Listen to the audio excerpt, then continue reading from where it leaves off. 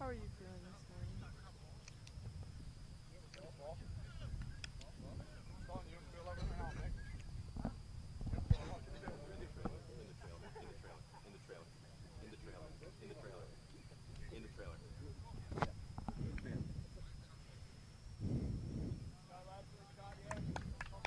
Right.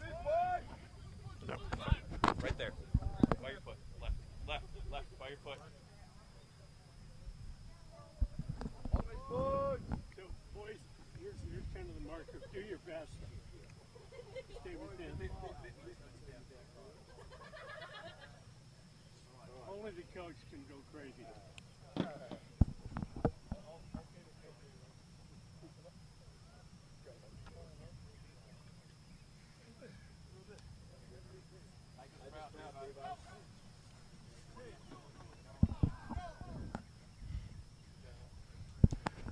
Good morning and welcome to Iowa City. We are getting ready for D1A Sevens Men's Invitational action, starting off with Life and McKendree. Life getting ready to kick off, and we are underway. I am Joey Rasmus. I am joined by McLean Cruz. McLean, what are you looking forward to this weekend? Good morning, Joey, and good morning to our fans. I am excited for a weekend full of rugby, and we are already off to an amazing start.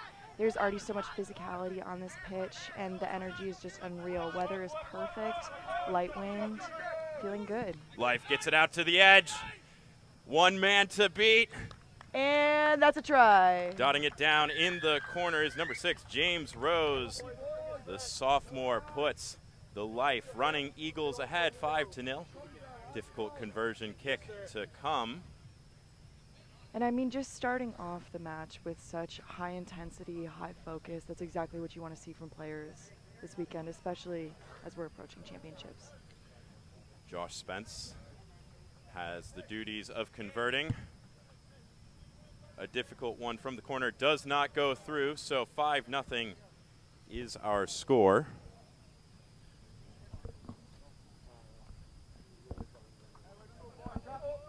I'm looking forward to seeing McKendree's physicality today. I know that they tend to be a smaller roster, but it's so exciting seeing them have opportunity to grow and push themselves forward through their gameplay. They tend to be high contact despite maybe shorter seasons. Life short on that restart, but McKendree decide to play it.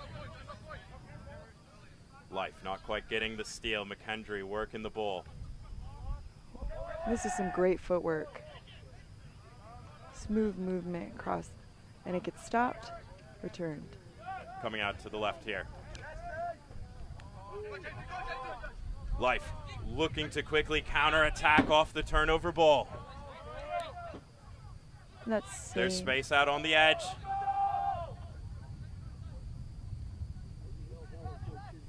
Running Eagles, building momentum through possession. One man to beat, but the turf monster gets him. Saxon can't quite get away. Now it's coming out to this right edge. And it's a foot race. And another successful try.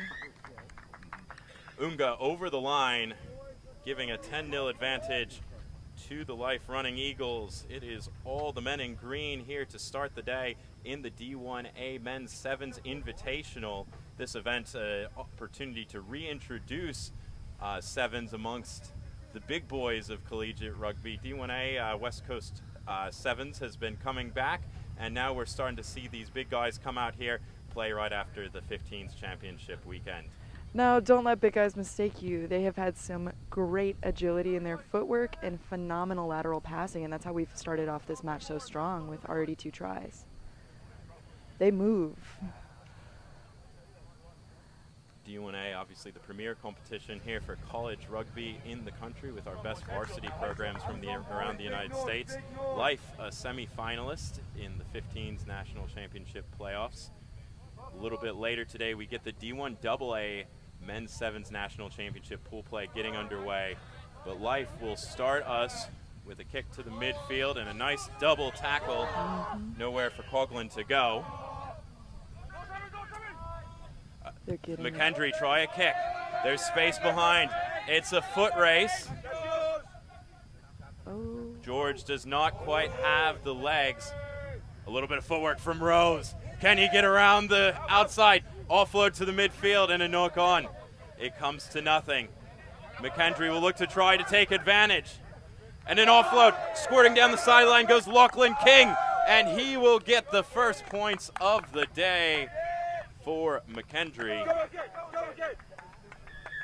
They've done a great job adapting to, of noticing that their speed isn't going to be what necessarily beats out Life in this match, and so adapting to some of that stiff arm, of pushing off, of willing to use your body to perhaps juke out or subvert opponent expectation.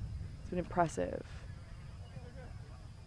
That conversion kick is no good. A little bit left for this morning. And first restart opportunity for McKendree.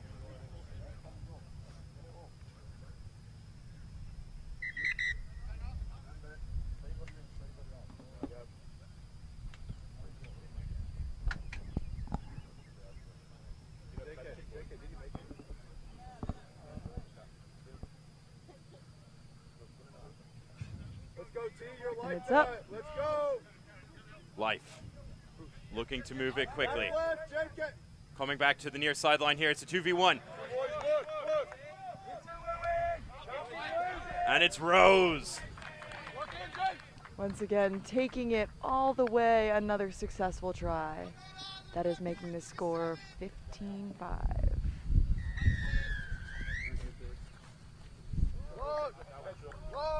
Life dominant early here in this one. You'd expect it from the Running Eagles. Incredibly focused.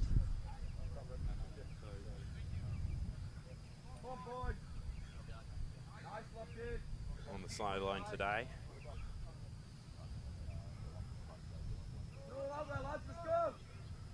Benny Matelona leading the Running Eagles today. He's got Donovan Law and Fulani Siameni, a former CRAA All-American, helping him out.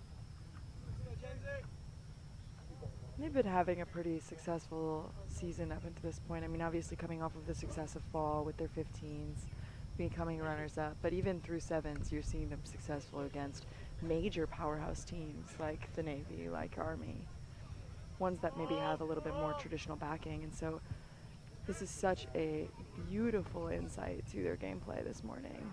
Great restart by Cunningham. That ball was touched by McKendree, attempting to field it. Life trying to go quickly. Rose is waiting out on this far touchline. He's got space if the ball can come. Through the hands. Rose steps back inside, And breaks a pair of tackles. Oh! Draws the high tackle penalty. Life going quickly. And that was a beautiful shift. Just easily weaving between. Rose has been incredibly dominant this match, just to start off so strong. And it's Saxon offloading. Another successful try. Life extending that advantage. 4 tries to 1 here in the first half of the first game of pool play. Just on the format for the D1A Men's Sevens Invitational, we've got 6 teams that will play a 5-match round robin, so everyone will see everybody throughout the course of today and tomorrow. And then in the 6th round of the tournament, the first team will play the second team from the pools. The third will play the fourth. Fifth will play the 6th. And I mean, it's a quick turnaround here on the pitch. You have 8 a.m. games, 8:21 games. That's when our next broadcast will be coming up with Lindenwood playing Davenport. Yet another round of pool play. And Lindenwood has an incredibly strong team this year. Obviously coming from Missouri, they have a sizable amount of international players, which is somewhat unexpected for the team. But they're another very physical powerhouse. So here at halftime, you've seen the really great athleticism of the Life Running Eagles. James Rose, one-on-one on the edge, scoring 2 tries, really creating the third there. Just about scored his hat trick in the first half if it hadn't been for a high tackle penalty committed by McKendree to stop the play.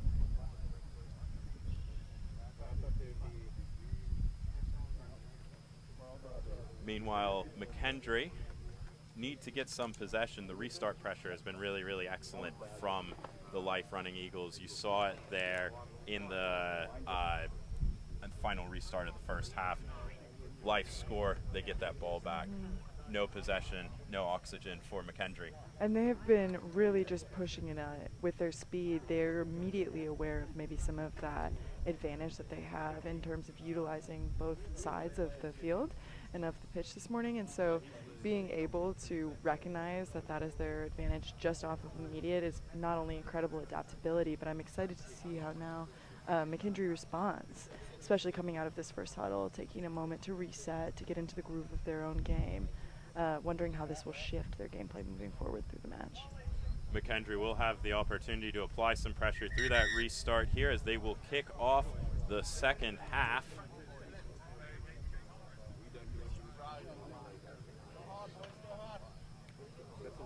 And it's a beautiful day for rugby here on the pitch. The weather is nice. It's still not too windy, which traditionally maybe you'll see sometimes early May. It gets a little bit April showers bring May flowers and all that. So it's nice, no mud.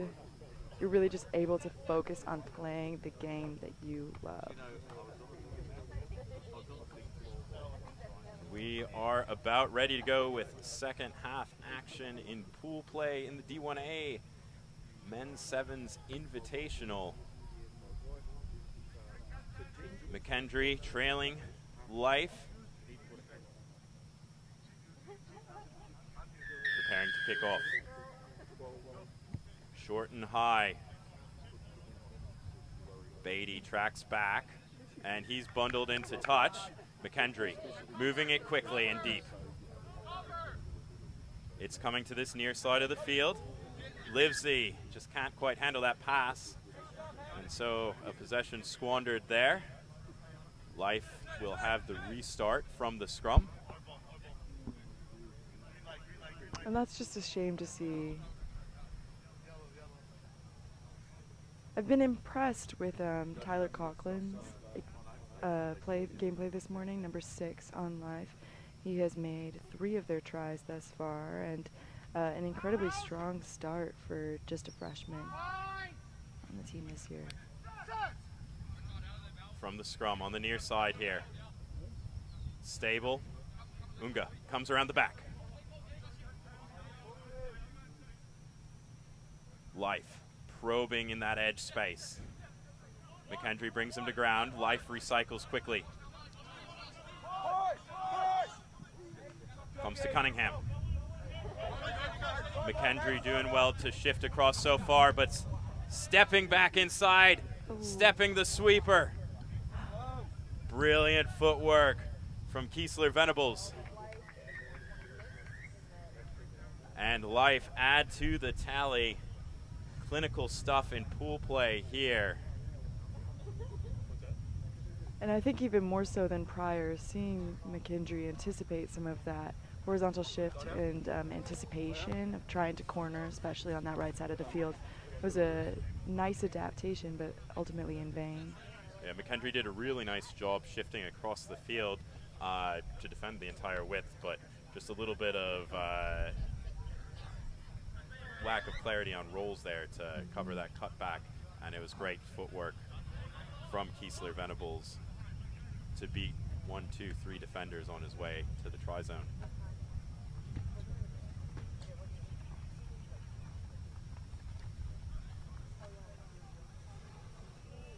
Life to restart play.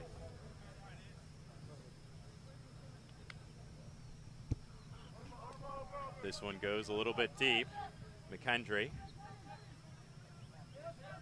able to attack down this near sideline, but a little bit of a slip, and that is unfortunate. And McKendree entering in a sub. That's going to be number 8, Max Cameron, freshman on the team from Cheshire, England. It's a Life line out in McKendree's 22.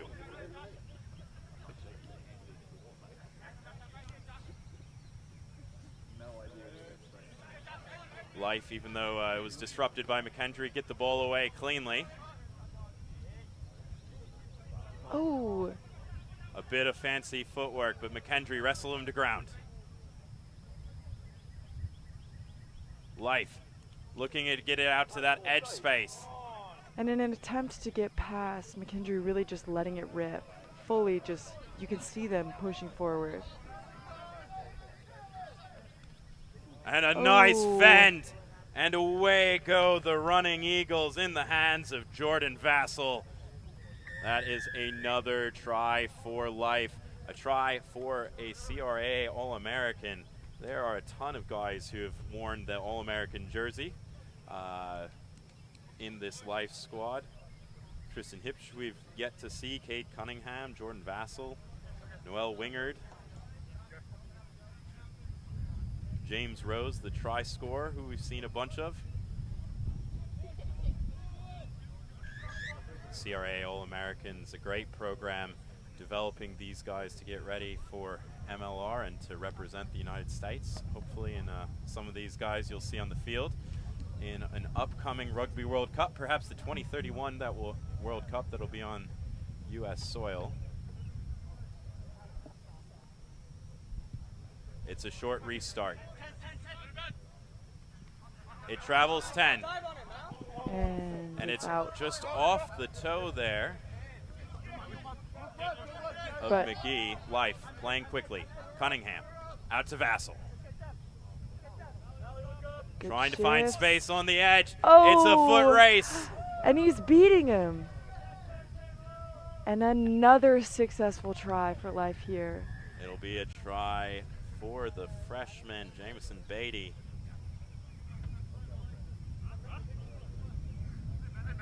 Product of Charlotte Tigers and South Mech High School, Charlotte, North Carolina.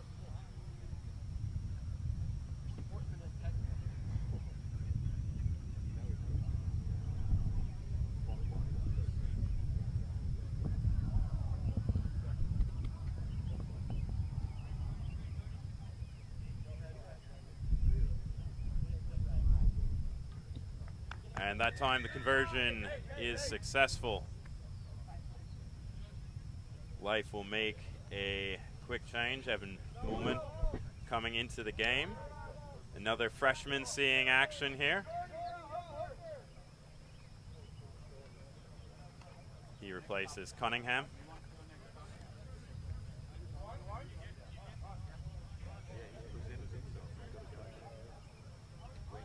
Also into the game, Oliver Cullen.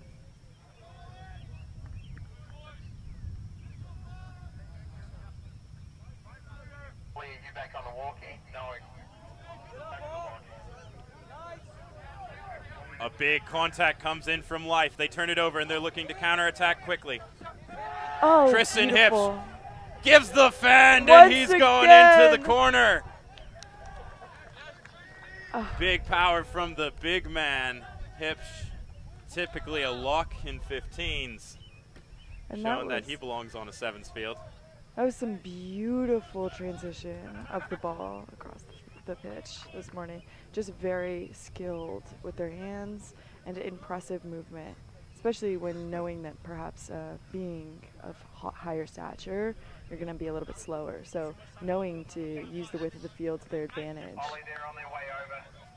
Wingard. I think they're making a very large move. And it's successful. A great conversion there from the corner by Josh Spence.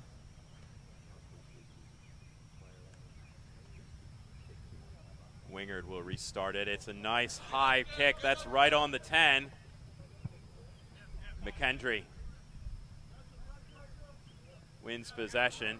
Hips right onto the ball. Winning the penalty, scoring a try, getting the turnover.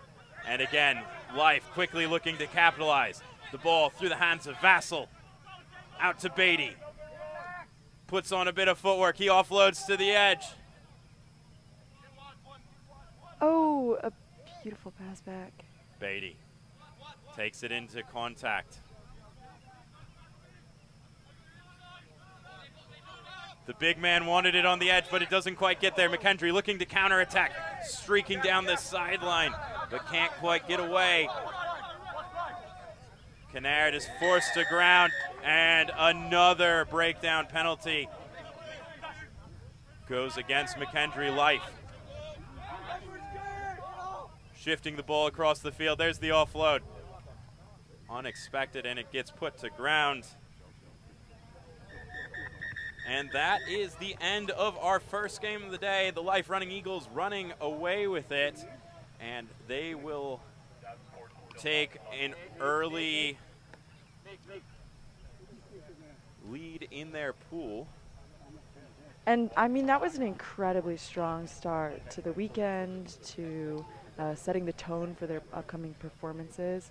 I was routinely impressed with their physicality, their ability to adapt to speed, and the cohesion of efforts as a team. They seem to have a lot of communal trust among each other. We are just waiting here for our second game of the day. Heard that Davenport are just going to take a second. They've got to change into their dark kit to make sure that we've got a bit of clash.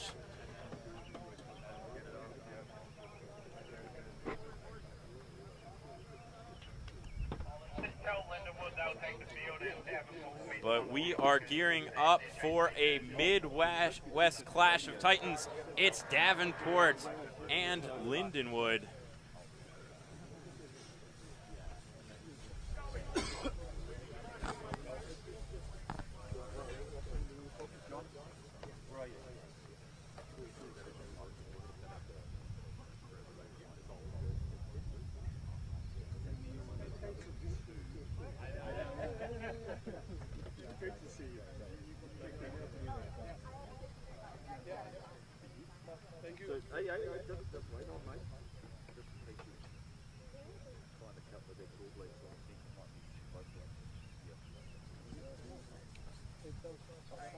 We just await this second game of pool play. The Lindenwood Lions are a powerhouse program from the Midwest, obviously having a bit of success in the 15s championship. Davenport under coach of Dom Bailey. They were in the Challenger Cup final last weekend for 15s. They got the win over Utah. Yes, and this roster, perhaps a little bit smaller than what you would typically anticipate for D1A Invitational. But I am excited and impressed to see what the boys have to bring today. And the teams are just running out now, so we are getting ready for Lindenwood and Davenport here in the D1A Men's Sevens Invitational. Started the day with a Life win over McKendree. This is the second game in pool play. Lindenwood will be kicking off in the white, Davenport in the gray to receive a short ball. Lindenwood taps it forwards. can't quite regather their own kick, so it will be a line out to Davenport. Great high ball. Unlucky to not get the tap back to go to the right direction to his teammate. Davenport electing for the scrum. That ball was knocked on into touch, so both options were available to them. Good swing. The ball is coming across the field, a little bit of a looping play. There's space on the edge, 1v1. Decides to step back inside. Lindenwood immediately onto the ball and winning the penalty. And William Bentley Jr. want to take that out. The ball still here with the Lions.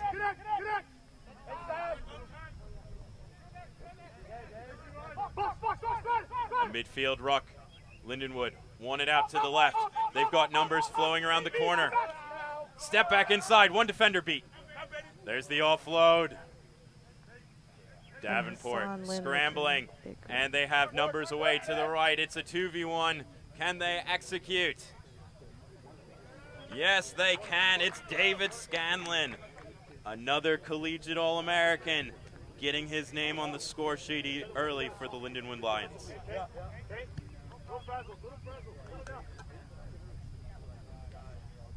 Great team play, great reaction coming off the near edge here. It was William Bentley initially finding purchase on this left side, then draw that Davenport defense end in. There's space away on the right. And it's David Scanlon finishing. Conversion kick is no good, so it's 5-0 to the Lions.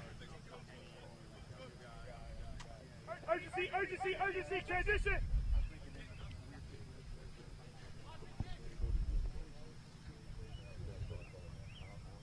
Lindenwood will get us underway here in a second.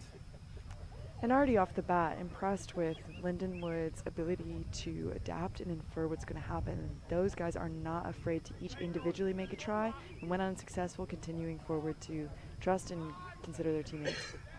Hassan Lynn's restart, too hot to handle for Davenport, so it's a knock-on and a scrum to Lindenwood. Scrum, a great attacking platform in sevens, takes 3 of those defenders out of the defensive line. It's 4v4 and 70 meters of space. Very advantageous opportunity here as the two packs come together. Lindenwood moving it. Lynn puts on a bit of footwork. Can he turn his 2v2 into a 2v1? No, he's going to go around the corner by himself, and he's dragged into touch. Here we go, I go. Great footwork by Thenga Imgidlana. Not buying the dummy. Earning his team a line out.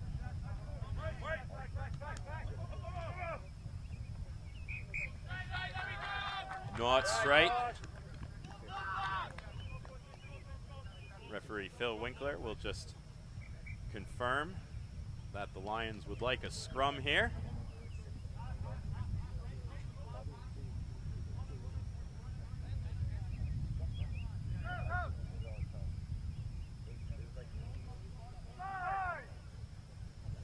Lynn in his back line, lined up to the right.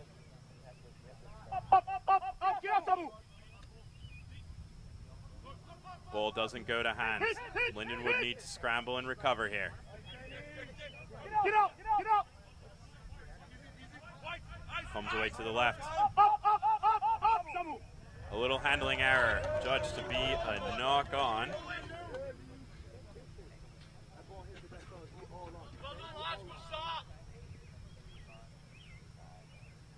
Davenport. A scrum just inside the 15-meter line. There is space both sides to attack, but the back line off to the left. A strong contest and a penalty. Looks like referee Winkler judged that Lindenwood kicked the ball through the scrum there. So a great opportunity here for Davenport. They're patient. Bonnie runs the switch and gets it wide. Oh. Lindenwood, Davenport keep the ball alive on that left side. Oh, Bonnie and comes around, and the ball knocked out of his hand as he dives into the try zone. That will save the Lindenwood lead for now, as they will attack from a scrum on their own 5-meter line. but Davenport is hungry. I mean, that was some movement. I really enjoyed the work rate from Tamuka Kambani, starting here on the near side on the tap move, working his way all the way into support to get the second offload. Nearly in for the try. But that one will be a coach killer for Dom Bailey, as 5 points go wanting and Lindenwood have the ball and attack through Lynn. Oh. They're going to try to make the territory pressure pay off. They do, forcing the knock-on. And a chance for Davenport to get some redemption after the dropped try, as they have a scrum just 5 meters out.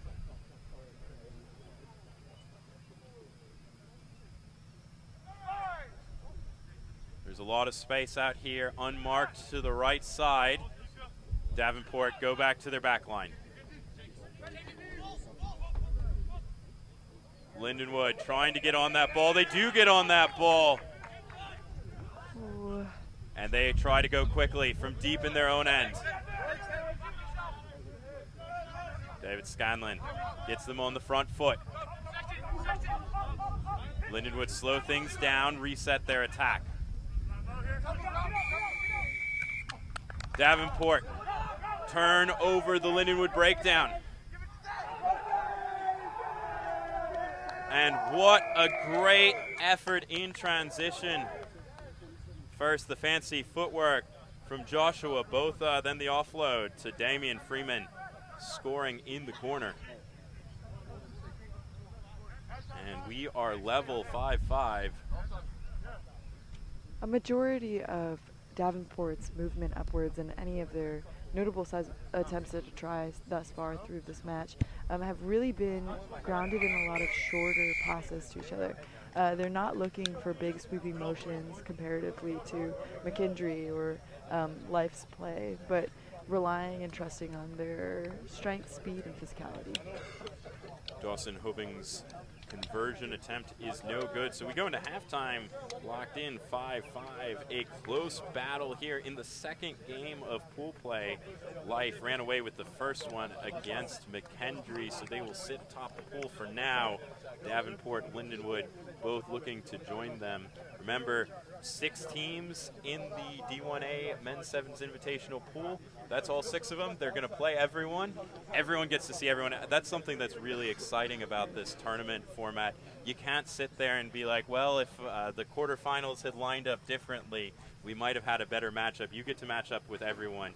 We'll see for sure who is the best team in this D1A pool of players. And leaving it all out on the pitch, you're seeing that hunger, that drive, that passion already just at the top of this morning, and seeing how exciting the energy is for close to championship and for the close of the season. It's round robin play. The top 2 teams advance in the D1A Men's Sevens Invitational. Life in McKendree, we saw already Davenport and Lindenwood playing now, and then we've got Air Force and St. Mary's coming in the final game of this first round of the pools. So we just get ready for the second half. I believe it'll be Davenport kicking off here. And hopefully to their advantage.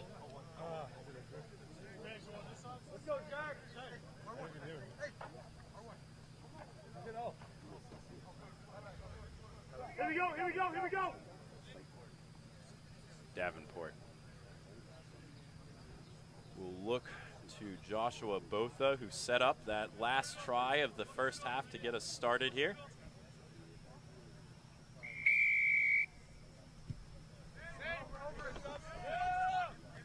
Scanlon does a great job of taking that contested kick.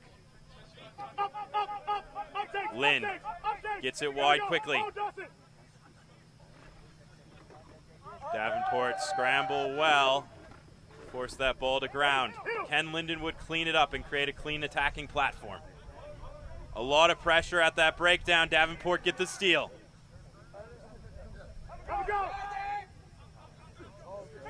There's a little bit of a kick to the near side here.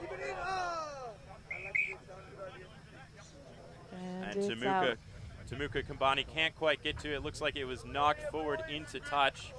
Option of both the scrum and the line out. See David Scanlon. The big fella wants the scrum. And we get a change quickly here. Joe Davies coming into the game. And immediately into the scrum. Ready to match up against Tamuka Kambani.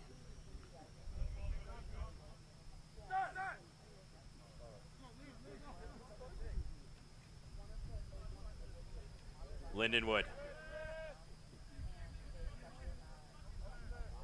Getting the ball. Davenport had rights to the ball, but the jackler just goes off of his feet. Lindenwood so quick in transition. An offload to nobody. A bit of a prayer there from Milan Graham. Throwing the ball over his shoulder. I mean, sometimes you just gotta hope. There was an interesting piece of analysis that came out of the URC this year that if you took a tackle in a line break situation, you had only a 47% chance of scoring. So a 50-50 offload, I mean, technically a better option by the stats. That's, of course, in 15s. And line off going successfully to Davenport. Davenport comes down this near sideline, pass travels forward. Oh. And that's a penalty. Lindenwood feeling good at their chances in attacking scrum. About on the Davenport 22, right side of the field here. The Lions hoping to break the deadlock.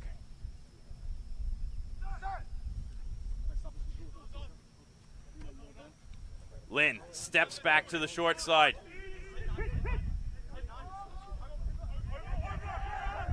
There is a knock-on forced by the pressure. There was no space on this short side for Lynn. And good idea of trying to subvert some expectation, do maybe his first fake out of the match thus far. But ultimately coming up unsuccessful, Lindenwood attempting to use their physicality to push through and get that try.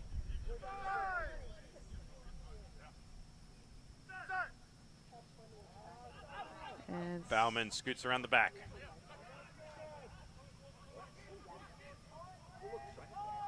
The ball onto the toe. Can he collect it? Yes, he does. It is a foot race. Can he get away?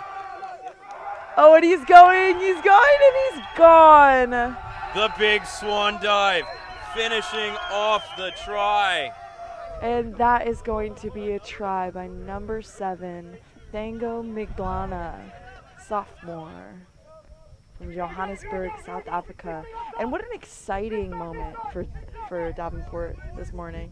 Obviously coming up a little bit unsuccessful in tries, being able to move that energy, use it to your advantage, even off of somewhat of a little bit of a mistake. So it's what the game is about. Love the little bit of individual skill, the step, the grubber, and collecting, and the speed to back yourself to finish. And Davenport slot that conversion. It is 12-5. Oh, and that is coming left, wind picking up a little bit. That will not put Davenport in a good position to defend their new lead. The restart error. Lindenwood.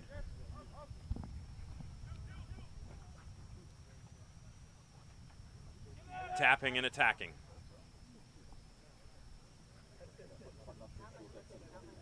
The Lions staying on that left side, trying to play a little bit too much rugby in that corner.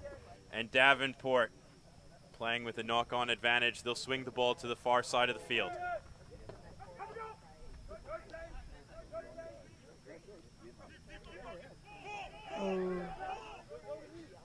Lindenwood can't quite get onto that ball. Davenport going backwards in their own end. They're going to have to find a little bit of purchase and a bit of go forward. The ball goes on the toe again. Will it sit up? Attempting to beat them by speed. A little bit of soccer skill. This one doesn't sit up as well, but it's going to keep going. Can he dive on it? Yes, he can. Bit of an unconventional try, but seeing that adaptability and being able to see what worked for last one, keep moving forward, trying to widen that gap. I believe that was Damian Freeman. Look for him to play somewhere in the 2026 FIFA World Cup. Great control with the toe. I mean, Messi could take some notes. Dribbles that ball down the field with his foot into the try zone. Conversion attempt is up and it is missed. And you just love to see moments like that in the game of perhaps unexpected serendipity and being able to push forward, using that power, using that momentum, winning the race. 2 great tries out of their own end, out of their own 22. Davenport making a little bit of something out of nothing. And there's a high restart right on the 10. Oh, and it just falls awkwardly for James Pearson.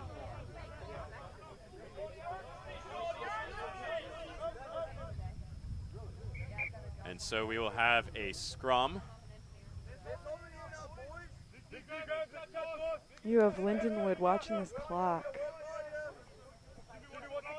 trying to use this to their advantage. Sean Nadoa into the game for the Lions. Looking to make impact in the final moments here. It's 17-5. Davenport are leading. And Lindenwood, the final pass to the edge goes forward. Davenport looking to use the advantage. Ball coming wide.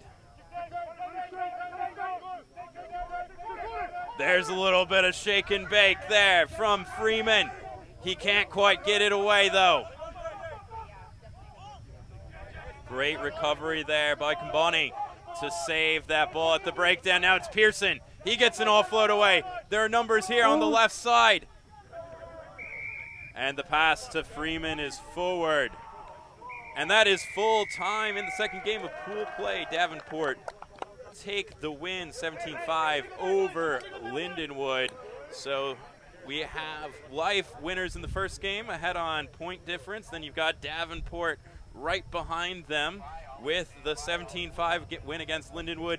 We are getting ready for the final match of pool play here in the D1 first round, the final game of pool play here in the first round of the D1A Men's Sevens Invitational between Air Force and St. Mary's, which I'm excited to see this matchup. St. Mary's, a great West Coast program, made the 15s National Championship semifinals, perennial powerhouse in 15s. As we watch the two teams run onto the field.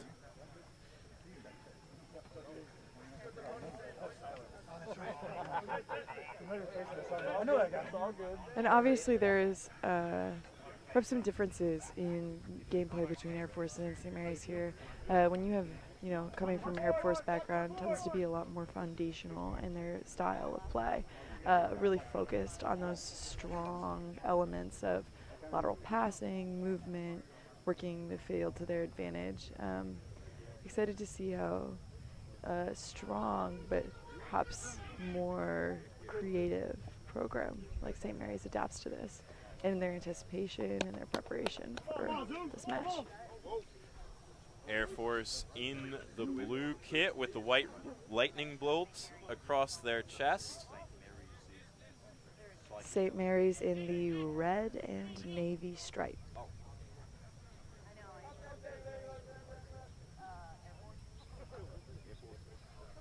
St. Mary's will get us underway.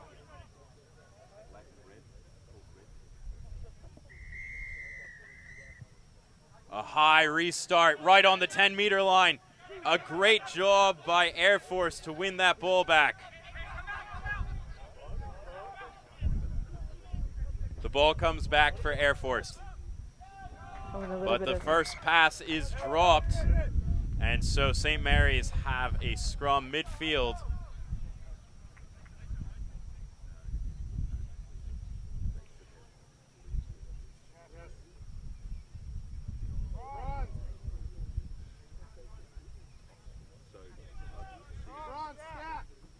Keep an eye on Dom Bisak wearing the number 8 jersey. He is right behind that scrum in the midfield. But the ball comes away. A bit of a hot step and a second step. Really great carry there by Toivao. Bisak gets the ball through the hands to the corner. Rocco Poole will put in the first try for the Gales. And St. Mary's here with some interesting majors. You have everything from Lego Master to R6 theory to perpendicular motion analytic studies. Quite fun. The conversion kick, no good.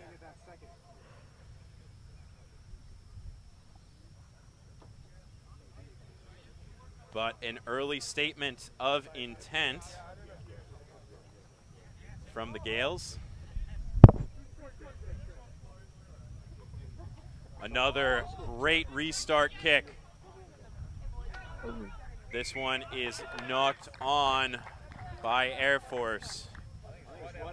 And Cole Norris there just not having a moment to get it in get firm possession of the ball. Another scrum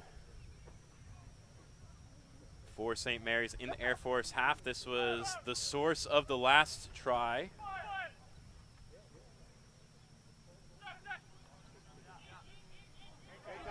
A little bit awkward. The halfback pinging the ball off of his own hooker's knee, and Air Force looking to capitalize. Cole Norris getting held up. Eventually wrestled to ground with the help of his teammates.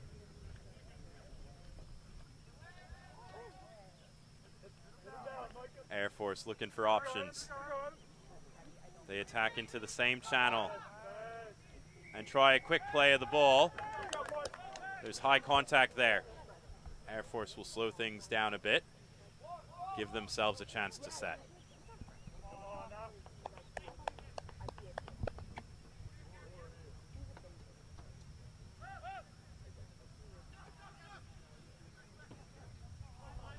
Great line speed by St. Mary's. There's nowhere for Air Force to go. And it's a sloppy breakdown. Players all over the ground in blue jerseys. St. Mary's want to go quickly. Ollie Klein can't quite break away. A little show and go.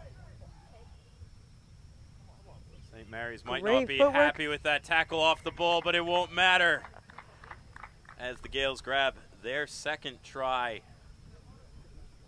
And that is going to be Tatum Papas with the first of St. Mary's tries of this match. Second of St. Mary's tries of this match, making the score 10-0. Conversion kick to come here.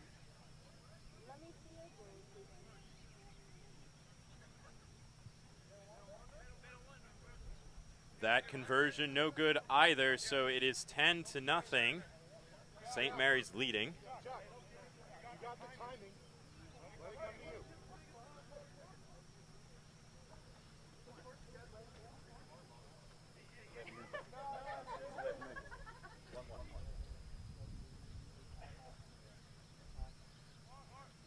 Ollie Klein get us underway again. The restarts have been phenomenal. He'll try testing the other side of the field. This one doesn't quite travel the 10, but Air Force elect to play it.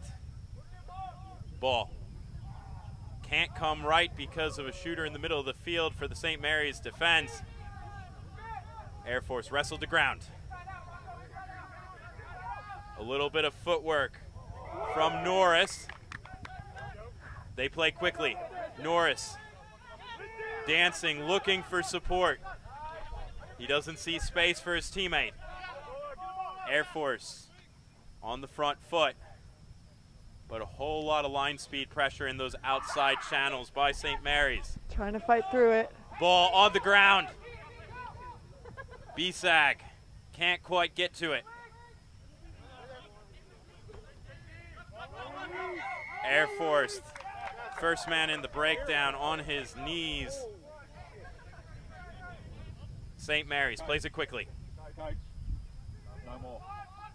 Then slows things down. Takes a big carry through the midfield.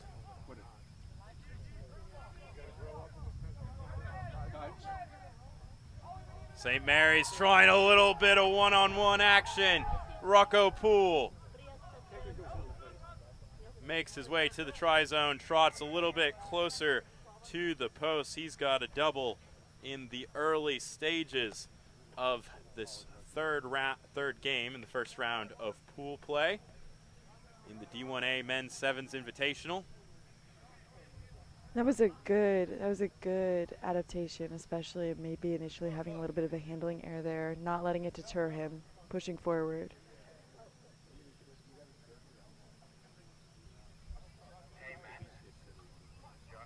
Klein away to the left on the conversion attempt, so it is 15-0. St. Mary's have had all the run of play. This will be the last play of the first half. The Gales will be happy with the results of this first period of play, but we'll be hopeful they can maybe put up one more. Air Force. A little bit of hesitation. Great leg drive there.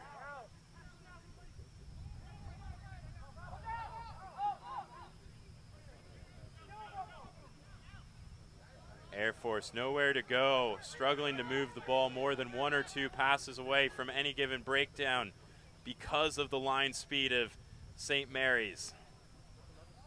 And St. Mary's straight onto that ball, but can't quite get it. Coming forward.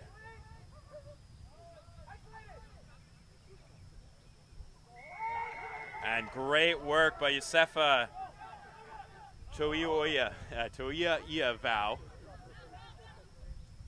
Excuse me. Bisag stepping back inside. And Dom Bisag will finish the first half with a little bit of a flourish of footwork.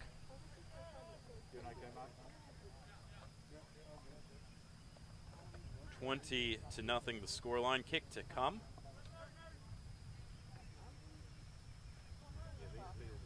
This is probably the easiest of the four conversion places to kick from. And it's successful. So it is 22-0 here at halftime. All St. Mary's. Really great, strong performance in the first half. Getting it done through a number of try scores. Dom Bisag finishing off the first half. And you're seeing maybe a little bit of frustration from Air Force here. Obviously really pushing towards those drives, trying to use some of their physicality to their advantage, but ultimately just getting stopped by St. Mary's continuous anticipation and speed in their line. So I'm excited to see how, post halftime, what this break brings, whether or not it shifts any of gameplay or strategy here. Yeah, the St. Mary's line speed is absolutely phenomenal, and it's going to be a tall order for any team that puts a ton of pressure on the catch-pass skill to get that ball out before you have defenders getting into passing lanes, defenders hitting receivers as they're catching that ball. You've seen it a number of times, the pressure on Cole Norris when he's catching that ball in the midfield, and as he's looking to make that second pass away from the ruck, he's seeing a St. Mary's defender in his eye line, and he's forced to do, the only thing he can do is put on a bit of footwork, try to carry, try to make the best of the situation and not create an easy turnover for the Gales. And as a senior, obviously, bringing to an end of maybe some of his collegiate rugby career and trying to focus on ending this weekend strong, how to find strength of individual, of skill set in terms of physicality, of anticipation, trying to find an opening to weave through that line, get a successful try, but ultimately having to work together and figuring out how to adapt to such finesse. Air Force will be kicking off. It'll be Norris restarting play.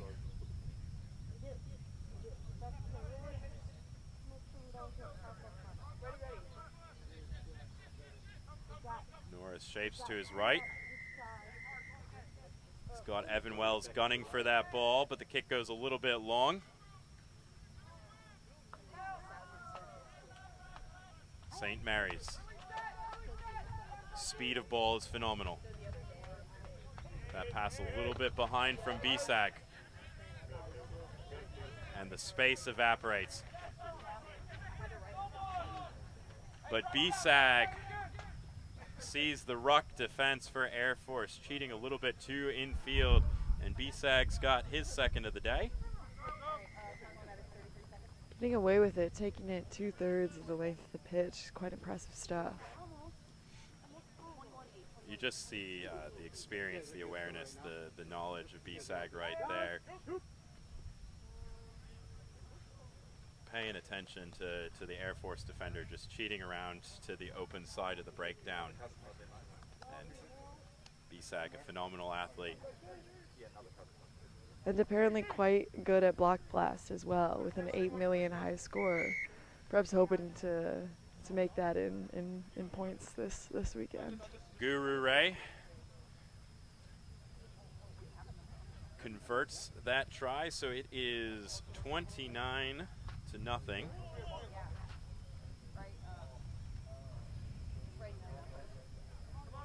St. Mary's hoping to challenge Life to top the pool here through the first round of pool play. Life getting a big win over McKendree in the first game. Davenport taking the 17-5 victory against Lindenwood. Here we've got St. Mary's leading Air Force. Air Force moving the ball wide. They get it to the far edge, a little loop. But St. Mary's shifts well as a unit and covers it. A great tackle there by the Gales. And a great hit coming in from Mario Storti.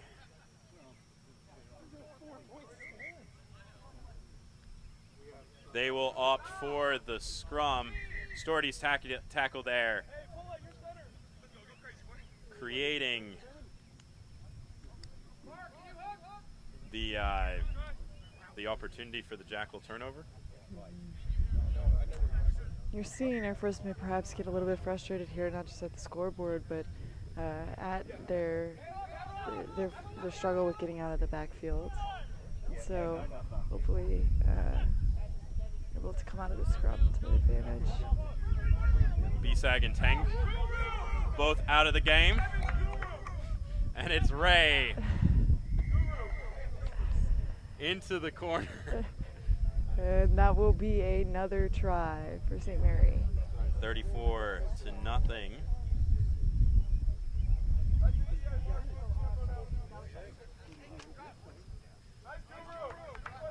Rocco Poole with the conversion attempt from the near sideline here. And I think that something that's been fun to watch from St. Mary's gameplay is that they're clearly they're loving to have fun. They want to have fun in their game in terms of communication, in terms of how they're presenting themselves. They're here to have a good time and clearly allowing them some of that deftness and adaptability has opened up space in their gameplay, but also trust in one another. You're seeing high levels of communication on the field. Yeah, I love the tie-dye warm-up shirts. Gotta go ask Coach Mike McCarthy, see if I can snag one of those at the end of the day. Those are probably the coolest kit on display here. Maybe they'll borrow my bedazzler next, you know, something to take home. 34-0 That last conversion was no good. Air Force have a line out just inside their half, looking for something to build a little bit of confidence going into the rest of the day.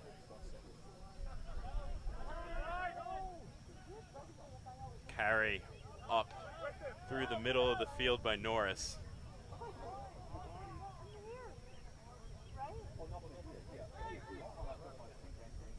And some hesitation, I think, just stopping Air Force up. You're seeing maybe in those moments where they can make that choice to break away.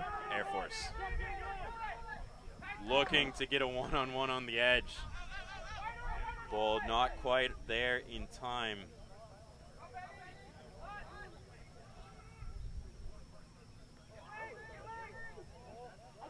St. Mary's trying to hold Air Force up in the tackle. Not quite successful. Some footwork by Zach Wolfinger from Air Force. Norris under pressure in that tackle, and there is the steal.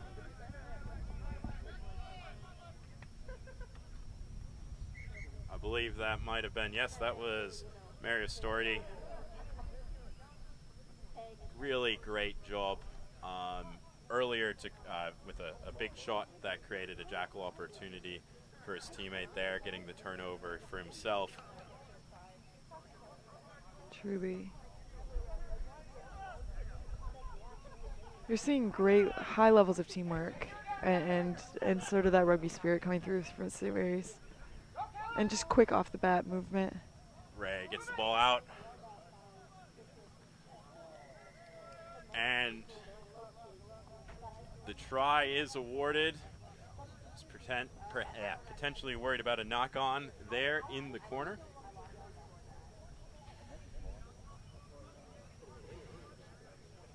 St. Mary's extend their total to 39. Kick to come.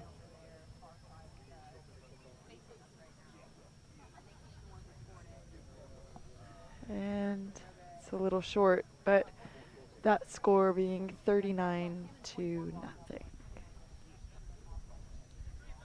If there's one area that St. Mary's might be concerned about for the later stages of the day, it's the conversion kicking.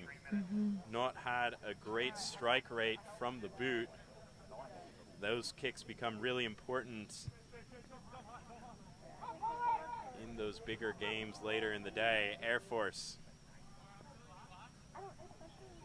have possession. Again, the St. Mary's defense absolutely suffocating. Storty makes it. I'm trying to fight through. St. Mary's immediately onto that ball, but the tackler had not rolled away first. Air Force trying to keep the momentum from that penalty.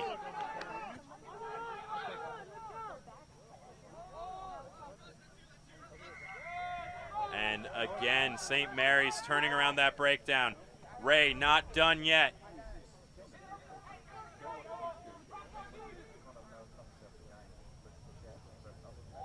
A big don't argue comes in from the Gales. Ball's coming away to the right. Swinging it, Poole moving. gets the offload away. A great tackle around the ankles. And St. Mary's knock on. That is how we will end things. 39-0. St. Mary's over Air Force.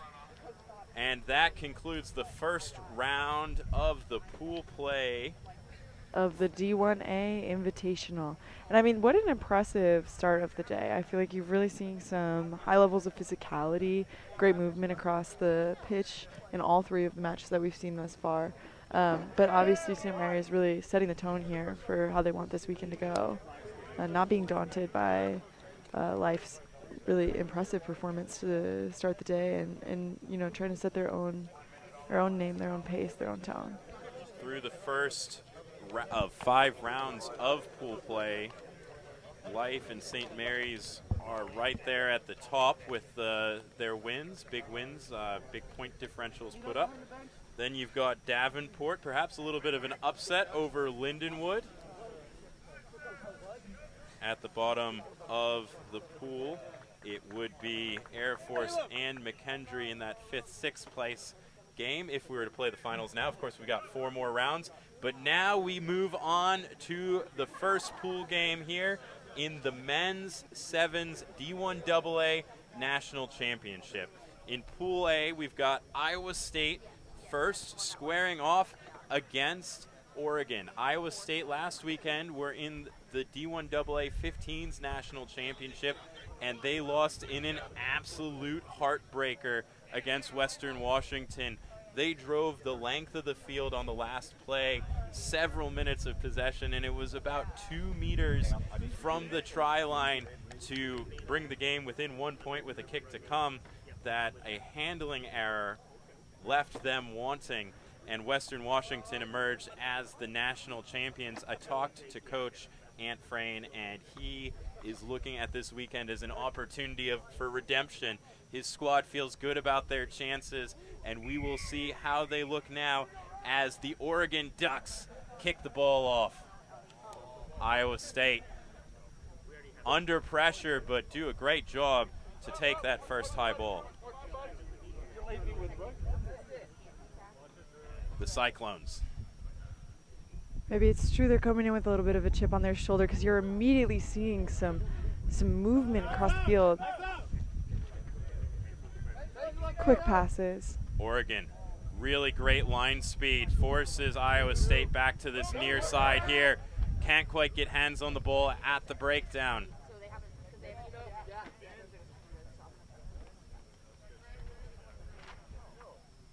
Iowa State looking to get onto the front foot. There's an offload. Doesn't go to hands. Scrambling a little bit. But the scramble creates a gap in the middle. It's a foot race. One that Iowa State can't win. And that's number 11. Still, the Cyclones have possession, and the possession pays off in points. Iowa State draw first blood here. And you're definitely seeing that grit and perseverance compared to their highly successful 15 season. You know, that's been a beautiful transition into the spring sevens, is their ability to not only focus on speed and also moving through and trying to break through and cut off Oregon's line, but continuing forward, using some of their height to their advantage, their physicality, their willingness to get rough. Iowa State convert that kick, so it is 7-0. The defense of Oregon applying a lot of pressure, but fatigue eventually setting in through that long passage of play, and Iowa State able to make the break in the hands of Justin Johnson. Oregon winning a penalty. Can they answer the opening salvo? Meanwhile, it is a man in the bin for the Cyclones, so 7-on-6 for 2 minutes. It's Josh Brown in the sin bin. Oregon getting their first passage of possession. The Ducks have a 2v1. They use the man on the edge. Oh, and he beats him. It's McGahee stepping and going under the posts for Oregon. They were not at all deterred by that first try by Iowa State. It's the exact type of energy you want to see. This is a well-matched game here. And it is a successful. 7-all. It's a tight first pool game here in Pool A in the men's D1 AA National Championship. This is definitely the first match of the day that we've seen such immediate turnover and switch of high-level performance. The Ducks restarting play. They go deep into the 22. And a little chip, and the man taking off the ball. And it looks like we may be going 6 on 6. Yes, we will. That is a yellow card. Iowa State perhaps looking to take a page out of Davenport's book.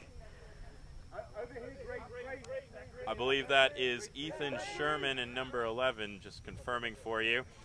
But that negates the man advantage for Oregon, and it's Justin Johnson immediately capitalizing with a little break. He can't quite finish himself, but the basketball chest pass arcs high into the hands of George Corden, who answers. And that is going to be another successful try here for Iowa State. It is 12-7. Cyclones leading the Ducks.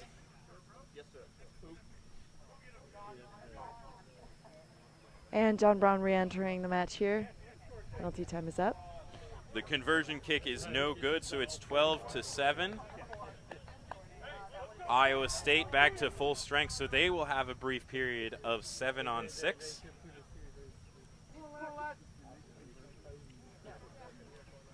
Justin Johnson scored the first try, created the second try with the line break off the penalty tap. But Oregon looking to immediately answer back. It's punch, counter punch, and Cormac O'Flaherty streaks down the field and ties the game at 12 and does it with a man in the sin bin.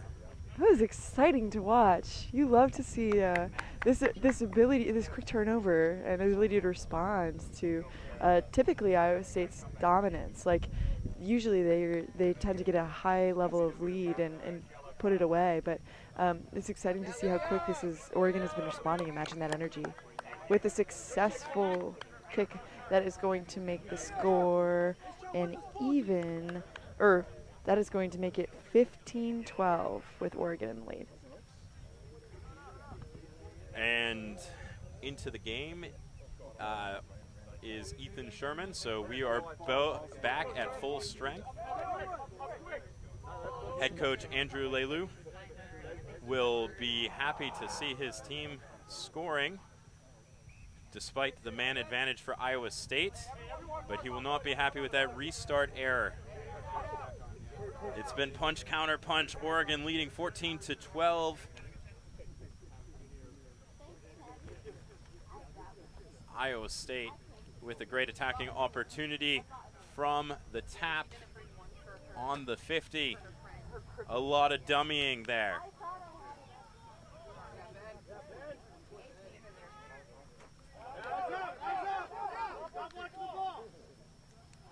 Iowa State going right Great through turn. the middle by the ruck, but Wadley can't stay on his feet. Brown shifts it. A long ball over the top. There's a lot of space out there to the left. Instead, the Cyclones step to the inside. With another successful try. That is a penalty, actually. Oh, my bad. The referee, it looked like a try, but the referee judged that the Iowa State player used too many movements on the ground. The penalty. And Oregon looking to capitalize off of that with, you have Tucker Lehman taking it all the way down the field.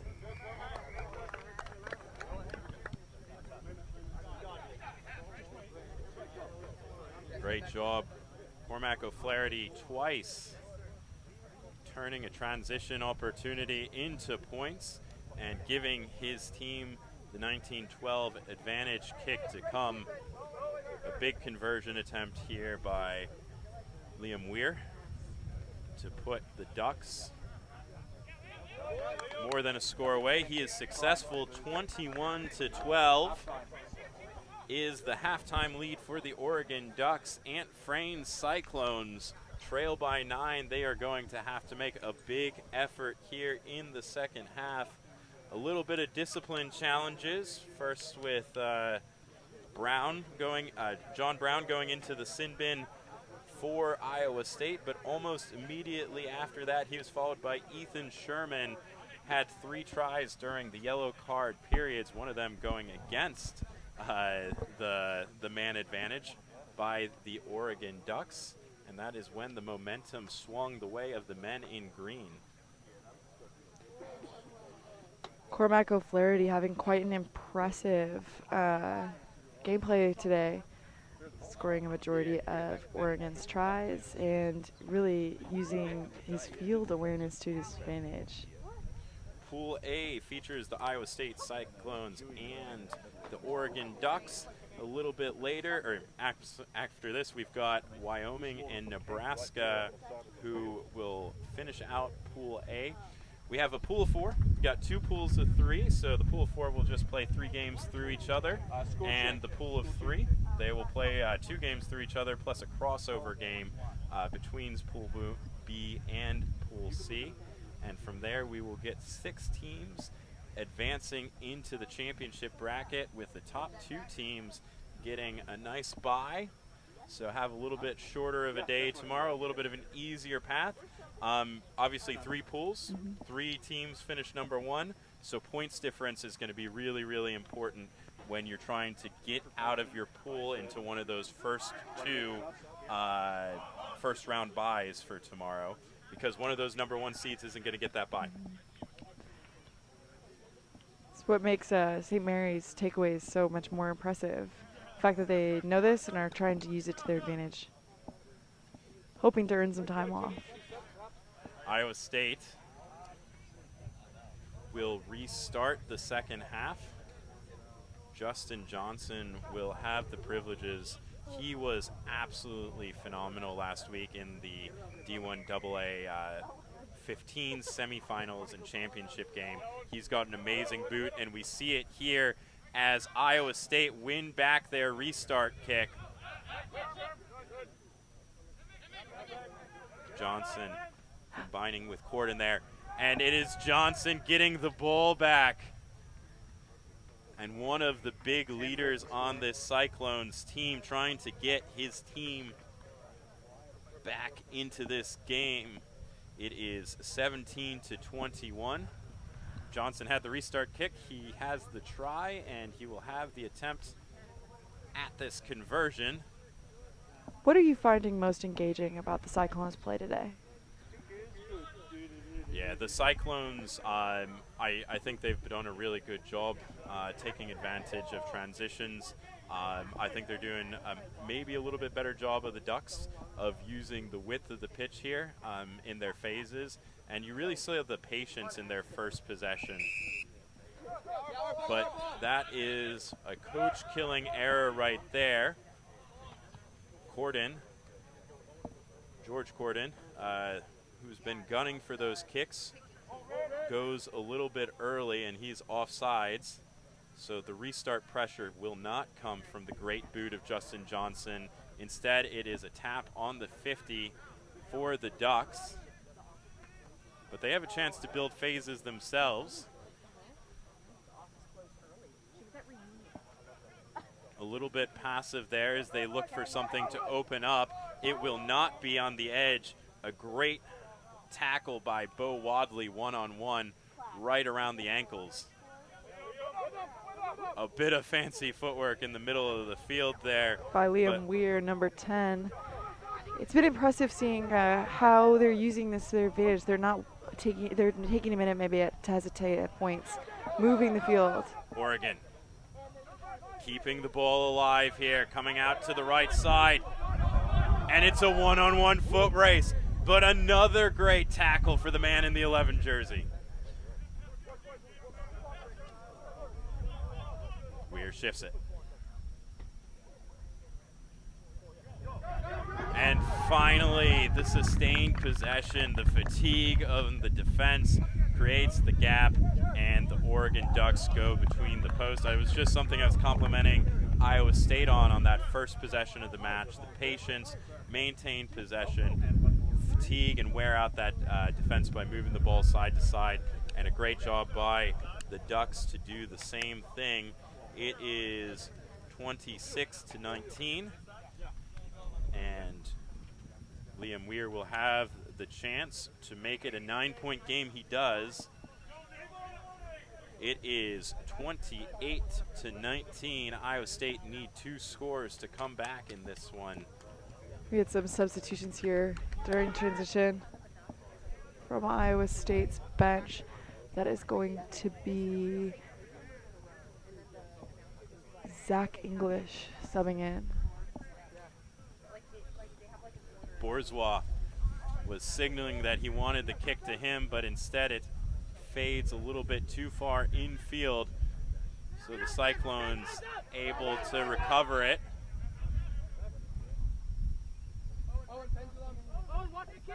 It's coming away to the right. Johnson, slippery, sliding out of some tackles. Oh. He's still on his feet, looking for an offload. There wasn't quite the space to keep that ball going forward, but now there's the gap, and it's Brown earning himself a little bit of redemption after the yellow card in the first half. Taking it all the way for another successful try. It's 24-28, a big kick coming here. But even with this conversion goal, they would still be 2 points adrift.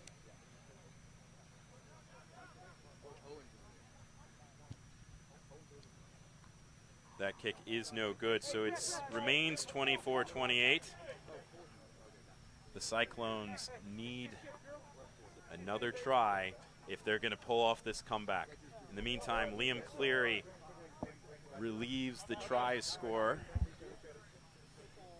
Big John Brown needed a breather after that long run. Johnson kicks it deep, and a little bit of an unforced error on the trip. Big pressure on that breakdown by Oregon. Iowa State able to maintain possession. The knock-on advantage is over.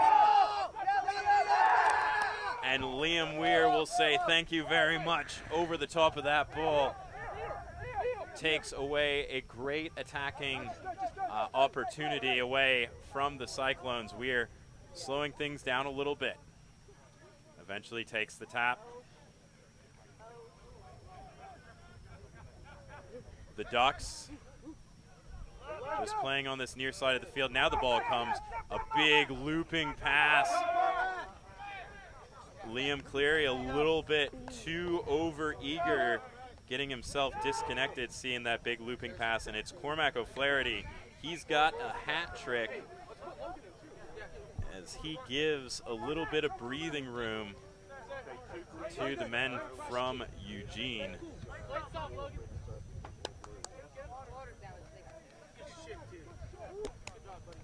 For his 3-try effort. Looks like O'Flaherty will get a breather as Logan Downer comes into the game. Managing legs, managing fatigue, a massive part of success in this weekend. As we see the conversion kick is good, and it is final 35-24. The Iowa State Cyclones were in with a shot at the end, but in the end, the men from Oregon just too good. We will now prepare for the second game of Pool A action. It is Wyoming and Nebraska. Bit of a Wild West matchup.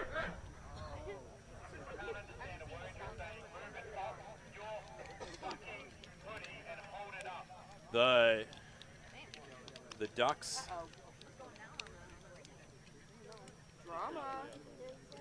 really great job there to finish off that game. The Ducks were defending on their 22. Iowa State just needed that one try on that last play and we'd be going a different direction, but instead Oregon sitting atop that pool and have a bid to earn that bye game, that bye through into the semifinals tomorrow. That could be absolutely massive. You think about the difference between playing 6 games in a tournament or 5 games in a tournament. I was just saying as the Ducks made their replacements there at the end, you see the importance of managing legs through a long tournament like this. I cannot even begin to imagine how much Gatorade is being consumed right now. I think that was an incredible showcase of skill from both teams, an incredibly well-matched game. Typically, you'll see Iowa State get a little bit of away with it, especially because they have a tendency towards home field advantage, right? Oregon coming all the way from Eugene. Ducks maybe on a little bit of unfamiliar territory, but incredibly, they match each other's energy, skill levels, and physicality well.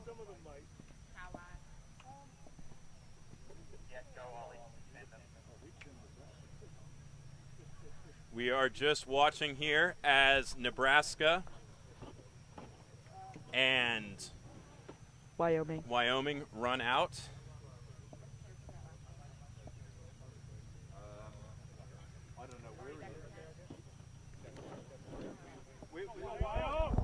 Wyoming will be in white, and the Cornhuskers are wearing black.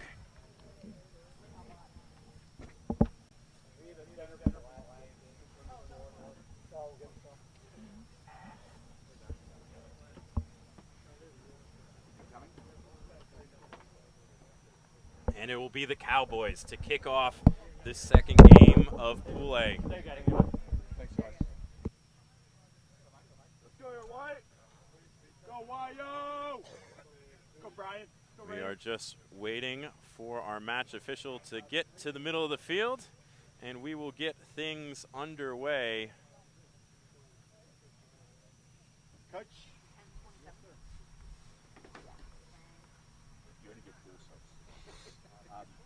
Oregon ran off with it, so they've gone to retrieve it and either bring back a body part or the parents will get you. Thanks, mate. Green is for your blood then. Okay.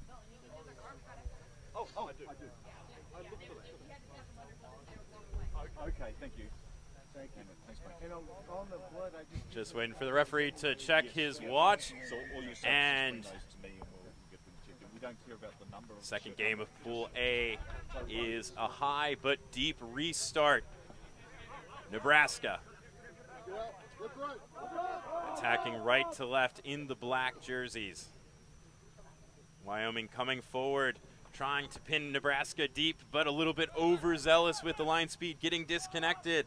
And it's the Cornhuskers finding a bit of continuity.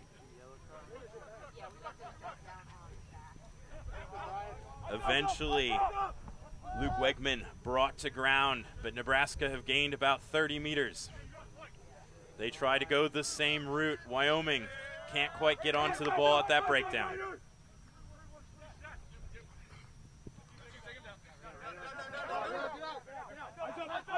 A long period of defense here for Wyoming to start the game. Nebraska keeping it in tight. But there is a whistle, I believe, for a forward pass. Hudson Morgan thought that he was away.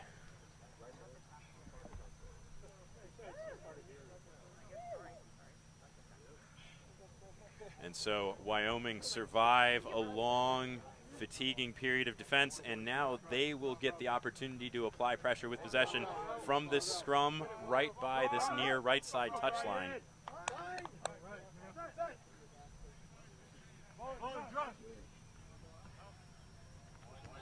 The Cowboys seeing a little bit of a dog leg. Brian Mead tried to take it, but he couldn't quite get away. The Cowboys just keeping that ball alive through the middle of the field, and they find the gap, and they find the try line. That is Miles Porwall getting the first score of the weekend.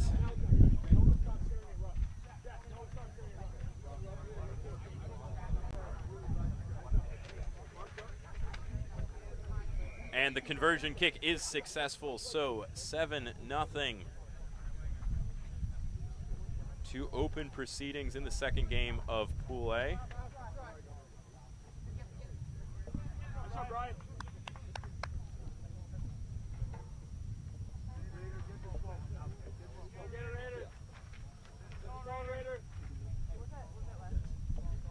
Wyoming.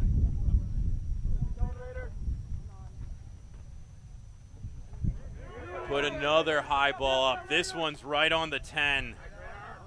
And Ben Kubicek does well to almost gather it, but at the last moment it squirts forward from his hands. Wyoming have another scrum in a similar position.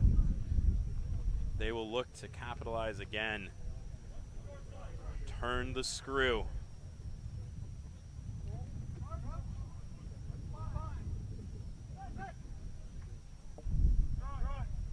Wyoming have a bit of space on the edge, but look to step back inside instead. Now it'll come away to the right. Do well to clean up possession there. Nebraska trying to get onto the ball. Wyoming still have it. And again, it's a gap in the middle of the field opening up as Ethan Bybee squeezes through, but he doesn't have the speed to finish things off. Nebraska not entering that breakdown contest legally. Screams of wide come from the Wyoming players, but instead they carry in the middle of the field, but it may still be on. Porwell can't quite get it done around the corner. Nebraska turning away Wyoming in this near corner for now. A nice fend, though, by the big number 8. Bastian Jägerguy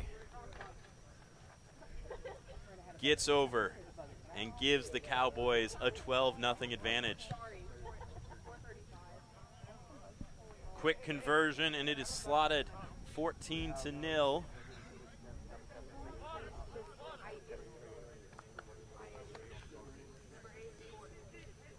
Wyoming trying to make quick work of Nebraska, trying to get through this pool stage as efficiently as possible.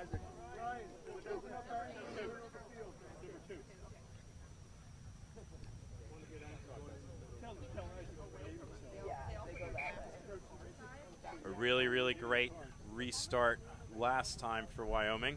We'll see if they can hang another one right on 10. They can, and there's a whole lot of pressure as two Nebraska players collide. But that will not cost them possession. A big tackle coming in from Porwell will cross the Cornhuskers' possession, forcing the knock-on, giving Wyoming another scrum here in the Nebraska half, and they have been absolutely clinical finishing from this set piece here in the first half.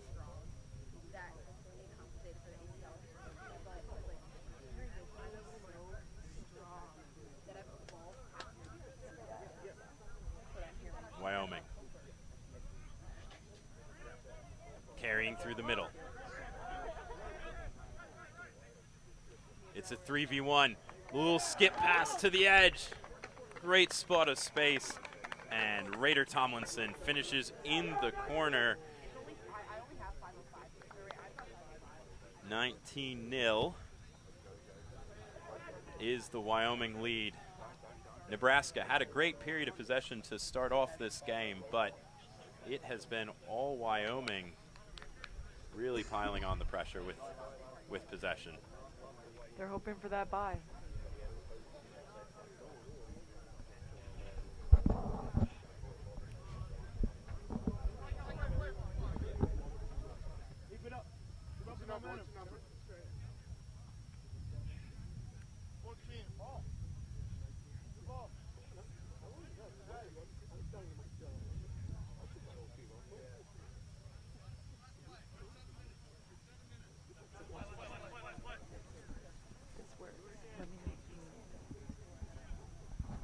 Another great high restart for Wyoming. Nebraska gets that ball away from pressure.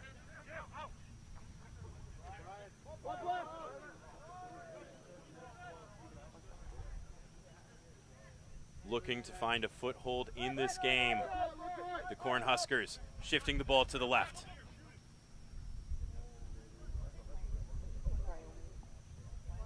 Good shifts from Nebraska here, but ultimately getting caught up in Wyoming's line.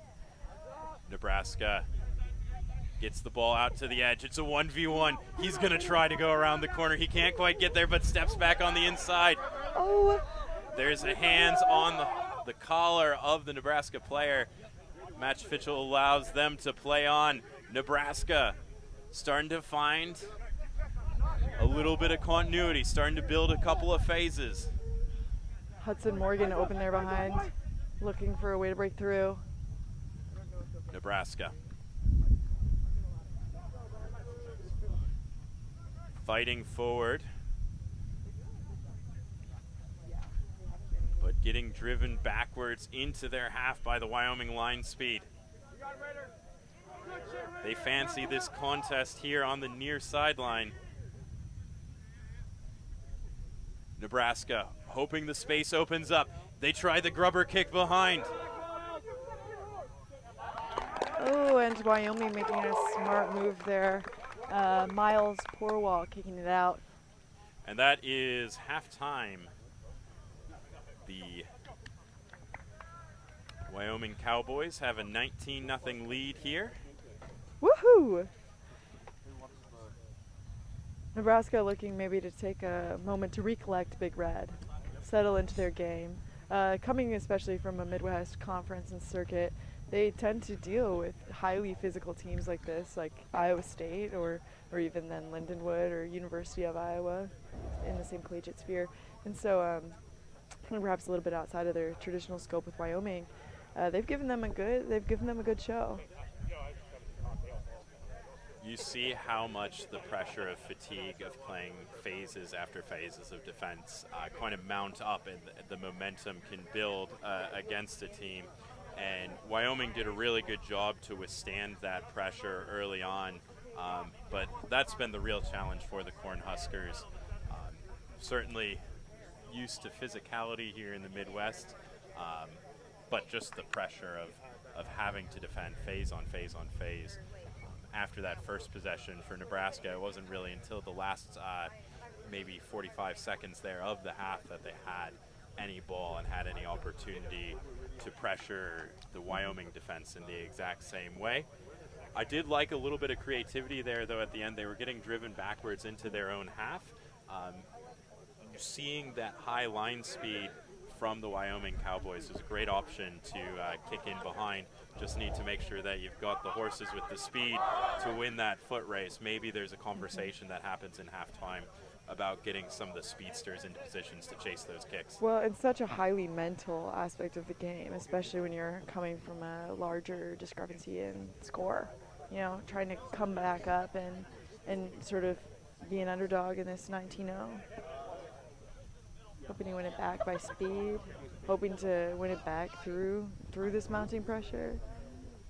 I'm excited to see what the second half brings.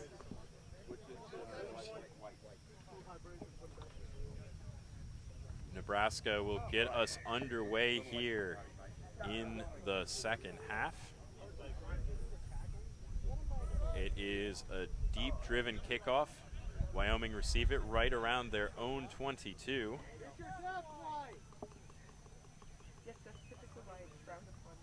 And Nebraska, that will give them a little bit of momentum, a little bit of opportunity, earning themselves a line out in the Wyoming half. I think this might be the first period of possession that Nebraska have on Wyoming's side of the midway line.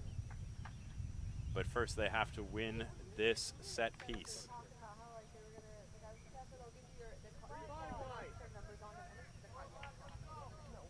Chaffin taps it back. The Wyoming line closes quickly. A little out the back pass, not good enough. Doesn't go to hands, but there's the one-on-one they've been looking for on the edge. Nebraska wanted Hudson Morgan to get that ball, and finally they get him the space he needs to get over the try line and get the Cornhuskers on the board. I mean, he's been quite intentional this game, routinely being some of the few that are attempting to drive down the field, get them past that midway point. So impressive work from Hudson Morgan there, number 11. Conversion kick is good. It's 19-7. Yeah, we've seen that a bit in previous passages of possession for Nebraska. They try to narrow the Wyoming defense, but it's all about getting Hudson Morgan one-on-one. They clearly think that he matches up well against any Wyoming player if he's got the space to try to burn around the edge. And he had great footwork there, such agility.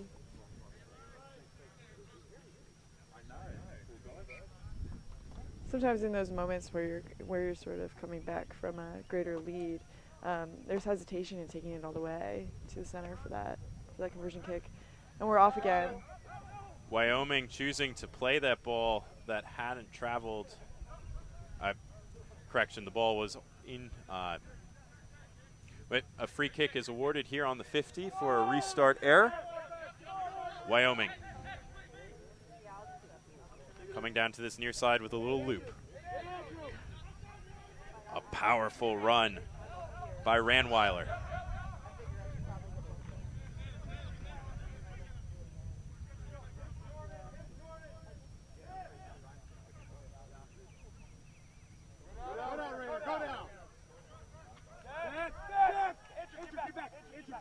Wyoming building pressure through the phases here. Keep the ball alive.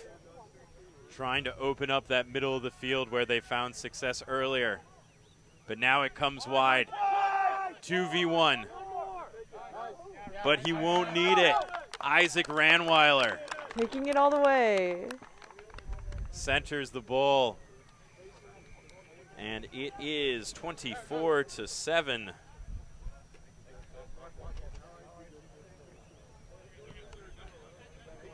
Wyoming really trying to stamp their authority here on Pool A.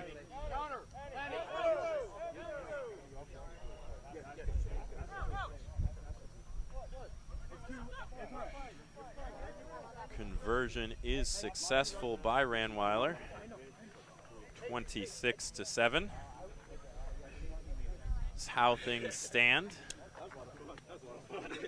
If this lead stays or grows, Wyoming will have the early advantage in Pool A over the Oregon Ducks.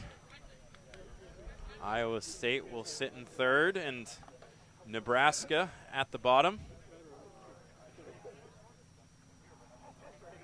Wyoming doesn't get the ball 10 meters. Nebraska trying to mount the comeback. They go quickly, but the little switch doesn't work.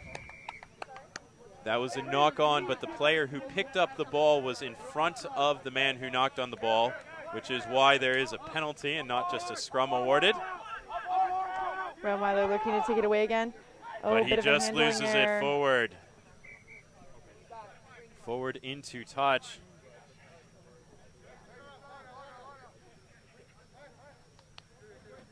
Nebraska opting to take the line out.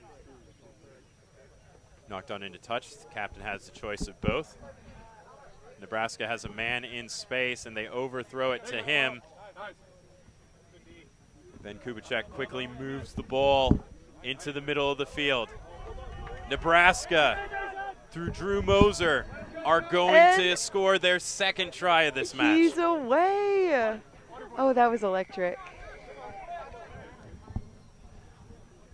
You could see Kubicek at the back of the line out. He knew he had the space, and then the quick ball to the midfield. Taking a look back.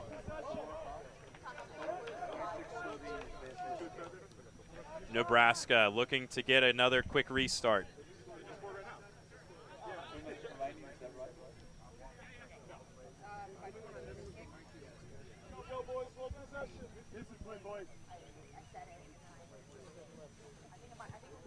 Another high restart.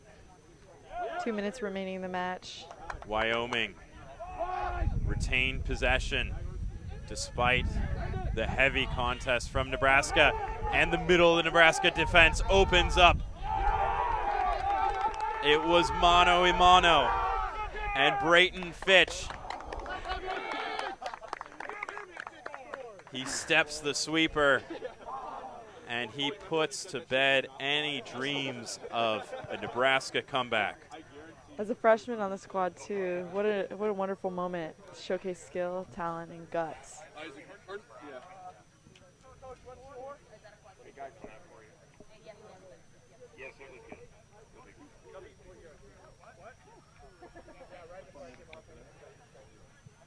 And that conversion is successful. So it is 33-14. Wyoming leading with time expiring here. In the second game of pool play in the men's D1AA Sevens National Championship. 10 of the best D1AA teams from around the country, all vying to lift that national championship trophy. Nebraska trying to build a little bit of momentum for the rest of their day. They've still got 2 more pool games. There's an advantage for the high tackle that we'll come back to. Cornhuskers come to the right. Ball put onto the toe for that grubber. No one chasing it with much intent, though, and Wyoming kick it into touch. Presumably it's the last play. It is, and the final score here in Pool A action, Wyoming beat Nebraska 33-14.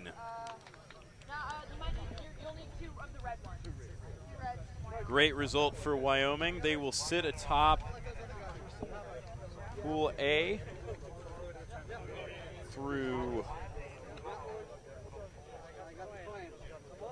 the first round of games. Up next, we're getting ready for Pool B action. It will be Minnesota and American Rivers College.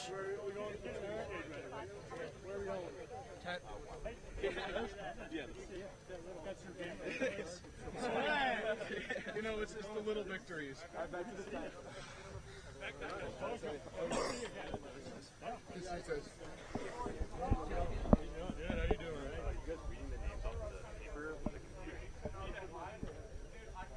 So,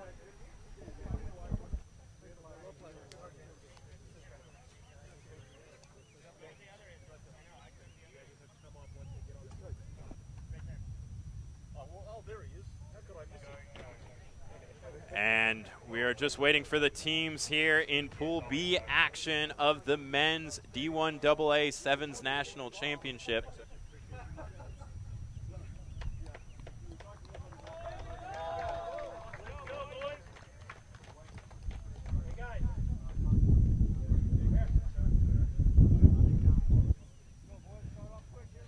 Minnesota in the white,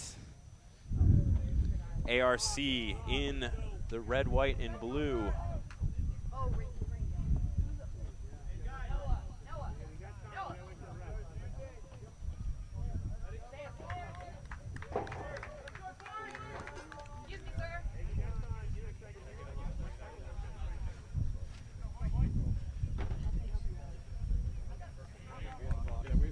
We're famous for rugby and sheep herding. Sheep herding, okay, just before you can take it in place. The Golden Gophers just waiting for our match official to take midfield, and we will get things underway. Again, Pool A has 4 teams. Pools B and C have 3 teams. And Minnesota put it high. The tap back goes behind all of the Minnesota chasing players, but it was knocked on by America Rivers College.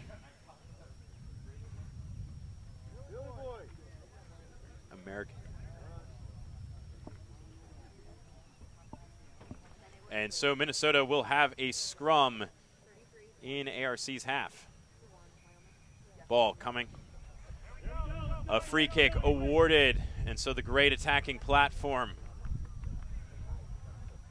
will not pay off for the Golden Gophers. ARC tap.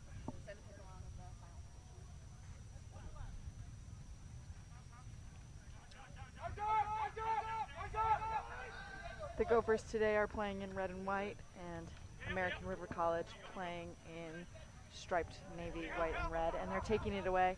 ARC down this near sideline, pops the ball up, but that ball just travels forward from hand. Set it up, defense. Let's go. Set it up. Turn. So Minnesota will have another scrum and an opportunity to correct their infringement from that first scrum. They had the ball in a really advantageous position initially, this time running out of their own end.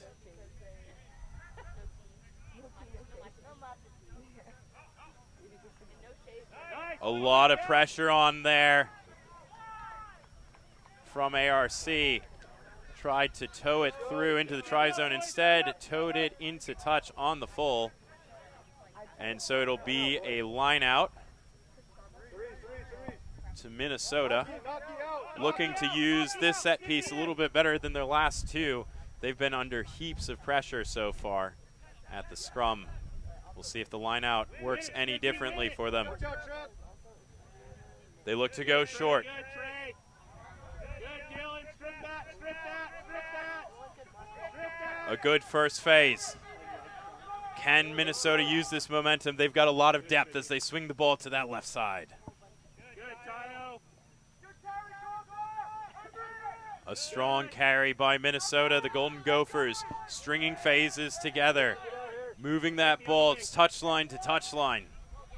There you go. That's us. That's us. Well done. Well But done, Trey. Well done. Anders Vavang cannot quite grab that ball here, and it will be an ARC lineout. They won't go quick. They'll slow things down. Excuse me, that was knocked forward into touch, so there's an option of the scrum or the lineout. ARC will prefer the platform of the scrum.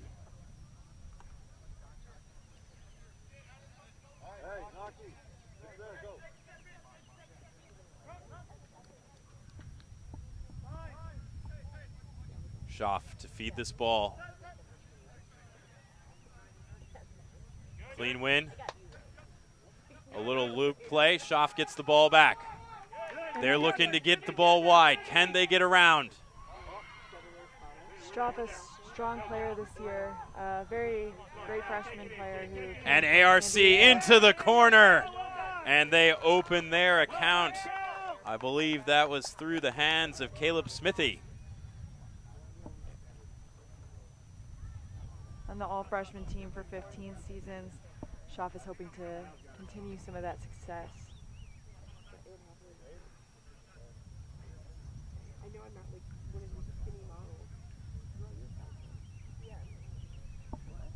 A challenging conversion attempt. The wind relatively calmed for now by Iowa standards, but may pick up later in the day. That conversion attempt was into the wind, and it is no good. 5-0 our score. ARC leads Minnesota.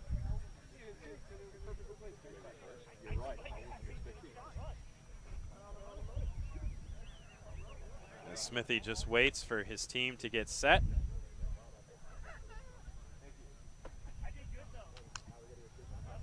A beautiful restart if it gets 10. It does, and ARC win back possession.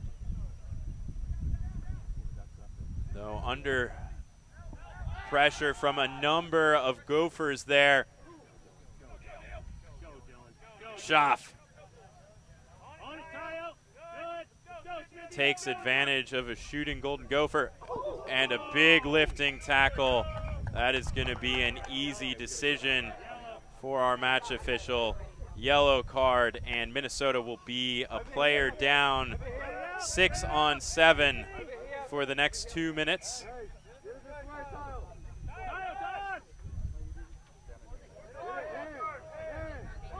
ARC, they get the one-on-one. An offload to Smithy. He breaks the tackle. And it's a try. 10-0 is the lead for ARC over the Golden Gophers.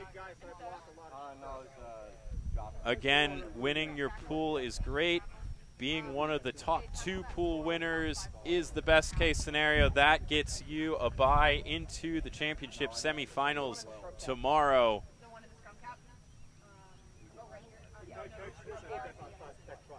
The conversion attempt is no good, away to the left.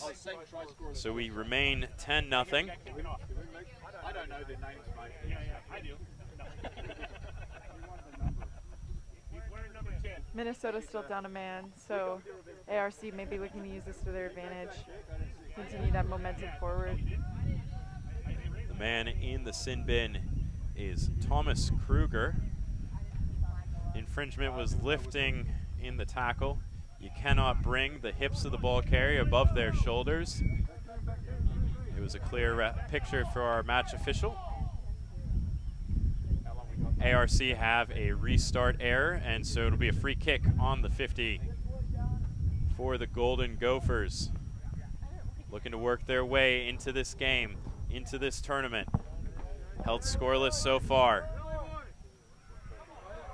But a little show and go. Stepping down the sideline is Carter Roth. And that leads to Minnesota's first successful try of the game. You love to see that, especially while they're down a man on the field, hoping for a successful conversion kick. And a great bit of individual skill with the Goosey. Conversion is good. 7-10. Minnesota right in this one at halftime. Only 3 points in it. Minnesota relying on that moment of individual brilliance, but it has been ARC that have been clinical with their possession, applying that pressure and methodically opening up the Golden Gophers. It's exciting to see, especially with ARC being primarily a roster composed of underclassmen. It's fun to see them line up against Minnesota, who have maybe some of that advantage in terms of age and size, but not letting them deter them. Well, one place that the young men from ARC have stood up is applying pressure at that set piece. Almost every single scrum and line out for Minnesota, ARC are applying that pressure, turning them over, not giving them those advantageous platforms to attack from. Meanwhile, ARC have taken their chances, taken their points. It's perhaps been a little bit more dominant than 10-7 would feel, but you see just how much a restart error can impact you, giving that tap on the 50 and giving Carter Roth the opportunity to show the individual brilliance with his footwork on the far side there.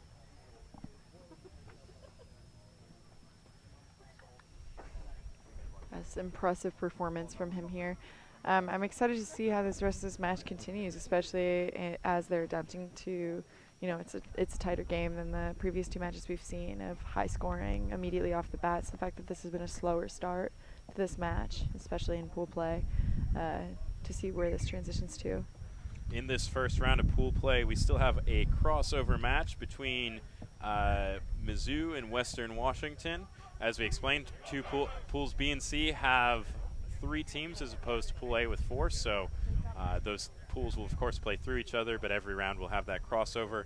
And then we finish this first round of the day with UHSP and Iowa. And perhaps Western Washington being an interesting match, especially for onlookers, other teams who are competing in this tournament this weekend, especially if they're coming off their win with Iowa State. Fresh off of a 15s national championship, they will look to add a 7s national championship. We will see Western Washington next, but we have second half action about to start between ARC and Minnesota. ARC makes sure that kickoff goes 10, gets in behind.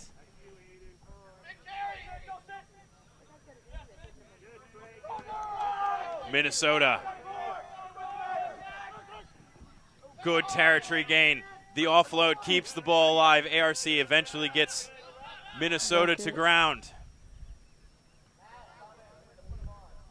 Minnesota with really great depth. They're able to stretch that ball to the far side of the field. But just on that far edge, there's a handling error.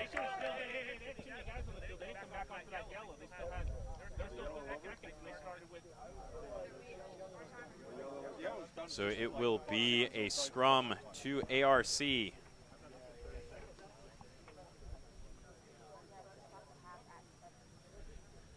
You're hearing, too, Minnesota's bench be particularly vocal this match, maybe more so than any other team we've heard so far today. And I think that really goes as a testament to their community. Some of the most grounding and foundational things of the Gophers is the fact that they have a routine continued chant, which you can find on their website at Iowa Gopher Foundation, or Minnesota Gopher Foundation. ARC getting ready to pack down this scrum.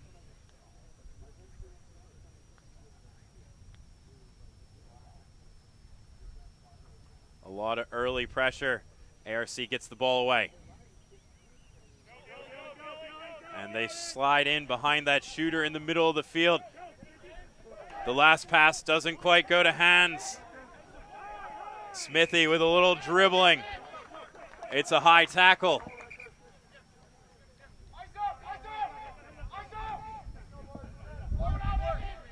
Dylan Alexander there with great movement, though, in the lead up to his offload to Smithy. Great use of the field space. Schaff brought to ground. Big contest comes from Minnesota. Lovely little bit of footwork. It's Aiden Alexander.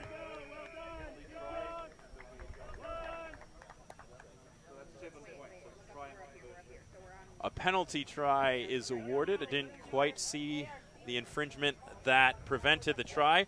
Anyway, you slice it. Aiden Alexander sliced up that Minnesota defense. It's an automatic 7 points for a penalty try.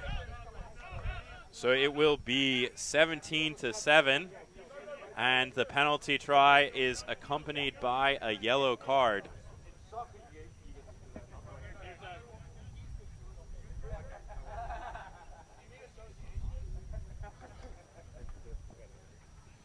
Into the sin bin.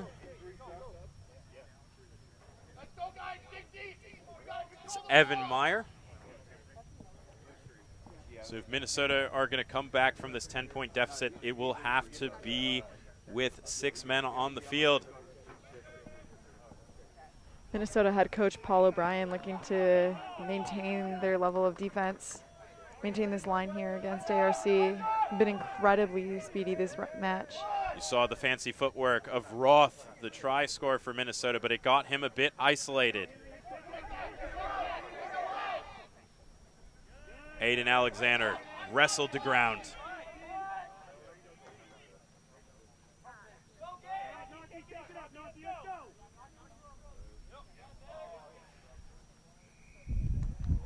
Minnesota not legal, competing for that ball. ARC tapping quickly. Schaff going for the line. He's short. The second effort. Our match official will need to check with his assistant.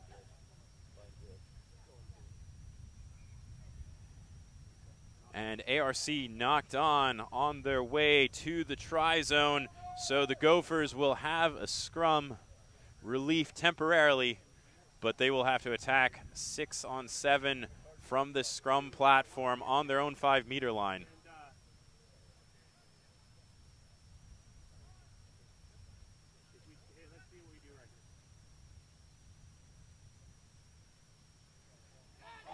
Down the short side, Minnesota catches ARC napping again against the one-man advantage. The Gophers find a way, and they are still in this game. It is 12-17, kick to come.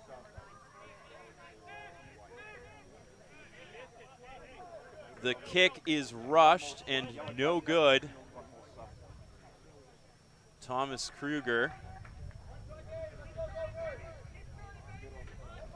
cannot bring the deficit down to 3 points. So Minnesota need a try for a draw, a converted try for the lead. Kruger off the try, and the misconversion attempt will restart play.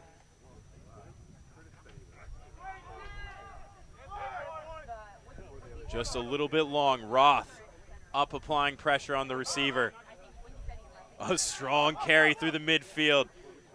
Jonathan Nwasa bursting through. ARC retained possession despite some sloppiness on the ground.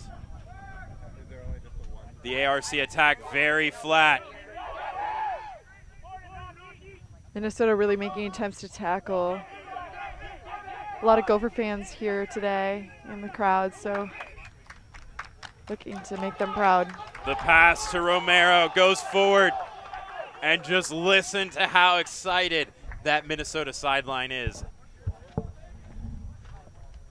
This is a big moment. Back to full strength. They are truly chock full of energy. Despite being down, not being deterred.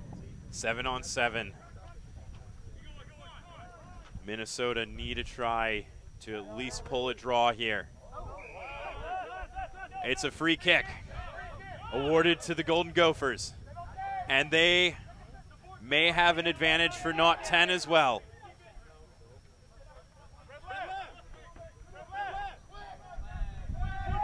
The ball swinging out to the edge. Meyer trying to create the 2v1, but he can't quite get there. The Minnesota attack reloads deep. There's isolation in the middle of the field. A big shot comes in. Incredible physicality from ARC. And dribbling down the field is ARC. Oh, falling on top of it. Successful try.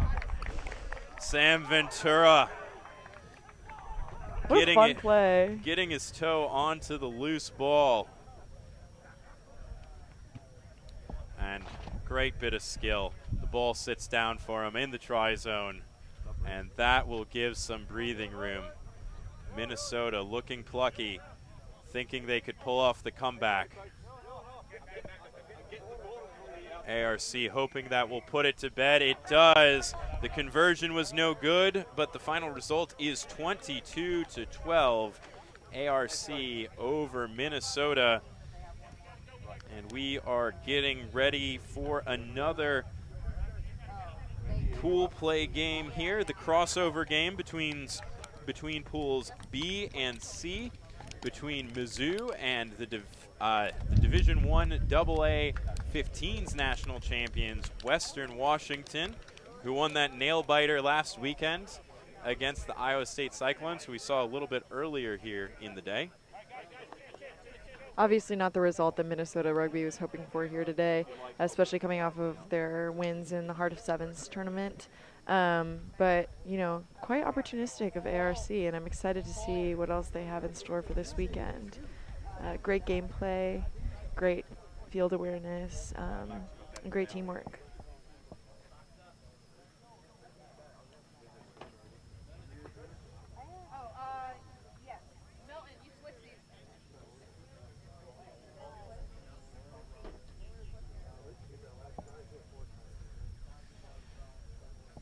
It looks like Western will be kicking off.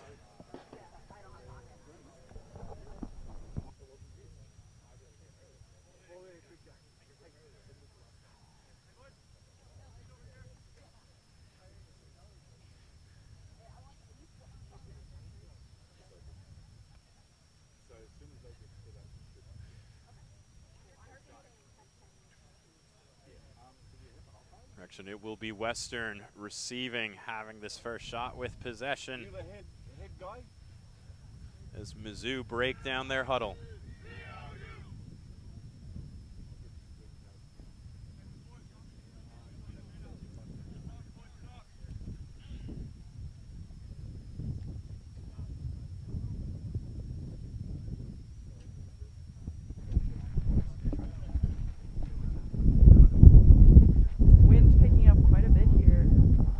Wind's picking up quite a bit here on the pitch, perhaps making some of these conversion kicks a little bit more difficult. Mizzou hang the ball right into that wind. Western take it easily. Quickly swing that ball to the far side.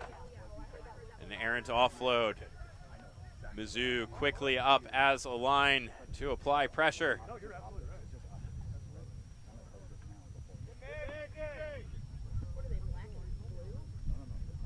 Mizzou fighting, wrestling, trying to bring Western Washington to ground. They are successful, but a little bit slow to reload.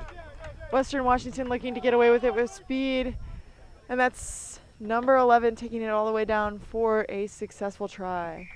Western take the early lead in this one, 5-0. Conversion kick to come.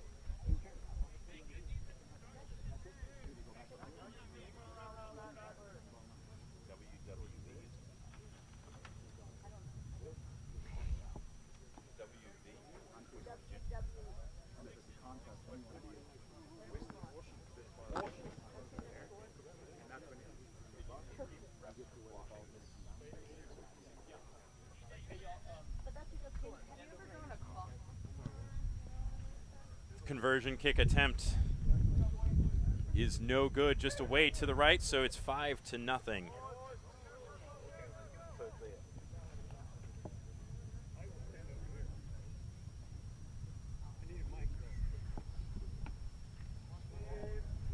A good high restart, bounces up.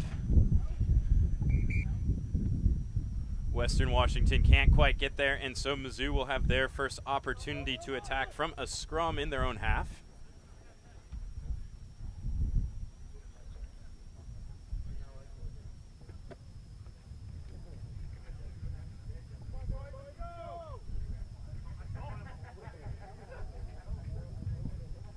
Missouri scrum just infield from the 15-meter lines on the left side of the field. Mizzou in the black and gold. Western Washington in the gray and white. Mizzou run a little switch. Ball doesn't go to hand. Mizzou under all kinds of pressure. They retain possession. They're attacking from their own try zone. Hoping to push through. Hunerdase gets a few meters. Strong counter ruck coming in from Western, but that leaves space right next to the breakdown. The knock on, Western countering. High levels of physicality today between them, especially in these tackles. You're seeing people holding on to jerseys, letting them fall to the ground. Love it. Western, a little bit of footwork. The 2v1. And it's a pickup by Mizzou. Great work in the collision to force the knock on. If he got his hands away free, that would have been a try for Western. Mizzou fighting to stay in this game, fighting to get a foothold.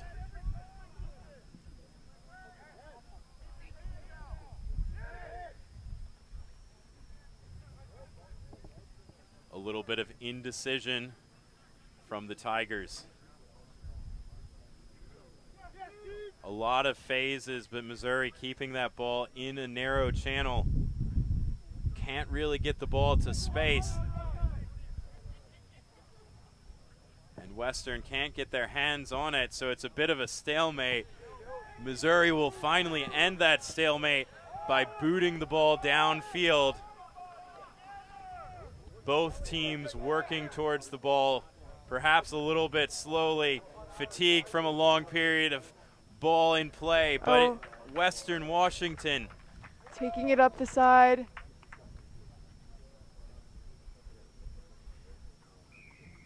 And Western Washington extend their lead to 12-0.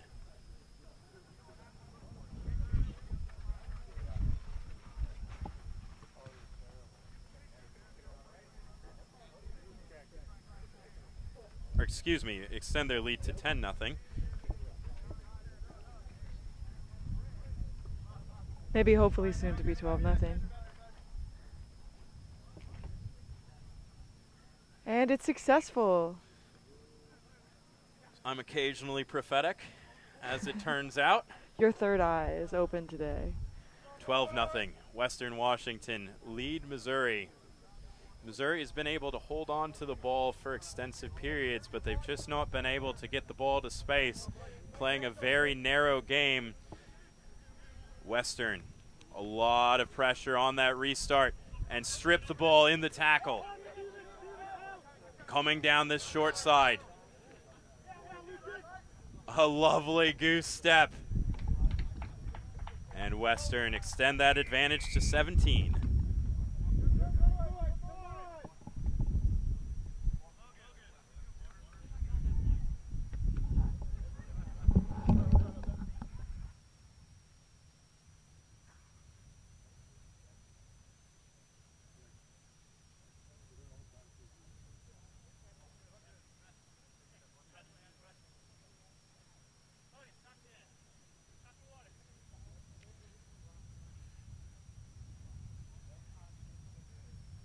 Conversion attempt. Away to the left.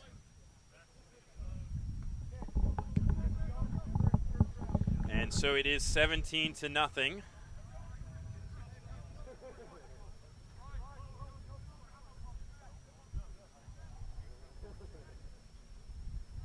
Western, hang one high. Goes a little bit long, but there is immediate pressure on the catcher.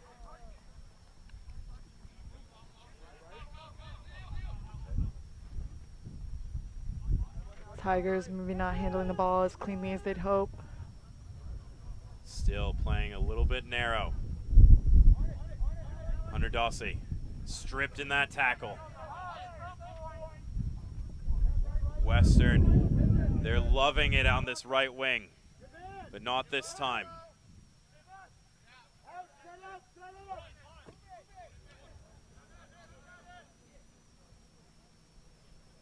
14 looking to take it up the side for another successful try for Western Washington. 22-0. Western putting up big points here in the first half, eyeing a bye into the semifinals tomorrow if they can win their pool, and they can do it with an emphatic fashion. That conversion is good, so we go to halftime. Our score here is 24-0. Western Washington leading Missouri. Missouri, again, having a decent amount of possession there in the first half, but not really using the width, not able to work that ball wide to wide. Western Washington very patient, not really fatigued by the narrow Missouri attack, and then when they get that ball back, they are able to counterattack and strike quickly, and you've seen it to the tune of 4 tries here in the first half. Western Washington looking to earn a second set of rings in just 2 weeks' time.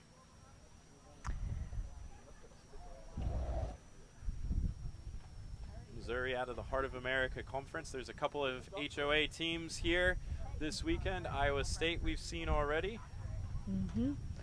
I think Nebraska being another one of those contenders. Nebraska, Minnesota, Mizzou. We've still got Iowa on the cards, and UHSP. A full complement of Heart of America teams made the trip to Iowa City. Wind is picking up. Western Washington doing a great job with their transitions this game, and hopefully being able to build off of some of this advantage that they've built within the first half. Obviously having such a high lead, 22-5, you're hoping to continue in building off of that momentum, perhaps even putting them back in a contending position against previous players of St. Mary's with their lead of 39-0 over Air Force.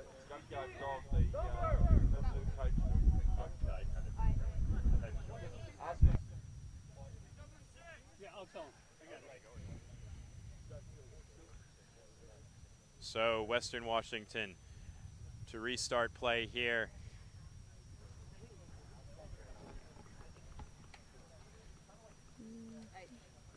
$24-0 our score line in this crossover between Pool B and Pool C.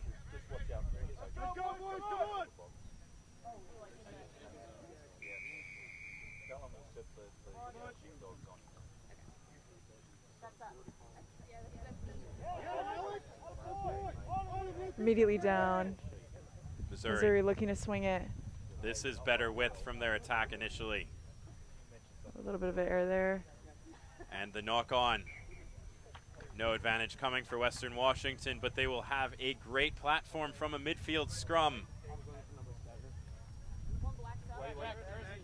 Wait, he's got to wait. All right, hold on. And we have a sub from Mizzou. Bryce Rudolph, freshman, coming into the game. That's actually going to be Stephen Bostang.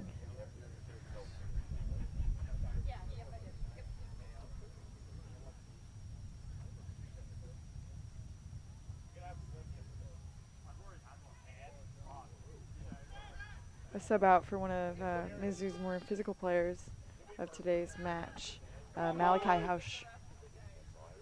Western attacking to the right side here. A little show and go and a break.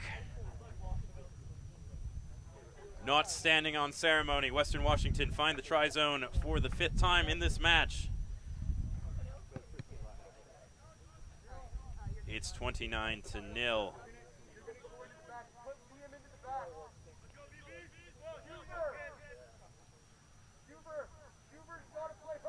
Wait, there's 3 and 1, not 2 and 2. I don't know. Oh, there's been 3 over here. No, blue has some. Conversion attempt is up and away to the right, so we remain 29-0 and a dominant performance for Western.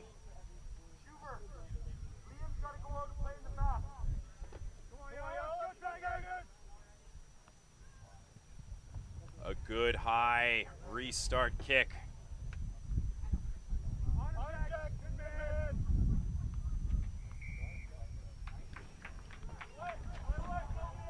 Western win a penalty. Shifting the ball out to the left here. Oh, A nice offload. A bit of footwork. Can Beautiful. he beat the sweeper with the pass? Oh, There's an advantage. They will not need it as Western cross the line. That's try number 6 for them in this match.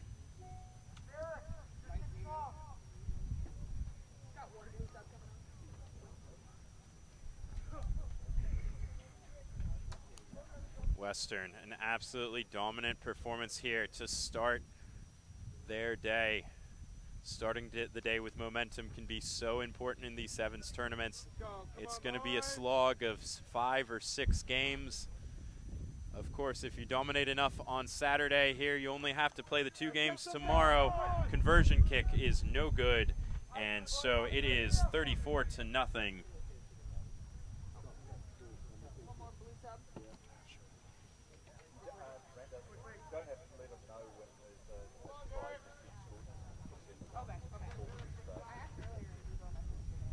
Western Washington. and they're having number 13, Liam Herring, coming off the field. He's a junior this year. Baker. Successful play catch from underway. Mizzou.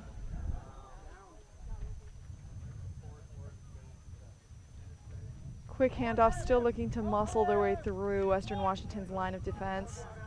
Dose carries it into the middle of that Western Washington defense. Mizzou keep coming back into the space right around that breakdown. Dose has a bit of a pick and go himself. Then he offloads. The final pass goes over the head of its intended receiver. Western Washington pushing up aggressively, taking that space away from Mizzou. Patiently waiting for the mistake. Dose mobbed, and Mizzou try another pick and go with the offload off of the deck. Mizzou getting a little bit of go forward.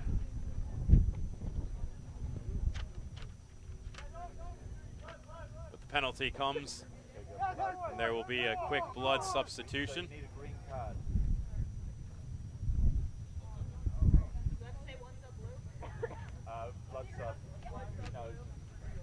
Ned O'Brien comes into the game. Just hold on to that. When they Take over. Mizzou taps. So it's number 15. Pete Miranda. 15 blue. The offload. Just not quite going to hands for Mizzou. And Western forced the penalty at that breakdown.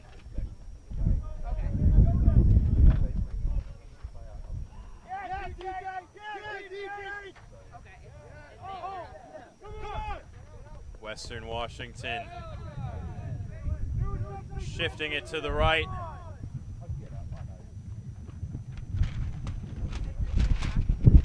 Schuver still dancing on his feet, gets the offload away. There's numbers away to the left. Oh!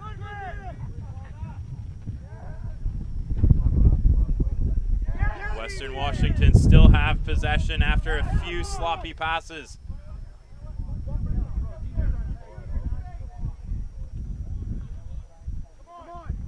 And around the corner, Merrick Baker finds the in goal and gives Western the 39-0 lead. Peter Nouse getting that last try.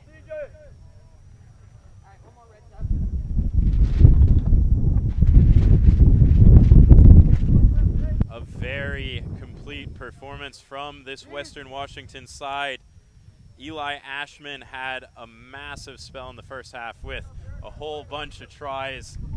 Now he's getting a rest as his team looks to comfortably move past Mizzou to their second game.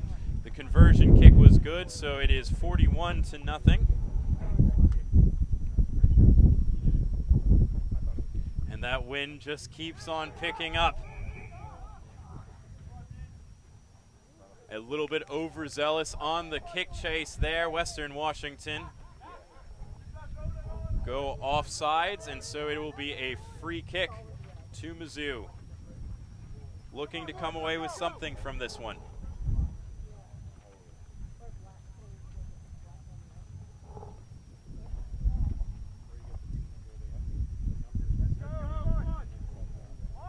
Mizzou get the ball to the edge, but they're met on halfway where they tapped the ball.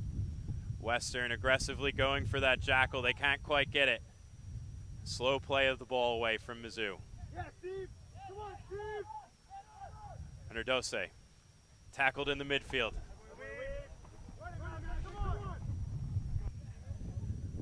Western Washington making big tackles.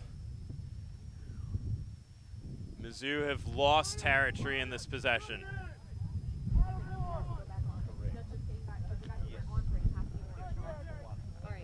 Western clinically making all their tackles here as the time winds down in this crossover pool match. And eventually that patience pays off. Western earned themselves a penalty. The Western Washington bench once more. They were calling for their team to play on, but instead, Western Washington tapped the ball and kick it into touch, which will end affairs here in this crossover pool match. Western Washington win it 41-0 over Missouri, and we will get ready for our final pool match of this first round as the teams assemble in the tunnel. And standout performances there from Western Washington's number 11, Eli Ashman, as well as 13, Liam Herring, and we also have number 22, Peter Norse. Great attempts at tries, keeping that physicality and that effort up. Eli Ashman was absolutely clinical, punishing Mizzou in the first half with the footwork. Anytime there was a turnover, it seemed like Ashman was putting his team onto the front foot.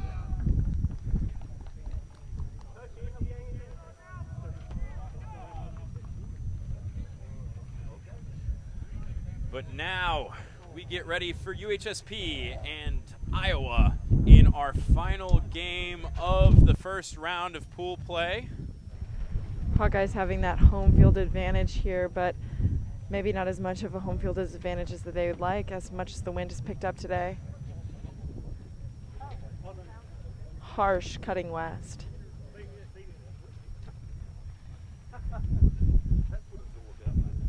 It's not quite running the length of the field. It's more of a cross-field wind, so not necessarily advantageous to either team. The ball will travel away from our camera position a little bit easier than it comes towards it. Hawkeyes are really hoping for a win here today. Iowa quickly moving that ball across the field. They're in the white jerseys. UHSP in the purple.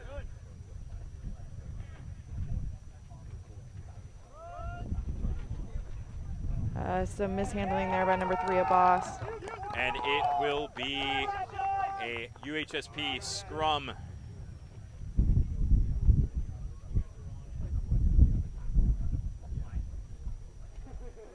Deep in the Iowa end.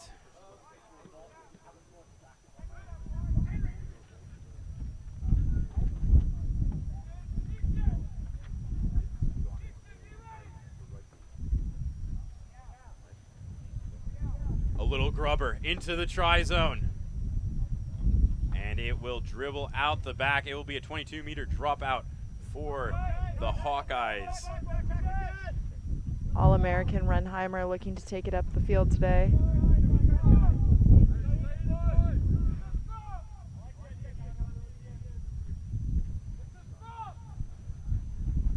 The University of Iowa electing to take the scrum when the ball goes in dead in goal. When it's kicked by the attacking team, you have the option of a scrum or a 22-meter dropout. You have some advantage with AJ Douglas there and Abbas lining up to take some of that physicality. Well, like we talked about earlier in the day, the scrum, such an advantageous attacking platform. Obviously why head coach Tyler Daly wants that. And you see the space opening up here on the right side of the field for the Hawkeyes. Renheimer taking it down the field. Lovely footwork. Renheimer towing that touch line, getting around the corner, and giving the local guys a 5-0 advantage. And we're already seeing some energy here from Hawkeye fans in the crowd. It's also looking like some of this bench is surprisingly Oregon. So perhaps the Ducks are looking for some fellow Bird fans. That conversion attempt is successful. It's Renheimer converting his own try.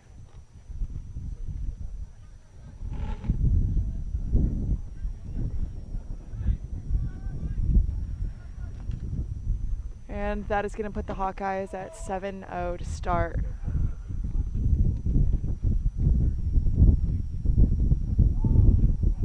Iowa tried to regather their own kickoff, but knock it on. UHSP with a scrum on their own end.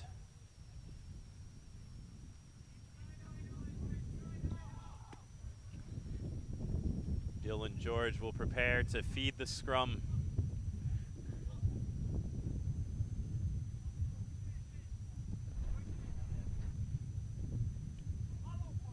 The packs come together. George fumbles with it a little bit, but eventually gets it out. There's the loop move. Iowa does well to track across the field, but the offload comes. 2 tackles from number 11, Austin Staley, and number 10, Renheimer, taking down UHSP. That was good movement up the side of the field, though. However, from number 21, Connor Hanlon from UHSP.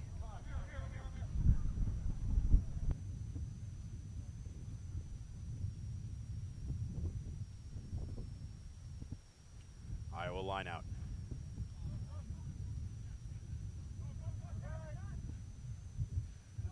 Hawkeyes going wide with it.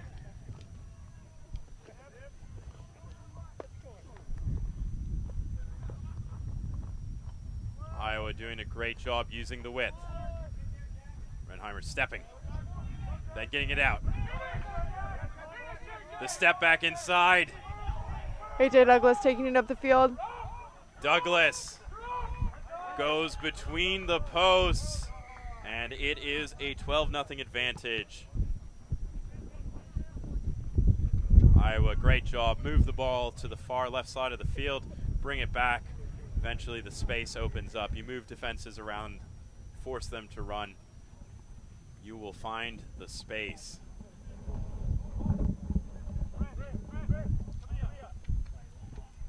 Conversion attempt goes between the sticks. It is 14-0. Iowa leading UHSP.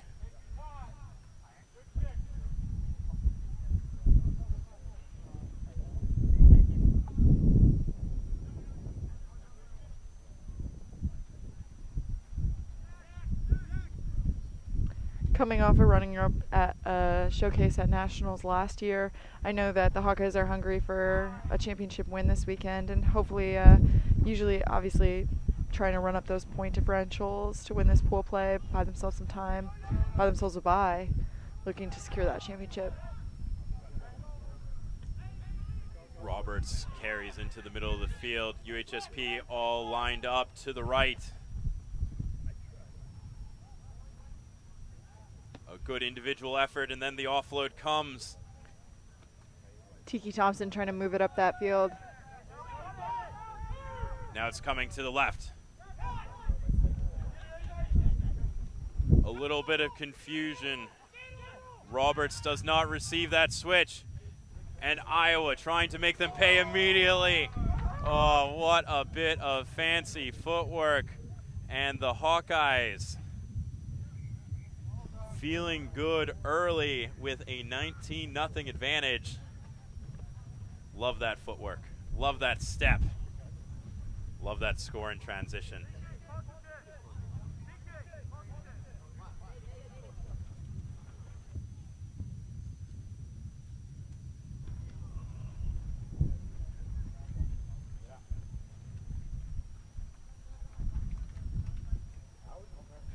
Conversion falls away to the right.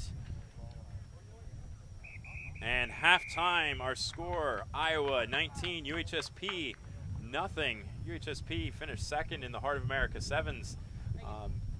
Definitely would be disappointed, consider themselves contenders this weekend, to come out a little bit cold and a little bit slow to start that first half. Truly, I think too, feeling such a community culture of rugby here based in Iowa City. You're seeing so many Hawkeye fans come out to support the men's rugby team on today because it's their first time hosting the national championships here. A little bit of an interstate competition between Iowa State as well. So looking to utilize that home field advantage, build off of the momentum that they've already secured with that 19-0 lead against UHSP. I don't know how the math has to work out, but would love to see Iowa and Iowa State seeded into the knockout stages against each other. That would certainly... I'm worried it would slowly turn into a switch flight. Like there would be blood like we haven't seen. There were some great rivalries. Iowa State. The championship rivalry between Iowa State and Western Washington. Iowa State just engendering a lot of bad blood around this sevens tournament through their successes. Of course, a great program out in the West led by Ant Frayne. Tyler Daly here in Iowa City doing great things with the Hawkeyes, including getting his guys up for a 19-0 first half performance. Mm-hmm. And I mean, we're seeing like a very huge investment from culture, from community, but also looking for that Big Ten love. So obviously D1A double national championship operating outside of a typical framework, but still that same level of community within the rugby world, and especially since it's such an international sport. So having people from all different backgrounds coming together here today to play their hearts out. Iowa getting ready for the restart.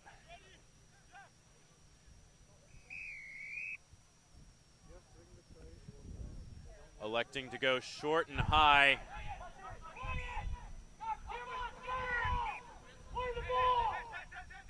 UHSP will get the free kick.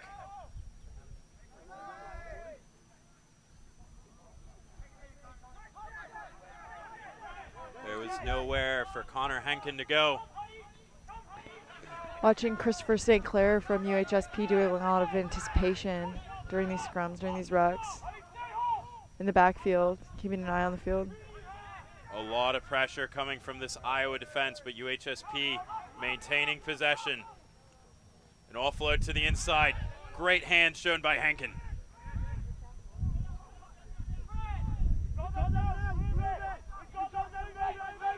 Hanlon having some great physicality there, moving it out and down the field.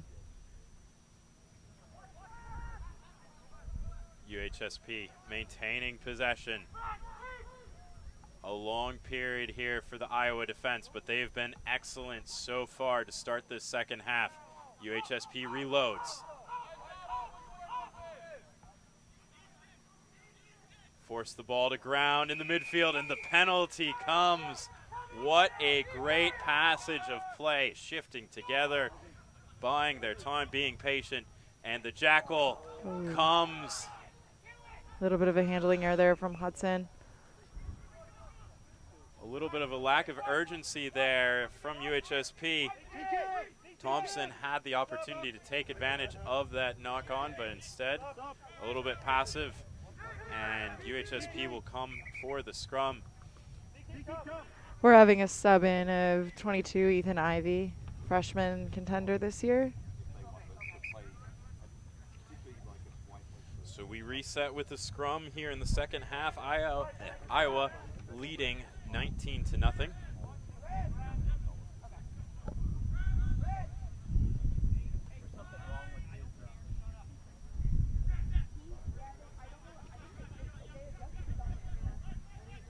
Henkin gets the ball out. Hanlon routinely being a fierce competitor here for UHSP, moving it down the field. Ivy, a recent sub, looking to make that turnover, but still it going to the Hawkeyes. Iowa looking to take advantage. A great fend, and down the sideline the Hawkeyes go. What a great job in transition. UHSP has had a lot of possession here in the second half, and that has to be deflating to walk away conceding 5 points at the end of that period.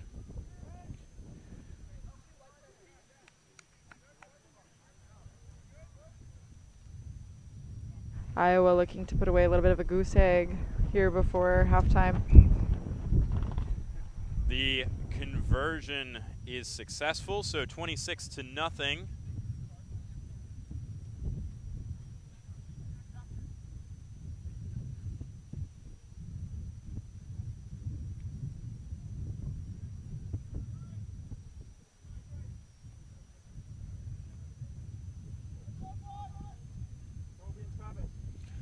A good high restart.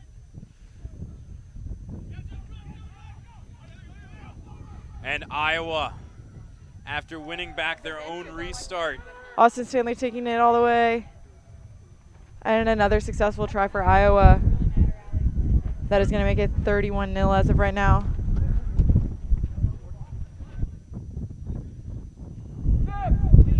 UHSP pulling in some subs, looking to switch out, see what can make it work. They're having 23 sophomore Travis Pang come in, as well as number 1 Toby Caruth. A nice conversion there makes it 33-0. Lovely kick, especially given the winds that we're experiencing today, which have now just again shifted direction.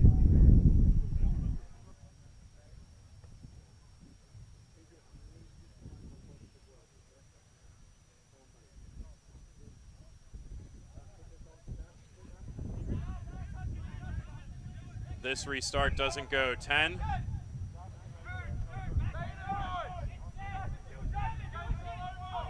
UHSP, tap. They've got numbers away to the left, but for now they choose to attack through the middle. Dresden Roberts right up the gut, and he gets UHSP on the board. quick conversion, and it is 33-7. With Iowa in the lead. However, that was a great burst of energy right here from UHSP. That's some of the strongest that we've seen of them channeling some of this mishandling from Iowa and turning it into momentum for themselves. Initially, there had been a little bit more of a hesitation due to how strong Iowa's line of defense is. That's a catch there from Josh Bell, number 2. Looking to muscle through, take it up the field. What great power. But the surface a little bit too slippery. It was foggy. There was dew all over the ground this morning, and we've seen our fair share of slips. The wind and the sun will dry things out. A great offload comes, and Iowa have their tails up. A great start to their day as they extend the advantage to 38-7.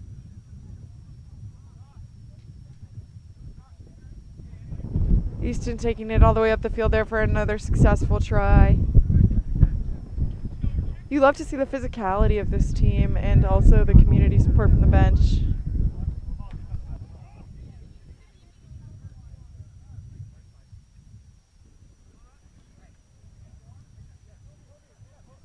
Athletes here on the field making sure to really hydrate today. Obviously a long weekend in store. Another successful conversion.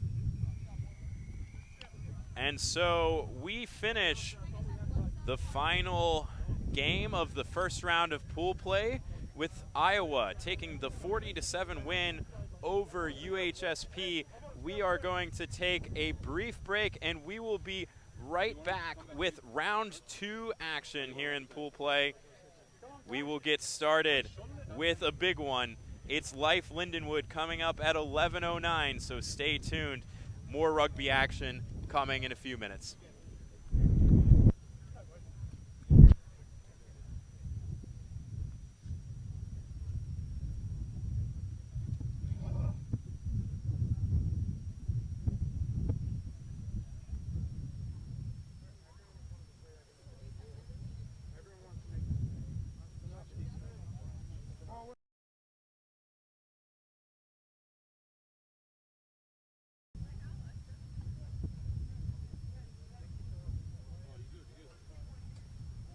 Playing on 10 minutes, one play.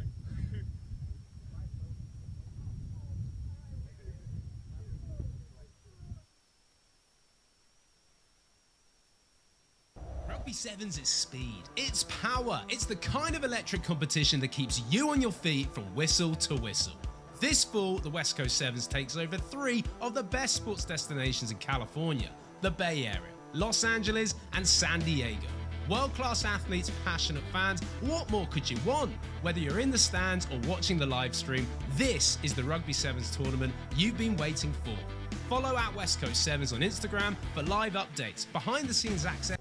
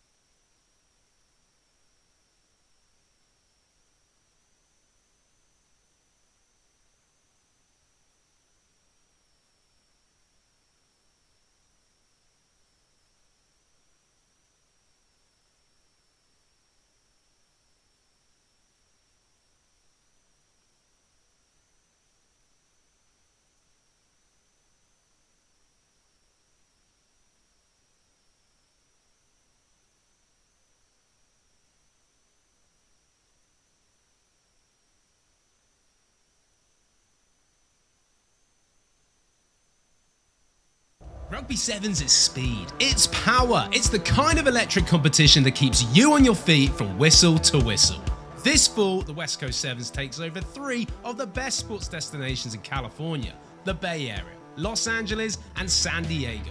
World-class athletes, passionate fans, what more could you want? Whether you're in the stands or watching the live stream, this is the Rugby Sevens tournament you've been waiting for. Follow at West Coast Sevens on Instagram for live updates, behind-the-scenes access, and everything West Coast Sevens. We'll see you on the pitch.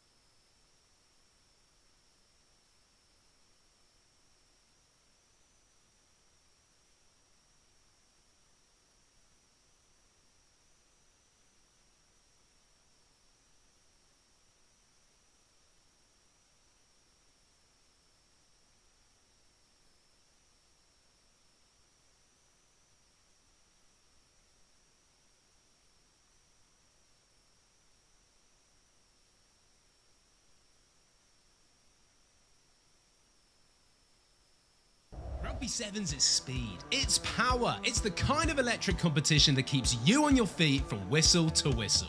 This fall, the West Coast Sevens takes over 3 of the best sports destinations in California, the Bay Area, Los Angeles, and San Diego. World-class athletes, passionate fans, what more could you want?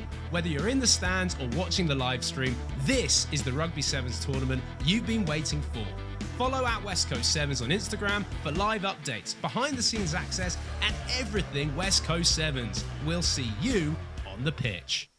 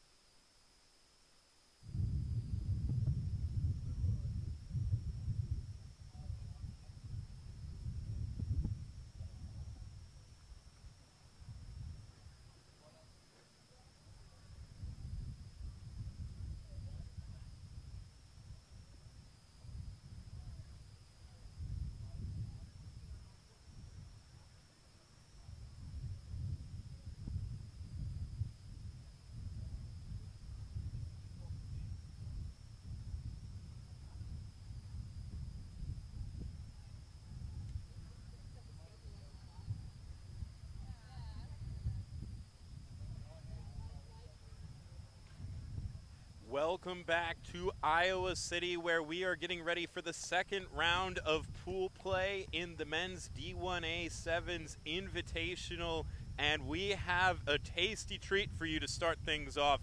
It is Lindenwood and Life. This year's men's Sevens Invitational is a 6-team bracket. All 6 teams play a 5-game round robin through everyone. Life got the big win earlier in the day, whereas Lindenwood, maybe a bit of an upset, falling to Davenport in their first round game. Only the top 2 teams from that 5-game round robin make the championship final. So Lindenwood under a ton of pressure here to perform, to steal a win against the running Eagles, to make sure that they keep their championship hopes alive. Meanwhile, Life absolutely dominant against McKendree in their first game of the day, and they will look to keep turning the screws and cement their position perhaps against St. Mary's in that championship final tomorrow. This will help Lindenwood with their bid to right the ship here on day 1. A restart error from Life gives Lindenwood a free kick on halfway, which they elect to use for a scrum. Meanwhile, referee Phil Winkler, having a little bit of issues with his whistle, gets a replacement whistle ran on to him.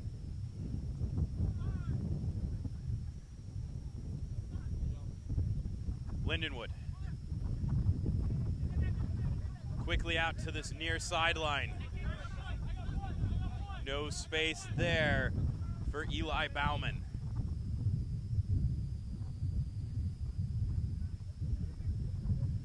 Lindenwood stretching now, Life to that far sideline, but a great jackal by the running Eagles forces a penalty. Life quickly trying to take advantage. Go, Haas! That's you! Good, Haas! Life.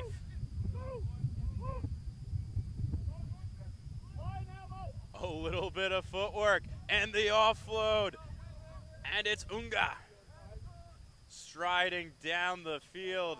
He is dragged down about a meter short, but he has support.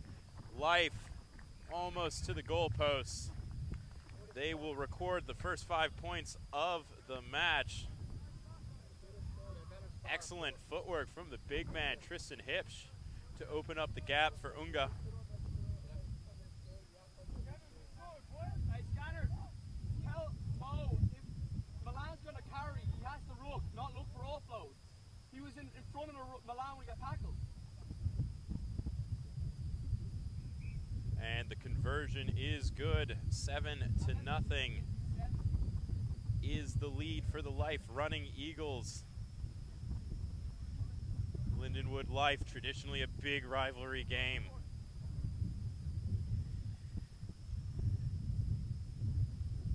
And Life will want to deal out as much punishment as possible to the men from St. Charles, Missouri. Lindenwood in the all-white kit with the black stripes under the armpits. Life in the dark green with light green accents here. Scanlon shifts the ball away. The ball comes back to him, but he knocks on.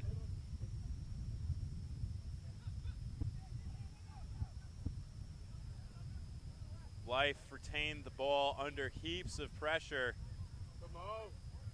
Lindenwood eventually turned them over at that ruck. A 2v1, but the Life defense shifts well across the field. A really nice tackle comes in from Kiesler Venables. Oh, and there's the intercept. And a try for James Rose. He was absolutely electric, had himself a number of tries there in their first matchup against McKendree. Finds the scoreboard again here against Lindenwood.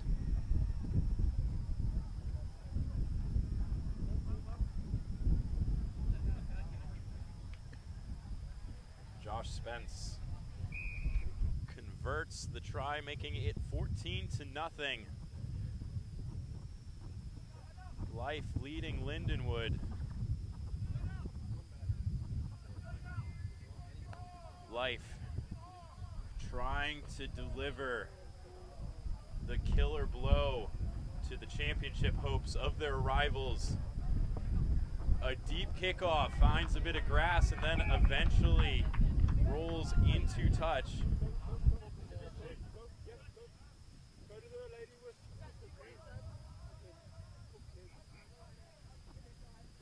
Lindenwood, this game's so important to them. With the loss already to Davenport, they're going to make 2 early changes. Asking Trace Barrick, asking Joe Davies and Dimitri Diakigiannis to come in and make an early impact, but the line out is overthrown. Life have a massive advantage there to the right. Beatty uses the hands. And it's Rose touching down again for his second of this match. Phenomenal movement there on Life's part. You're seeing great laterality across the field. And really going back too, you're seeing leaders on this field, Keister Venables being one of them. You're seeing him, he's USA U19s. And Atlantic Academy 7s. So being able to balance all of these different competitive leagues and competitive styles, yet still maintaining flow. The tough conversion attempt into the wind is no good, but 19-0 is the scoreline.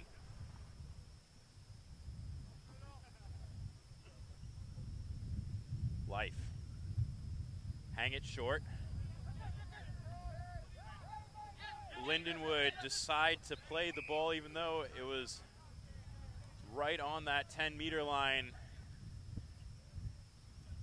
Eli Bauman, the freshman, knocks on in the air, so it'll be a life scrum.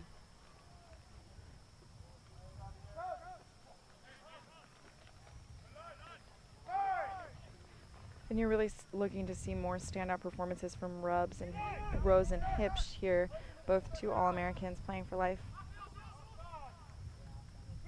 Unga stepping, he sees a little bit of space in a dog-legged Lindenwood defense. Now it's Beatty, the freshman from Charlotte. He's wrestled to ground, and a beautiful effort by Bentley to get over the ball. Scanlon throwing a bit of a hospital pass, but fortunate. The life running Eagles infringed by going off sides. Lindenwood want to go to their set piece. Kick not immediately into touch, but a friendly bounce. These fields have a little bit of bevel to them, so balls are going to bounce towards the sidelines, especially the far sideline with the stiff wind. I just looked and I saw you.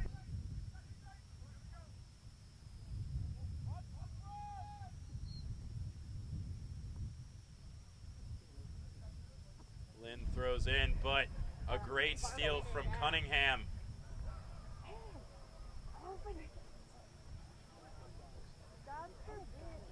Referee Winkler has spotted a penalty. It's looking like an illegal high tackle. Lindenwood will go to their line out again.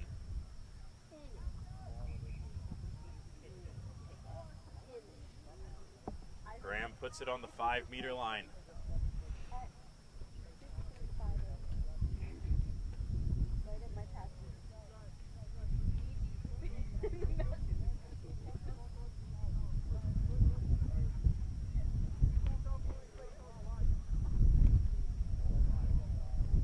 The throw doesn't go to hands. Life. Beatty just knocks on. Lindenwood will not have the chance to punish Life for that mistake. About 10 meters out from their line. It is halftime. Our score, Life 19, Lindenwood nothing. Lindenwood's championship hopes are holding on by just a thread, having already taken that loss today to Davenport. It's a rough start for Golden Eagles, but obviously looking to get back into the game with physicality, taking this break to refresh, reset, lean into their values and what they know they can do as a club. Meanwhile, Life has been absolutely clinical. James Rose is a big game player. He's a collegiate All-American, and he had an absolutely massive spell against McKendree in their first outing of the day. He has had a double already in the first half of this second game. At the end of this tournament, we'll be selecting a D1A Invitational all-tournament team, and Rose is definitely putting his hand up as one of those players to watch this weekend. He is definitely on the watch list for that team. You're seeing some other standout players. I mean, even Don Busby from St. Mary's or Eli Ashman from Western Washington. There are definitely some players who have made a standout show for themselves. I'm excited to see how the rest of the tournament progresses in terms of both individual player status, of working and leaving that physicality and that individualism out on the field, showing what they can do, but also pushing for more of a communal and team effort, particularly here from Lindenwood. Lindenwood will get us started in the second half, kicking from right to left on your screen in those white jerseys. Life have a 19-0 advantage.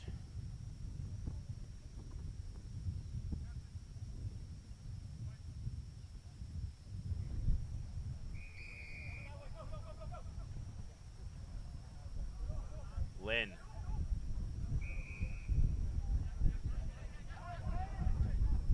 kicks it directly into touch, and so it is a free kick for Life. That is not the start to the half that Lindenwood wanted. Cunningham gets us underway. Great movement here from Life. Moving up the field, some physicality. Ball Swinging it out. coming across the field. Life on the little switch move. Cuts open the Lindenwood defense. Leo Kiesler-Venables gets his second, I believe, his second try of the game. As this Life team is looking on championship form this weekend.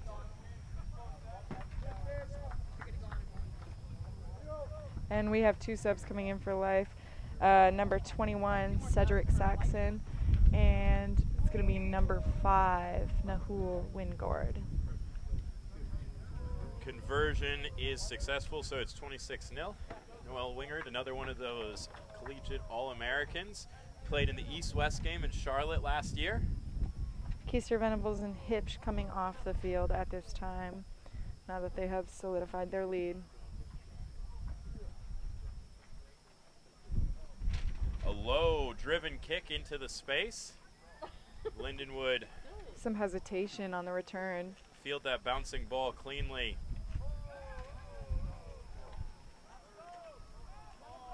Oh, and it's No release. And it's a yellow card. a Life player has earned the consternation of match official Winkler.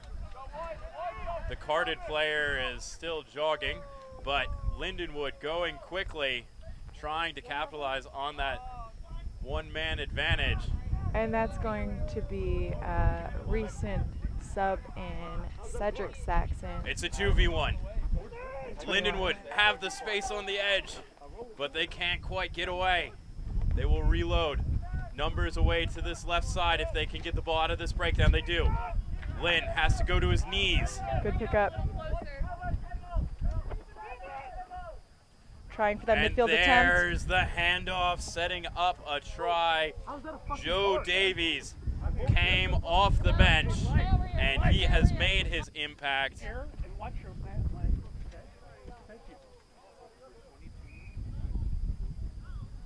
really careful so you can play again.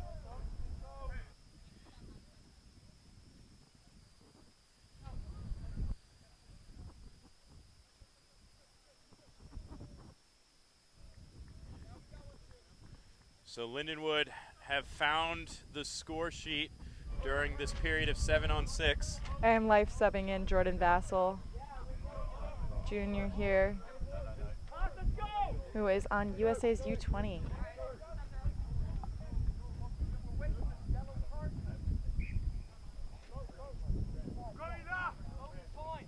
Alright, we got 2 more. A lot of pressure on the kick receiver there. Life Can't quite go down that short side. Beatty dummies and goes, and the freshman takes it away. Another successful try for Life, who were initially maybe a little bit dismayed at the fact of being one down, Cedric Saxon getting that yellow card, but nevertheless pushing through. Phenomenal try there, and hoping for the conversion kick to really put away this win.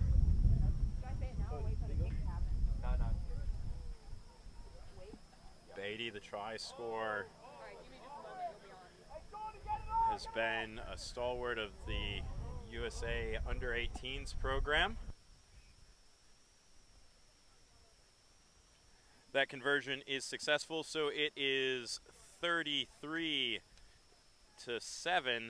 Meanwhile, the yellow card period has expired.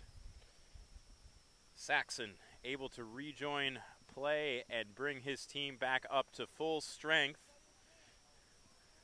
Though the Running Eagles do well to score while a man down. And there's a fight there for it.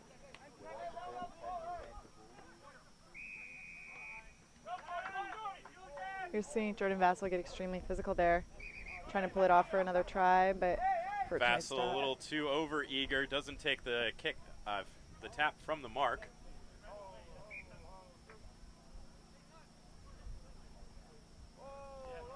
Life elect for the scrum. Once again, we're 33-7. Life taking the lead against Lindenwood here in today's match.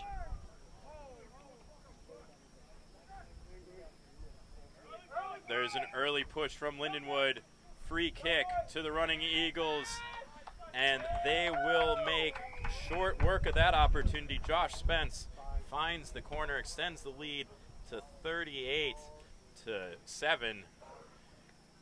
Like we talked about earlier, there is no love lost between Lindenwood and Life. They have met heaps of times in 15's national championship playoffs, wins going in both directions. These are two programs that flat out do not like each other, and so for Life, this has got to be a sweet victory, turning the screws with a beautiful conversion from the sideline. It was wonderful. Great angle despite the high levels of wind. Running up the score on their rivals. You're seeing that high level of competitiveness come out in today's match too. Just physicality across the board in the tackles and the line-offs, in the eagerness to get that turnover. More so than maybe we've seen in other matches here today. Lynn does a great job to take that high ball, but the wind blowing into the face of Lindenwood. Any ball that goes to ground is getting blown back towards their own try line. And Malin Graham trying to muscle his way through that, moving up the side. And Eli Bauman just getting tackled there, just taken down, trying to move out of that, coming up the midfield. Drop the ball and switch off, and Noel Wingard will get about the easiest try of his life there, as he extends Life's advantage to 45-7. Our highest scoring match of the day so far. Great for that pool play incentive. And time expires here. 47-7 is the final score. Life defeats Lindenwood and are looking poised to make the championship final through 2 rounds. The other undefeated teams, though, so far are getting ready to take the field. St. Mary's and Davenport. Davenport took the 17-5 win earlier in the day against Lindenwood, handing them their first loss. Meanwhile, St. Mary's dominant 39-0, blanking the Air Force Academy. This could be the game that determines who's making it into the D1A7's Invitational Championship. High pressure, but high reward. And you're seeing maybe post-match some of this brotherhood spirit of rugby coming back together despite the fierceness of the competitiveness. You're seeing each individual handshake, a real eager effort in order to make amends for some of that physicality. Yeah, these guys, fierce competitors, but Lindenwood and Life produce so many excellent players. Like we talked about, All-Americans on both sides of those. A bunch of those guys assembled in Charlotte last year and played for the East together. Definitely when you're wearing either the white and black or the green of either of those programs, you're ready to bleed and you're ready to fight for those boys. But we all come together when we're trying to form the All-Americans and form in the national teams. And it's really great to see CRAA investing in those opportunities to develop MLR players, develop men's national team players here in the United States. You'll see more All-Americans on the field in just a second as St. Mary's in their navy and red get ready to kick off to Davenport.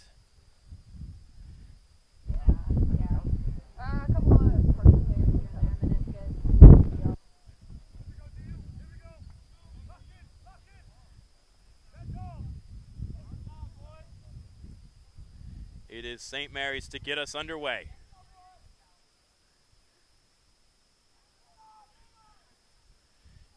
That ball finds a bit of grass and then into touch. It landed in the field of play first, so Davenport will have the line out. Once again, Davenport playing in those jerseys, the dark gray with the red, and St. Mary's in the striped blue and red. Yeah, I just got my results back. I haven't even heard back from my doctor yet. Match official makes sure he sees the pictures he wants at this first line out. The wind wreaking havoc on that line out throw. And yet Kambani finds it. Trying to use a little bit of a tailwind. Davenport kick it deep. They're going to force St. Mary's to run out of their own end. And Tatum Papas picking that up there. Davenport not even giving him a second. But Bizek finding space right next to that ruck.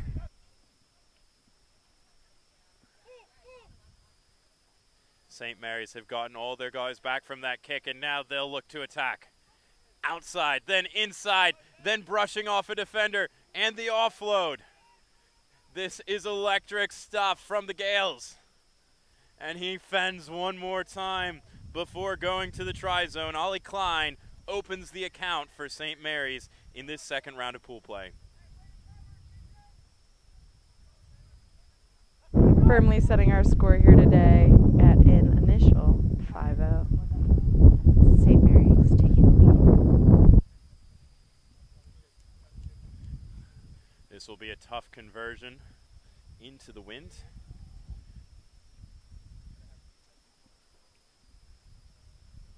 St. Mary's struggled with their conversion kicks despite dominating Air Force in the first game. And that one is driven low to the right of the post, so we remain 5-0. Again, an incredibly important game here. The top two teams from this 6-team pool will advance to the championship game. St. Mary's and Davenport are the two of the 3 undefeated teams left. Life we just saw get the win against Lindenwood. St. Mary's tap back to themselves.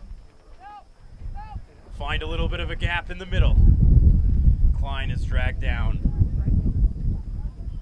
Comes to the left. Bizag is in space. Oh. But the pass of Tuya Iavau just flies in front of the hands of Bizag. Davenport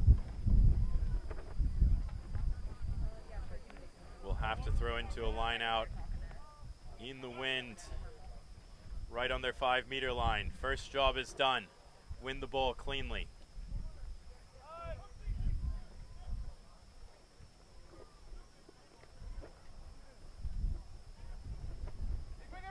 Davenport just fighting not to get dragged into their own try zone. We saw how good, how aggressive that St. Mary's defense can be against Air Force. Their line speed was phenomenal. Great strength there. Kambani gets himself on the ball, survives the clean out. His team was under real pressure from a bit of a speckled kick by Kambani, so perhaps a good moment for redemption. As our commentator position, we have to quickly dodge a little bit of a kick there, kickball there. It was nice, just a quick little reflexive test. I think that Davenport not too happy. I was talking ill of Kambani's kick and open play there.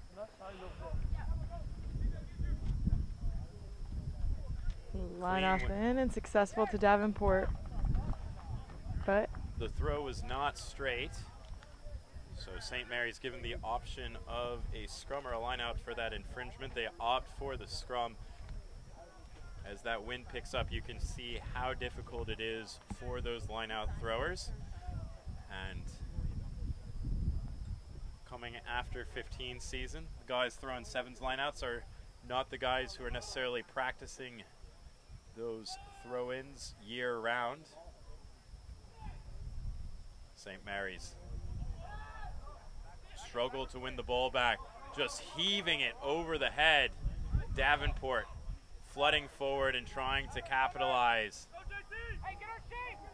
But that aggression narrows the defense.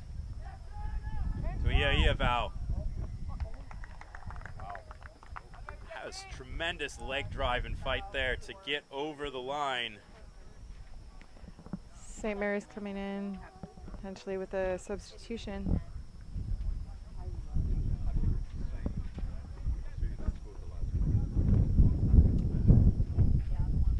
I didn't see it over there.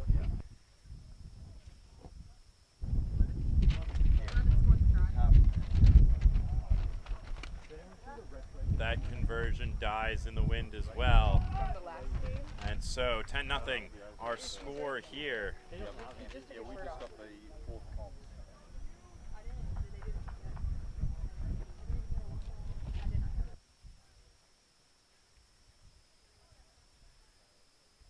St. Mary's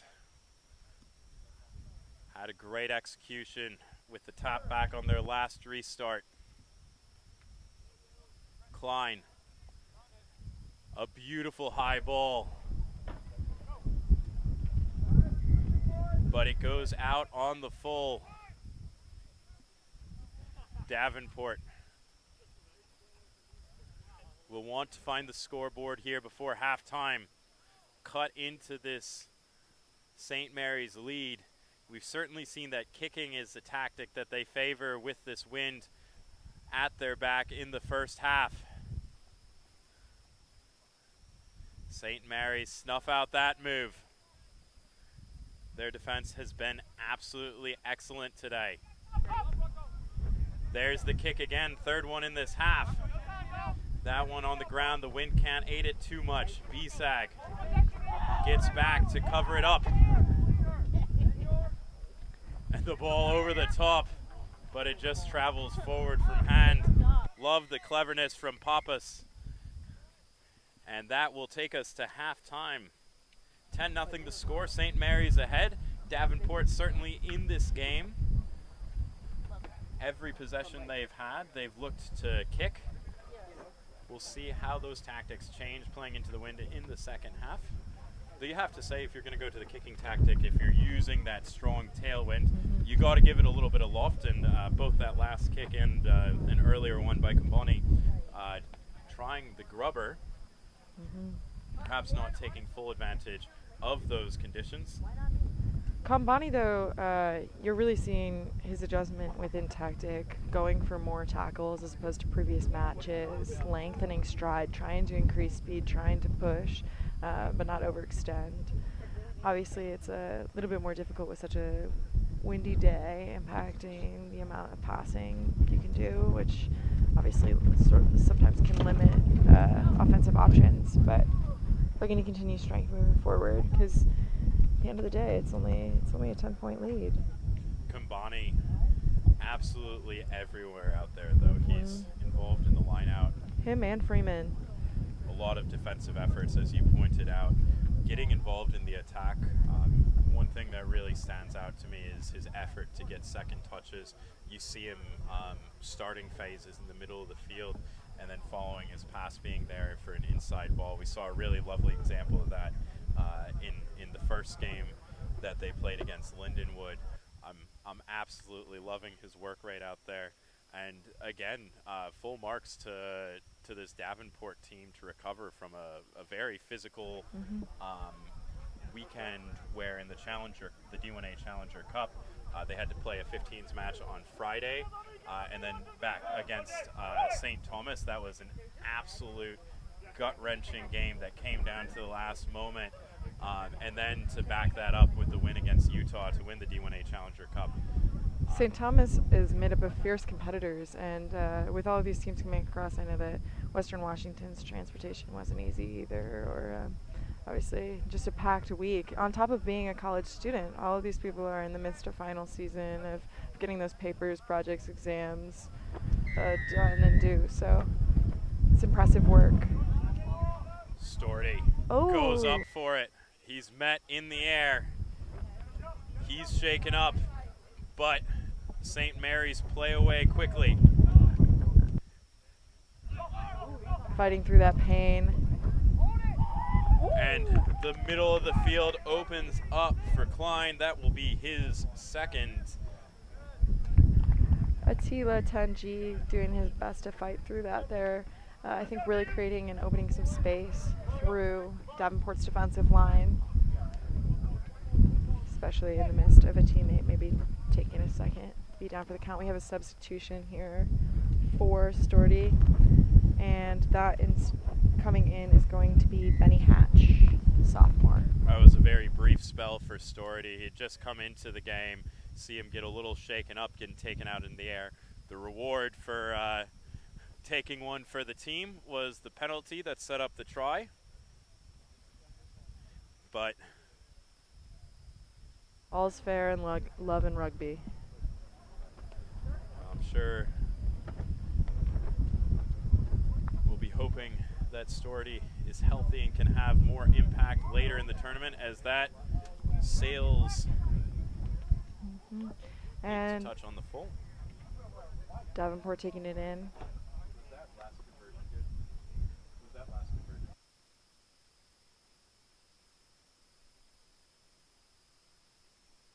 Davenport tapping. Hey, Ollie. Ollie, Josh. Go for Ollie. Oh. Ollie, can you... St. Mary's absolutely suffocating. They've put up big score lines against Air Force. They're winning here, but you've really got to be impressed with the defensive effort, and as if on cue, it's Hatch coming up with the Jackal turnover. Also unnumbered Guru, really doing a great job creating space all across this field. Freshman on the team, here with his dad this weekend. You know, it's nice to see such valiant effort and leadership from an underclassman.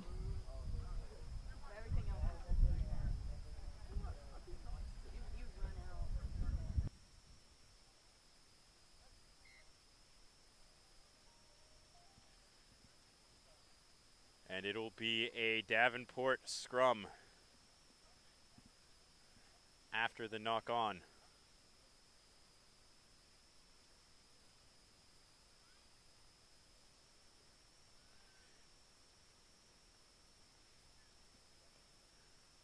Pearson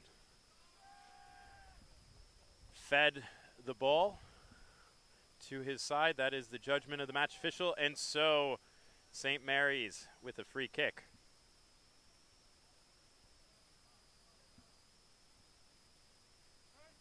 Bisag shows and goes. The dummy enough to turn the hips of Kambani. And so Bisag will trot into the try zone. And taking a little bit of moment there, set himself, perhaps make some eye contact with Davenport before establishing that try. So it's a 4-try lead. We're having a sub in for St. Mary's here. Number 13, Benny Hatch, re-entering the match. It's a successful conversion. Number 21 from Davenport, Savante Scott Jr., and number 3, Giovanni Loyola, also entering the match.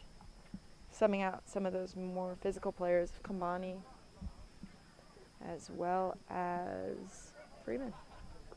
Bisag stretched all the way out to the touchline here, eyeing an opportunity to contest. Instead, the kick goes to the left. That time the wind is not strong enough to drag it into touch. Great lateral movement. And a big don't argue. Oh, but the big lad can't hold on to it. Jax Nadenko puts down his opposite man. He's a little too excited, though. He threw the ball away. This St. Mary's defense hasn't had many gaps, hasn't had many breaks. Seeing them swing it wider to try and break up some of that midfield and center field defensive lineman was somewhat successful. St. Mary's has a stable scrum. Ray goes to the short side. Oh, and it's out. Pearson with a great tackle there, forcing the knock on into touch. Davenport opting to play the line out here.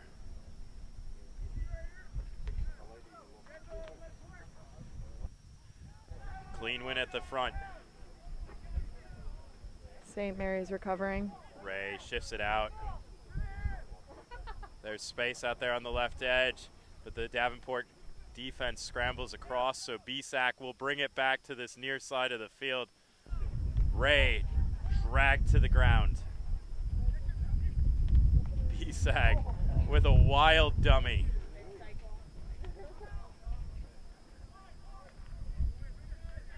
St. Mary's keeping it narrow for now. The offload to Ray comes to the middle, a little bit of a step. Finally, the ball's in 30 meters of space out there on the edge. They will finish that one, extend their advantage to 5 tries to none.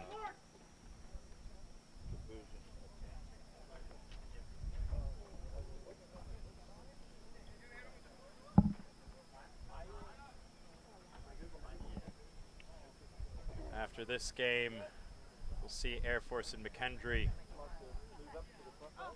round out the second round of pool play for the D1A Sevens Invitational. Highly physical match here. Seeing some players even maybe take a venture into a gymnastics career as well. You're seeing some handstands on the field, some somersaults, some rollovers. And exciting to see a conclusion, especially before leading to our next match with Air Force and McKendree. That ball is out on the full.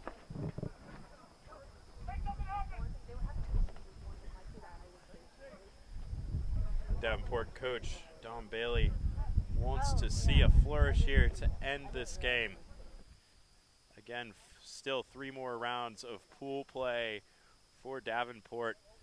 And if they can knock off the Life Running Eagles, they still have a route to the championship with only one, with this likely their first loss of the tournament.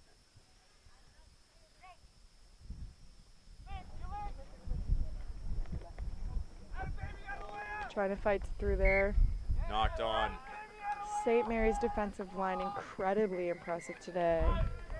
And that St. Mary's defense puts up another donut with 5 tries to the good. It is St. Mary's walking away big winners. 29-0.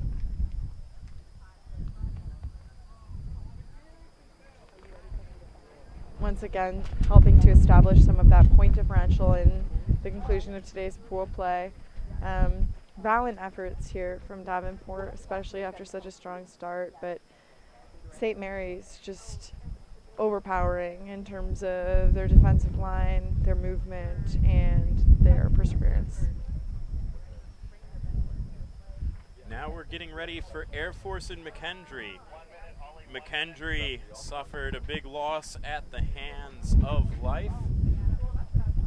Air Force lost in similar fashion to St. Mary's. Both of these teams will want to right the ship.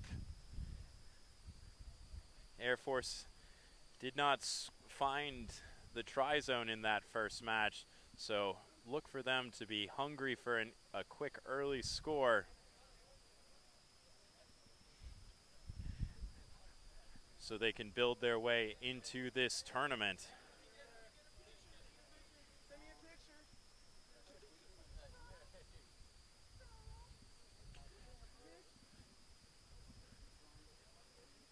We see the teams taking the field.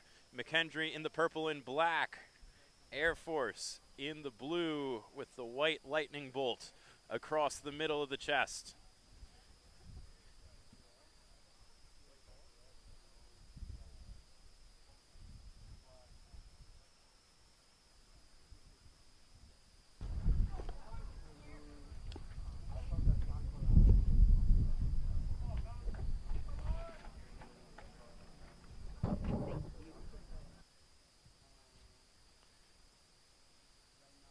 Jacob Partington will get us underway. Short kickoff. Oh, not quite fielded cleanly.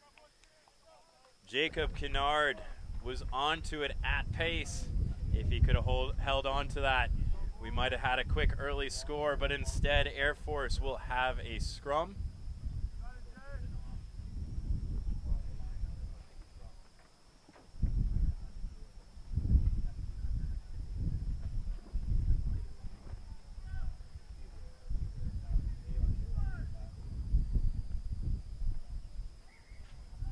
We'll just have a quick reset here. The referee wants to see an action with each and every one of his commands. He wants to see stability. He wants to see space until he says set. That will likely be their only warning. Air Force. Taking it out and clearly, a little bit of a mishandling error there. That last pass does not find the hands of Evan Wells. So McKendree into an excellent attacking position. They're about 22 meters out.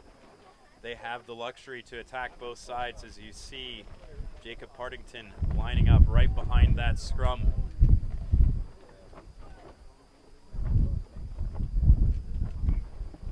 And it's a free kick. Marshall Arundel taps quickly.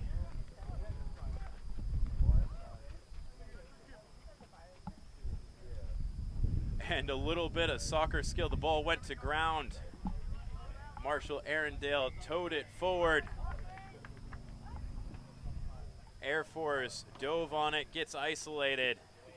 And so it's a penalty to McKendree. A big, long looping pass to the big man, George. He gets it out. Kinnaird doesn't back himself to go around the edge of Wells. Air Force infringes though. And Wells never gets back 10. That is a cynical penalty. And Wells will be sent to the sin bin. 2-minute advantage for McKendree.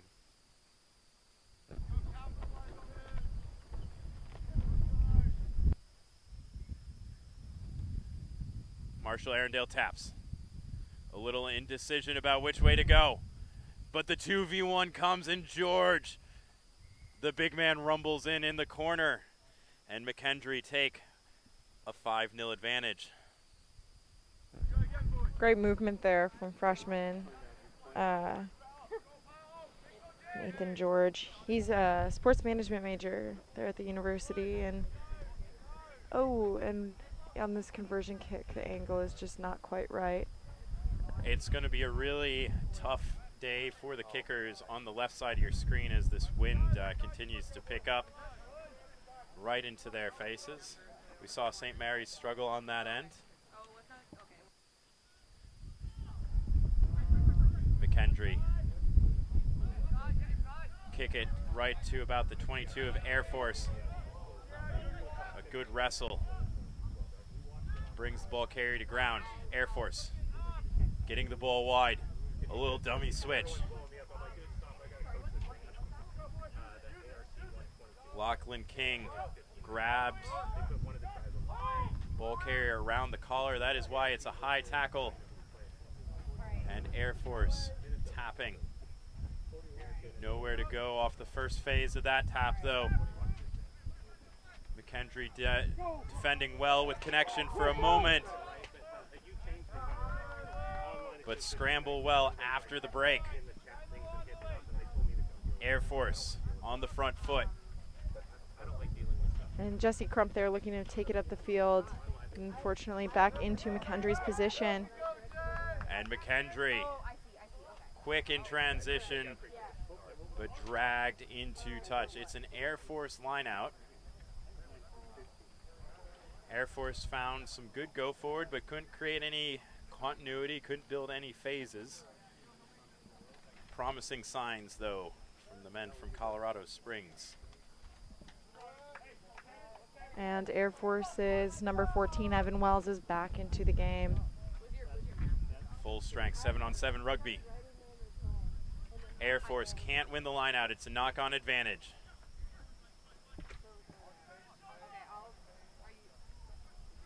Here comes Marshall Arundel.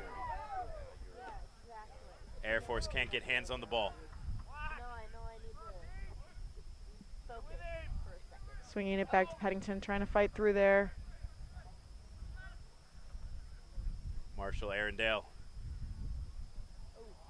His pass doesn't go to hands. Wells shoves his own teammate out of the way, but he gets isolated.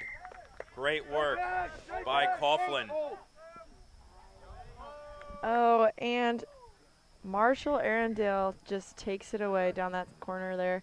It seems like a little bit of the dispute between Wells and teammate created a gap that he took to his advantage. Great job capitalizing on the penalty. This will be a very tough conversion here from Partington. He strikes it well enough, but it just fades away to the right. So we are at 10-0. McKendree leading Air Force.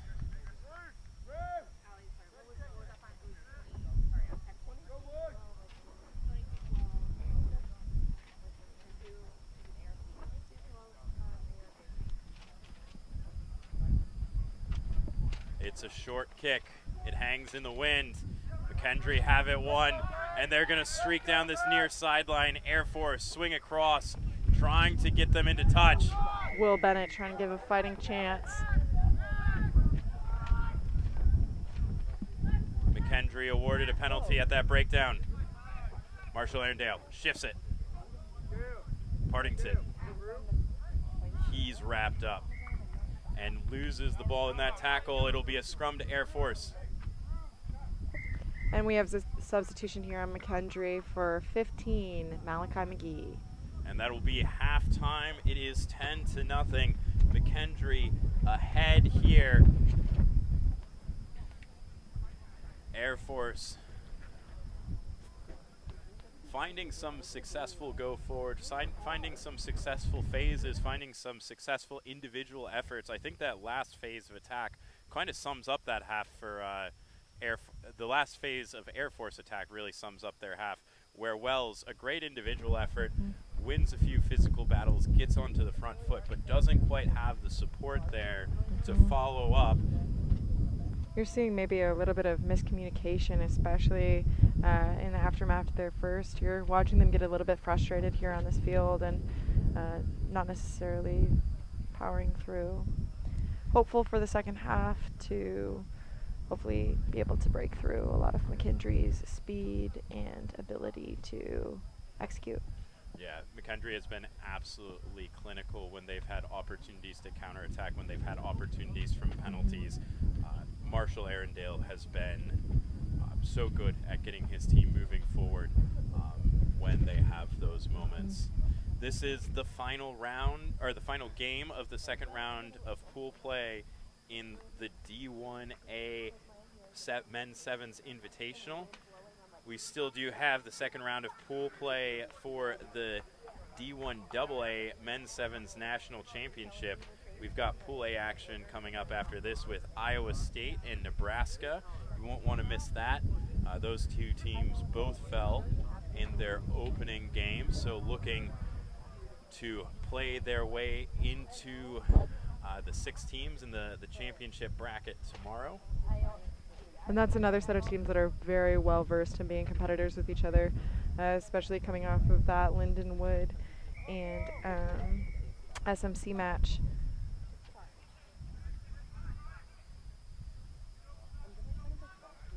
Bit of a twirl there. McKendree from a midfield ruck. Really nice footwork there from Livesey. Gets his team going forward. Air Force applies a lot of pressure at that breakdown.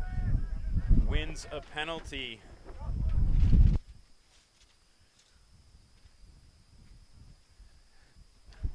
Air Force attacking in the McKendree half. A big skip pass. The numbers advantage is here for Air Force, but they won't need it. Dallas Wright taking that most of the way down the field today. You're seeing a lot of physicality and ambition in these fresh legs here on the field. I love the show and go from the big man, a little creativity, a little flair. Cole Norris seeing a little bit of action. We called his name out a lot in the Air Force losing effort earlier. And Air Force have found a little bit of purchase down this left edge. And Wells breaking free of a tackle. He will go right between the sticks. That could be important. This is a close game. Spectacular. They really have, you could tell that huddle really helped reset them and put them back in a space where they came out with a fighting effort, looking to shoot those gaps, looking as a way for greater physicality of passing. You're seeing them even swing to the right on this first few attempts at getting a try, and I think that really not only helped open up the field and open up their gameplay, but is allowing them greater opportunity to find positions where Wells can score a try and to put them back in the game. That's leading us to 10-7 with McKendree in the lead. McKendree. A little handling error, and the momentum perhaps shifting in favor of Air Force. They will have a great platform from this scrum.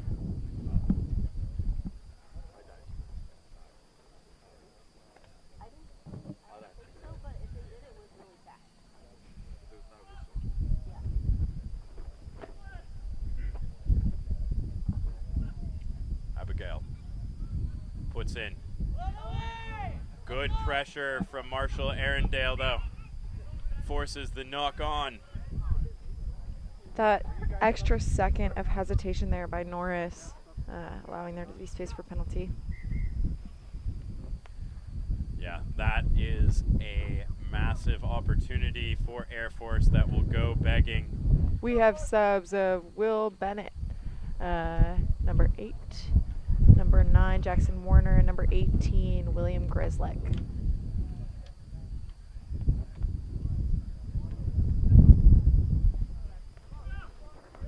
McKendree to feed, playing out of their own end.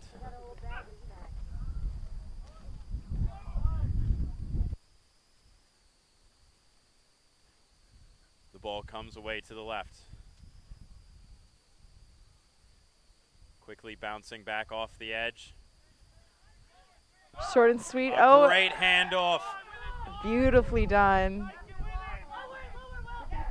But a try-saving tackle, perhaps not. What hands from Coughlin as he finds his way to the corner. Max Cameron, first he's got the fend, then he fights his hands free in contact. But Coughlin, he has got to have the softest hands on the field with that catch today. That King to Coughlin transition was beautiful and is exactly what we're here for in looking at a game like this. Those moments where space opens up, you get to see them take the full stride. Beautiful. Beautifully done.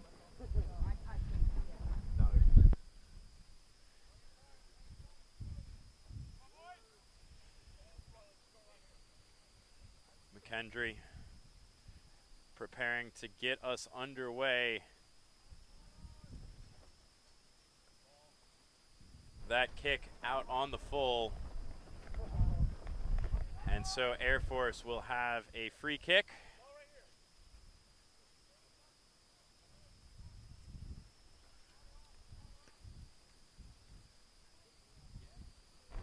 Perhaps will help keep their fighting chance and momentum against McKendree, with again that score being 15-7. McKendree in the lead. Air Force in possession. Norris taking it down the field. Wells with a good hard line. Wells fends 1, fends 2. Finally, he's wrapped up. He might not be able to get to ground here. Now he does get his knee down. He's down. And so Air Force through Norris. King has his hand on the ball. Great strength there with the right arm trying to lift.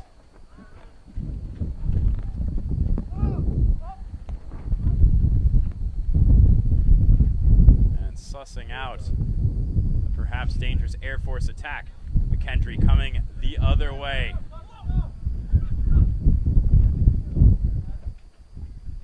McKendree, a big looping ball. Oh. Drops it, but drops it backwards. The attack will continue. And number 8 there, Cameron on McKendree, really just giving it his all. You can see he's really leaving his heart here out on the field. McKendree get a bit isolated, and Air Force quickly taking the tap. Oh, the unders line. Just snuffed out, just read by McKendree, forcing the knock on. Sub here for McKendree, number 13, Rufus Doran coming in. Not another really, really good opportunity for Air Force goes begging. We saw that scrum earlier in this half.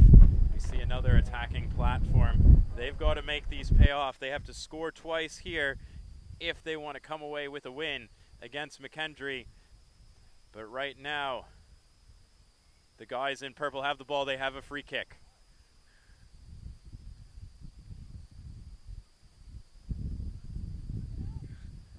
A good little show and go. And a great pickup around the ankles. This is lovely skill on display. Oh, and it's a fight. Coughlin puts it into the corner. Wells dives on top of it. He is completely alone, though. And there is going to be no option than to concede the penalty for Wells. Quick tap. And McKendree, Rufus Doran there going for a try, trying to lay it down.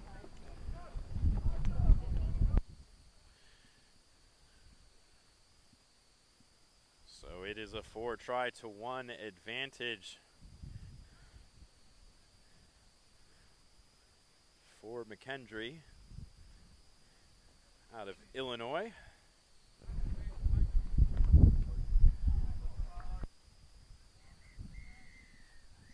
The kick stays to the right, but that is the final play of the match, and McKendree come away winners.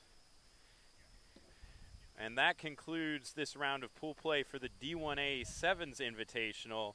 You saw Life stay perfect with a win over Lindenwood. Lindenwood already had the loss earlier to Davenport, so it was a massively important game for Lindenwood's championship hopes.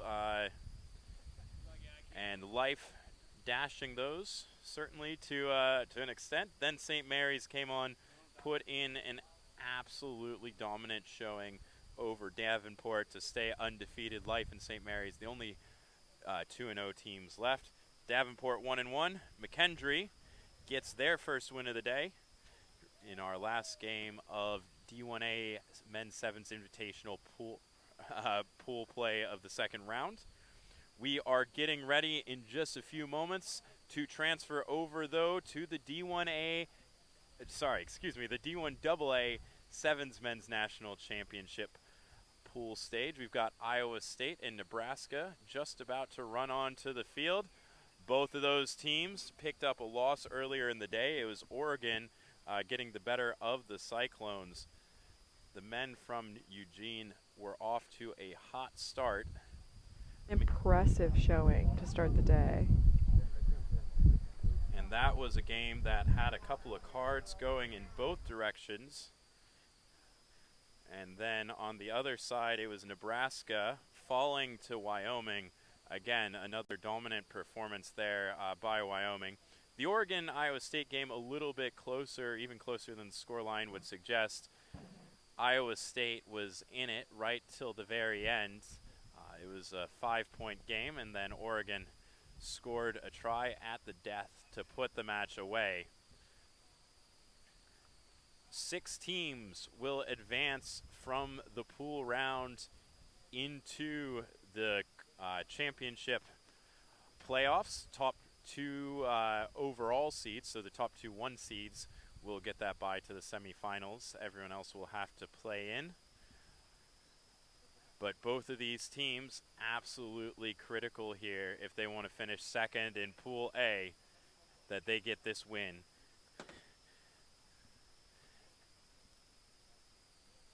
In this match right here.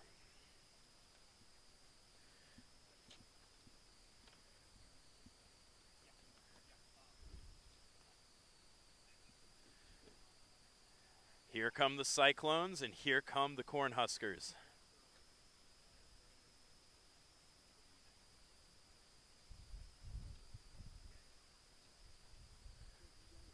Nebraska in the black, Iowa State in the dark red.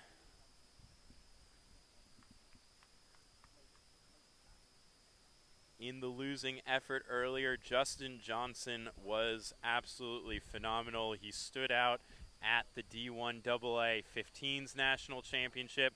He stood out in his first pool stage game today. Look for the man wearing the number 10 jersey in red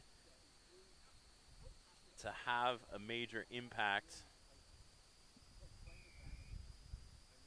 on this match. Nebraska hang a ball that just crosses the 10-meter line. Brown fields it cleanly. He was the man who earned the yellow card in the earlier fixture. Corden with a strong run on that left side of the field.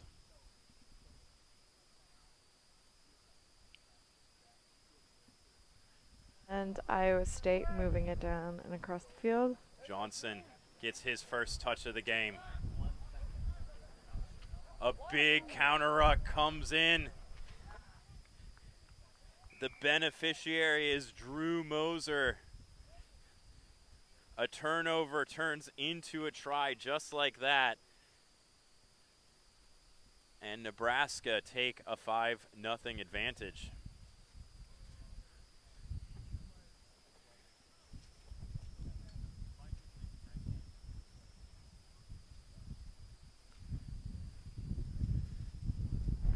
A well-struck ball there in challenging conditions extends that lead to 7-0.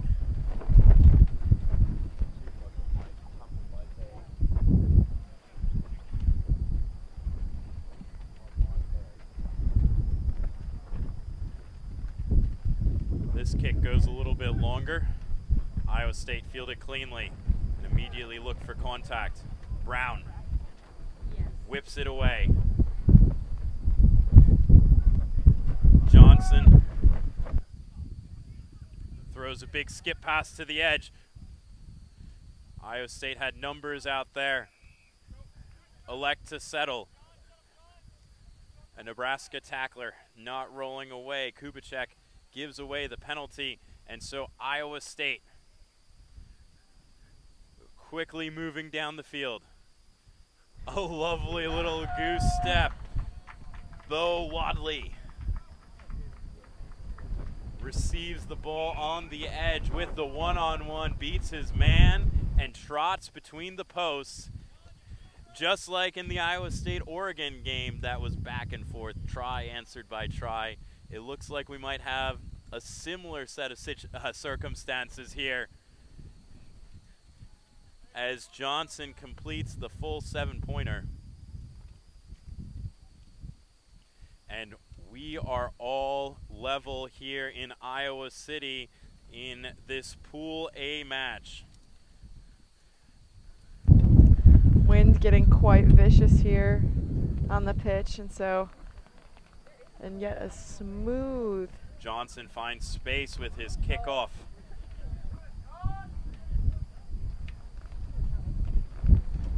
Nebraska deep in their own end, but moving the ball wide.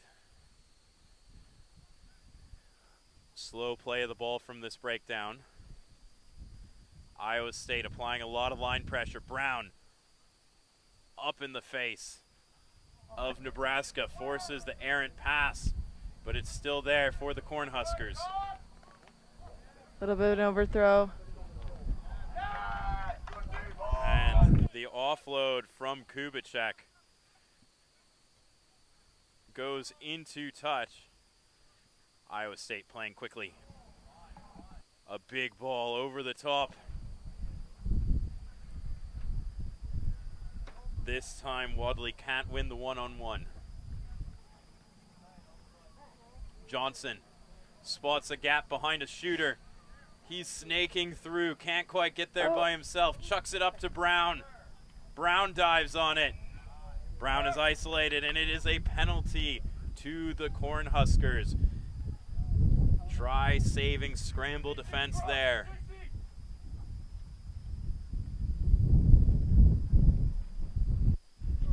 Nebraska tap, then they kick it deep. Wadley. Drew Moser moving down the field. Uncontested. Oh! So you saw that push off the ball there. The match official, while chasing the line break, conversing with his AR and rightly deciding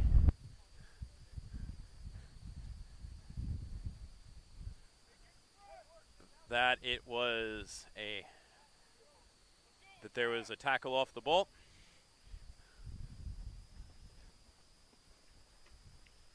That's what created the space for Drew Moser.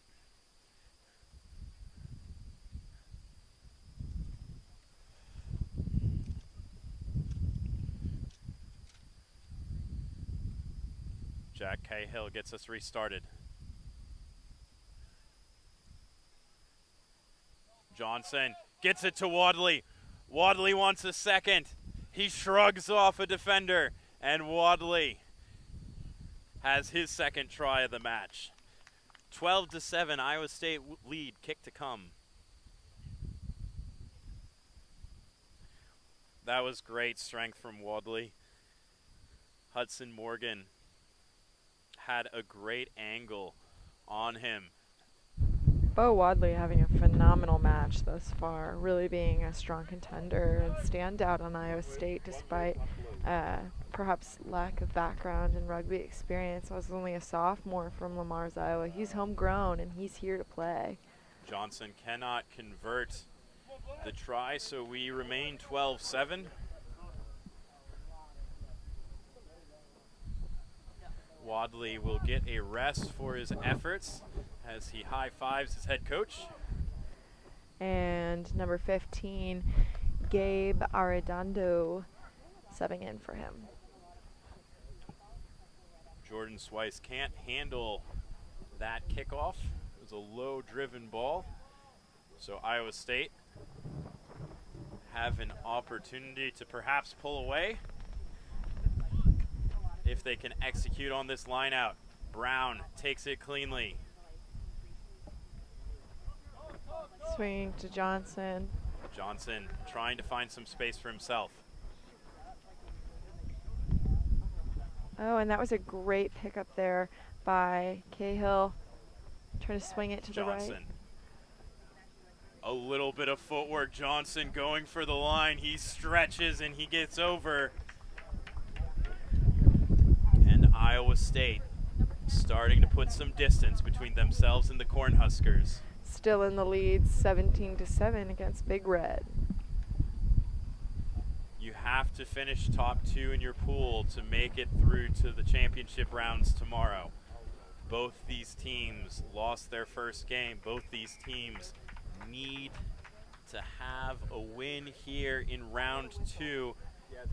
And Justin Johnson puts his team in a better position by converting his try. Our halftime score here in Iowa City, 19-7. The Cyclones leading the Cornhuskers.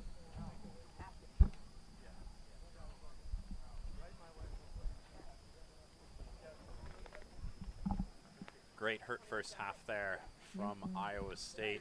Wadley with some great individual efforts, but you have to give a shout out to the whole team. Iowa State doing a really lovely job of moving that ball sideline to sideline to create the 1v1s for guys like Wadley to show off their excellence, to show off their explosiveness, to show off their strength. Wadley, Johnson, Cahill, Brown, all doing a great job being and working cohesively together. You're seeing them being able to find a lot of these gaps in Nebraska defense, despite best efforts from Moser and players like Morgan and Lynch. You saw as the fatigue started to set in for Nebraska in the middle of the Cornhuskers defense, you started having defenders shooting in front of or past the ball, and that's what Johnson exploited 2 times there right at the end of the half. First, once he didn't quite make it to the goal line but got the offload away. The second time the gap was big enough for him to finish it off. But look for Johnson darting into that space. You cannot leave a gap by shooting on his outside shoulder. He's got great vision, and he's going to take that 10 times out of 10.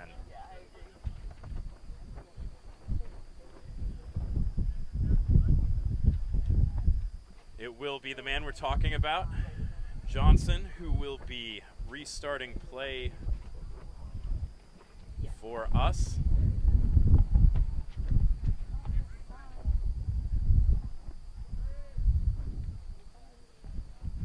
Our match official just doing his final checks. Johnson hangs one beautifully in the wind. That's coming back to Corden, but Corden can't quite get to it. Moser does a really, really nice job to win that one in the air. Nebraska get the ball out to that far left side. That red wall coming up fast. Nebraska cut back inside. Luke Wegman looking to break through here. There's the gap. One man to beat. Johnson gets stepped, and it is Moser who will mosey into the try zone for his second. That is the start to the half that Nebraska needed to get back into this game. It's 19-12, kick to come. You see really great job there in that build-up by Nebraska to switch the direction of the play, start turning the hips of a couple of defenders, ultimately creating that space in the middle for Moser to dart through. Seeing that from Chaffin as well on Nebraska. And I think we have a substitution here for Puchalowski subbing in, number 1.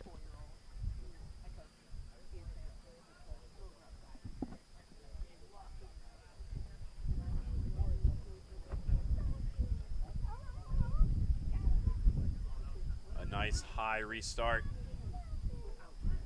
Moser makes a tackle around the ankles but isn't able to hold on. Brown gets back to his feet and keeps attacking.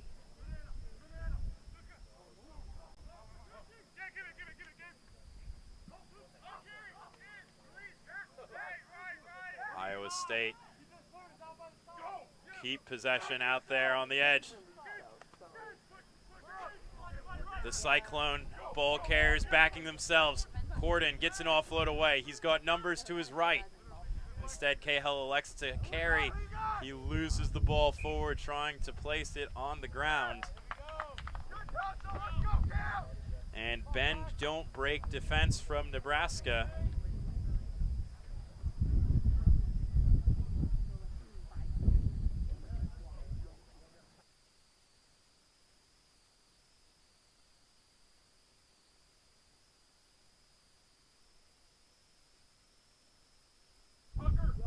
We have a substitution here for Iowa State. This is going to be Bo Wadley re-entering the game. Wadley has 2 tries. Coming in to finish this game. Ball is stolen. Iowa State benefiting from an offsides penalty. Quickly. Oh, that was a great tackle. Brown has it. He's got Cahill on his inside. Can't get his hands free. Nebraska now looking to attack off the turnover. They're running out of space on this sideline. Jordan Swice getting caught up there by Johnson. But a gap opens up in the middle of the field. Moser wants a hat trick. Johnson trying to deny him. Moser gets over. And it is successful.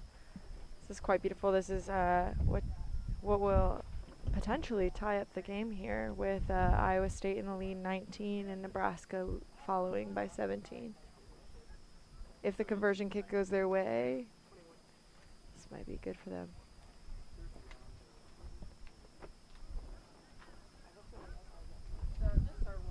We have some substitutions here for Iowa State. Number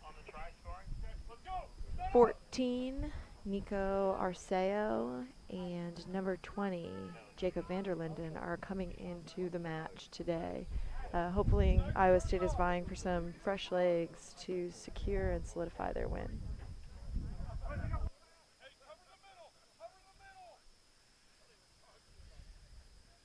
This is an absolute nail biter.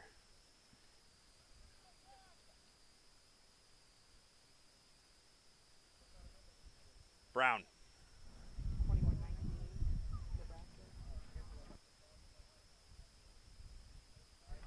Iowa State in the lead here, 21-19 over Nebraska, and looking Cahill to try and put it puts away. it on the toe. Cahill dribbling it up the field for his teammate to pick up.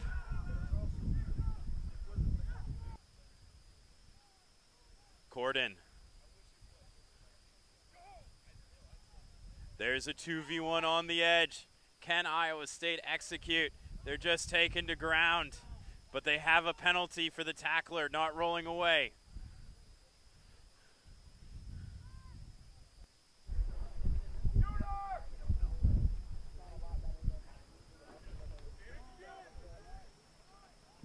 Vanderlinden. He has nowhere to go, but there's a penalty advantage.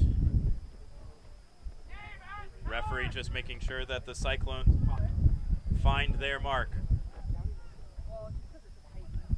Cyclones leading 21-19 against Nebraska. Corden finds a little half gap.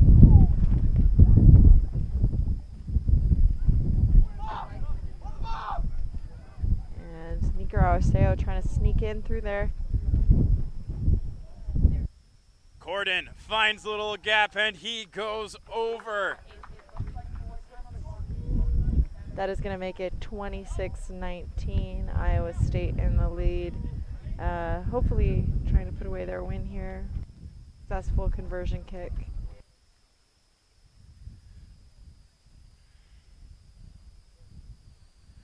Corden given the honors on, but his kick falls away to the left.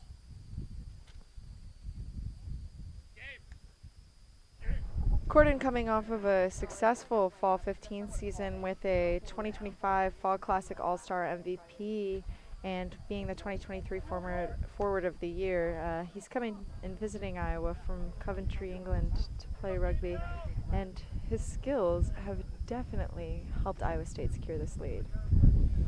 Corden was in the Heart of America All-Stars at the Fall Classic. Had a massive impact on the success of that team over the Florida Collegiate Conference All-Stars. Nebraska puts the ball on the toe. Johnson Off a hand there. fields it cleanly.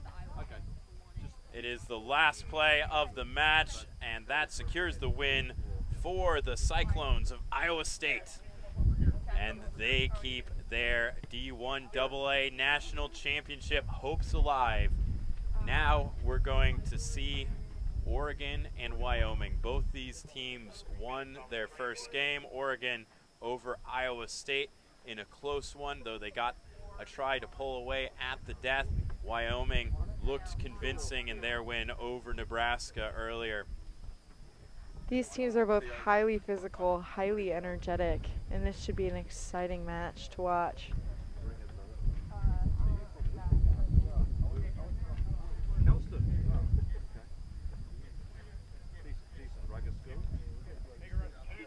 Once again, that Iowa State-Nebraska match concluding with an Iowa State win 26-19 over Nebraska.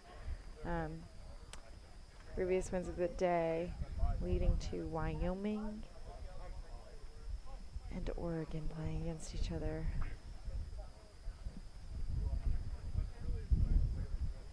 Sizable amount of Ducks fans here in the audience today, which is surprising considering they're coming all the way from Eugene.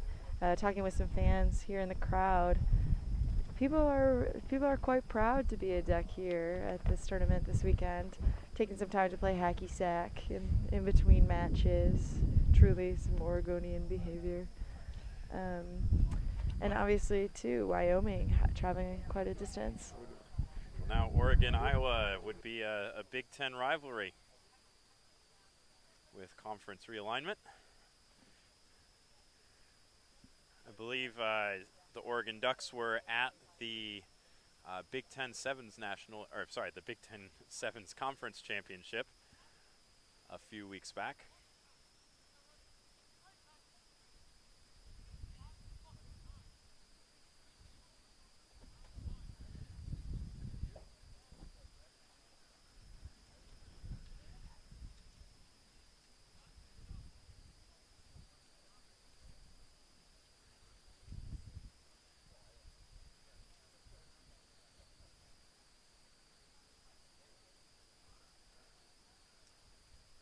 A lot at stake in this second round Pool A fixture between the Ducks and the Cowboys. Control of the pool on the line. Both these teams 1-0.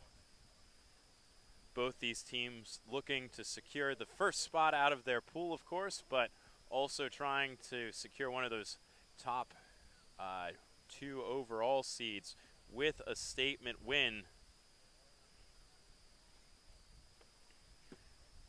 Wyoming certainly did that earlier against Nebraska.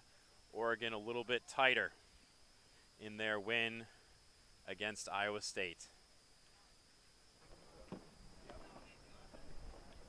Wyoming will be in the white with brown shoulders. Oregon in the green with yellow.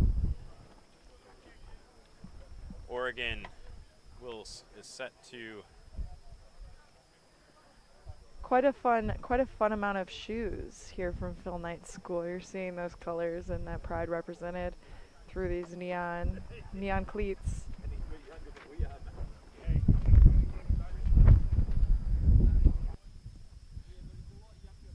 We will rely on Liam Weir to get us underway.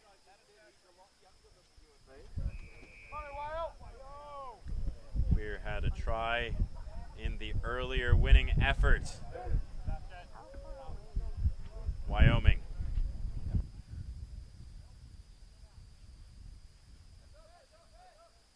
Not quite able to use the space on that occasion. A big driving tackle comes in from the Ducks. Oregon suffocating Wyoming deep in their end. They get the steal. Prentice jackals. Weir scores. Oregon lead Wyoming 5-0. Great job turning defense into attack for the Ducks.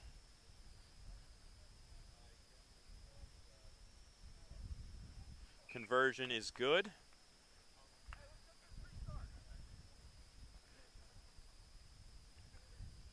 And Oregon have the 7-0 lead.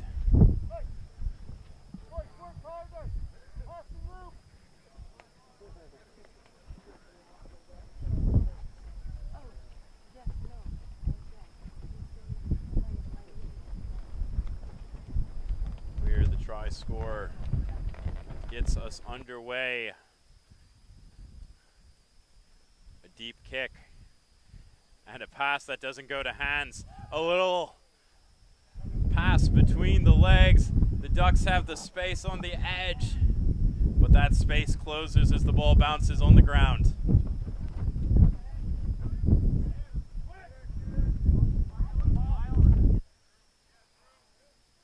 Ducks looking to shoot that gap. Oregon has the space on the edge, but he shrugs off a tackle, and Oregon going in again. It's Ben Windham, and Oregon extend that lead. 12-0 over Wyoming. An incredibly strong start to today's match. high energy, well-paced, and amazing field awareness to be able to figure out where they are positionally. Especially too, prior matches today, we've seen that typically this left side of the field has been a sense of corners. You haven't seen a lot of tries go through that area. And the conversion is successful, making that ultimately a 14-0 lead over Wyoming. We're converting the challenging kick. 25. 2 tries for the Ducks coming from great defensive efforts, scoring in transition.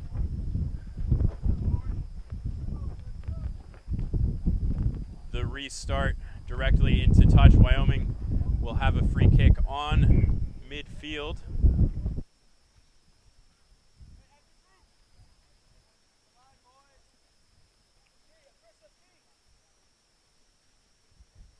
The Cowboys looking for a bit of purchase, but the offload doesn't find hands. The Ducks, can they make Wyoming pay for a 3rd turnover? Right now it's in the hands of Weir. Weir carrying it one arm. He's chased down from behind.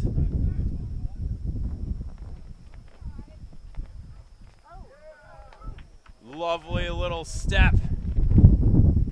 And it's the big number 12, Andrew Prentice, going over. He created the try earlier with his jackal turnover, setting up Weir to score the first try of the game. And his selflessness, giving off that first try, comes back. He pays it forward.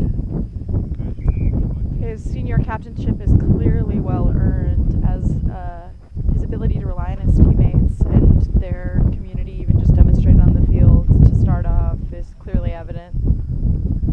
And it is a 21-0 advantage for Oregon.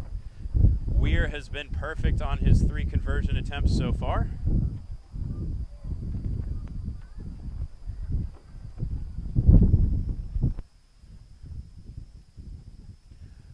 Wyoming cleanly received that deep kickoff.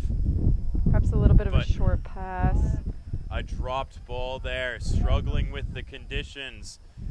It was a little bit clearer for the Cowboys with the wind earlier. They're playing the big passes in their own end, and those handling errors ultimately costing a 4th try.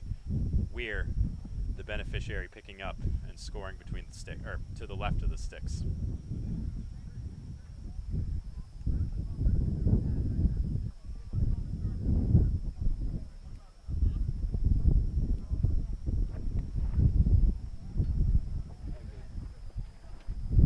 Weir misses his first kick of this match, so we remain 26-0. It has been suffocating defense here from the Ducks, buying their time, creating the handling errors or creating the breakdown turnovers, and they have done so well to turn turnovers into momentum and into points. 4 times the Cowboys have had possession already. 4 times they've turned it over, and 4 times the Ducks have scored. This 5th occasion, they'll hope things will go differently, and they will at least a little bit with a half gap. Andrew Olson getting his hands free, but he was tackled high.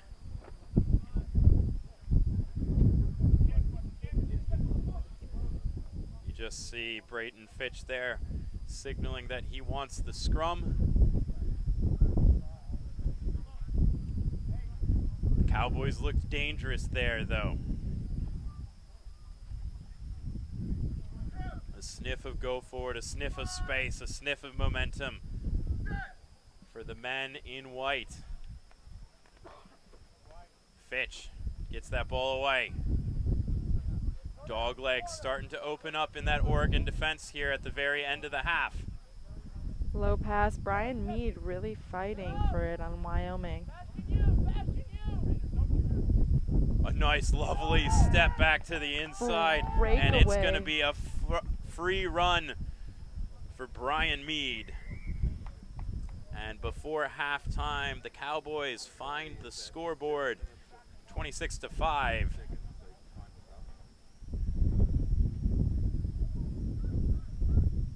That Oregon defense had been suffocating. Yes, their defensive line is incredibly impressive, but I also think their ability to relentlessly pursue the gaps and breaks in Wyoming's defense have not only frustrated the Cowboys and gotten their spirits a little bit down, but also have been pushing them to not have to worry so much, especially going into the second half. I mean, 26-7 is quite a gap. And important in prioritizing this pool play, point differential. 26-7 is our score line here. At halftime, the Ducks have been merciless, turning defense into attack, capitalizing on every single loose ball, every single breakdown, turnover that they create. Wyoming finally get a passage of play where they're able to maintain hold of that ball, and they find the try zone.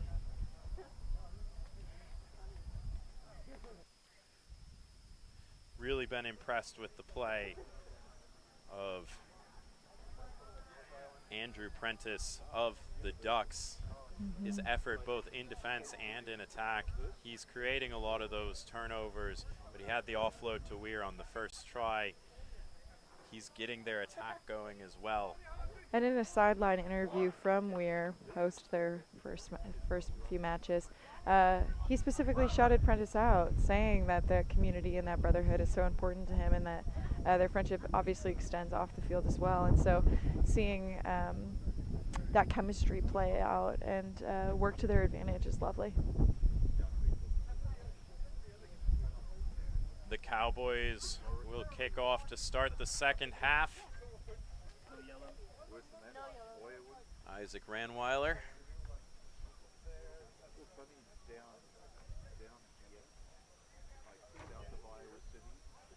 About ready to get us underway.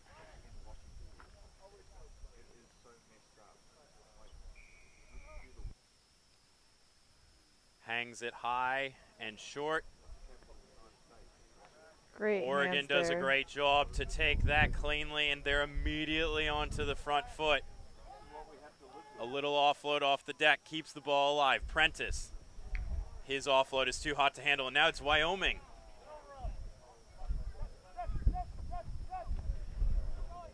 They have their numbers lined up to the left. But Fitch can only carry after handling a ground ball from his teammate.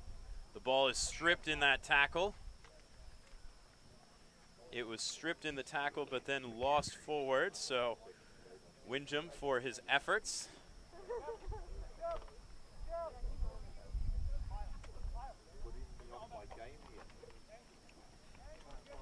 Is not given much reward, as he will have to defend a scrum here with the rest of his team. Wyoming.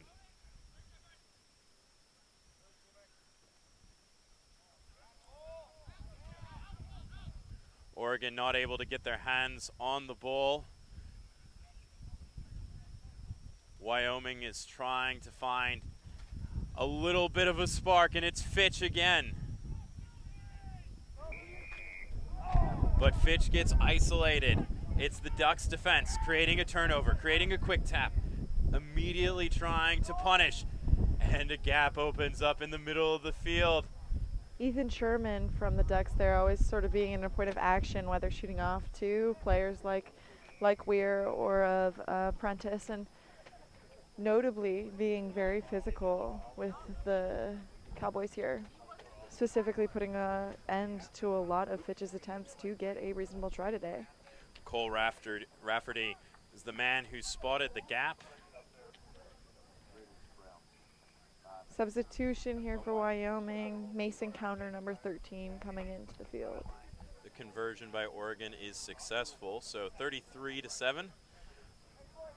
Oregon putting their hand up saying they want one of those top 2 seeds going right into the semifinals tomorrow. Wyoming so dominant over Nebraska earlier today. The Ducks really establishing themselves as contenders for this D1AA National Championship. Oh, and there's the intercept. Weir reads it perfectly. Beautifully done. But the referee has called us back.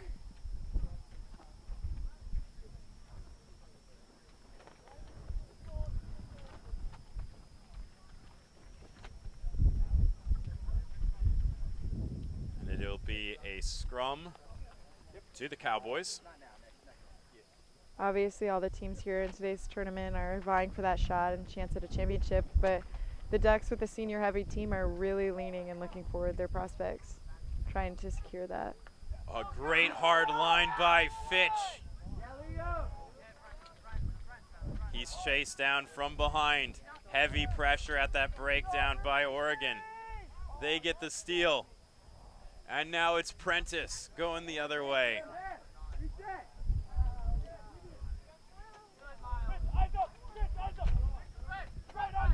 Sherman gets it away, trying to use those numbers on the right side. You have Owen Bourgeois, tackle taken down, trying to maintain a ruck. Oh, Wyoming. Wyoming turning it over with the counter ruck.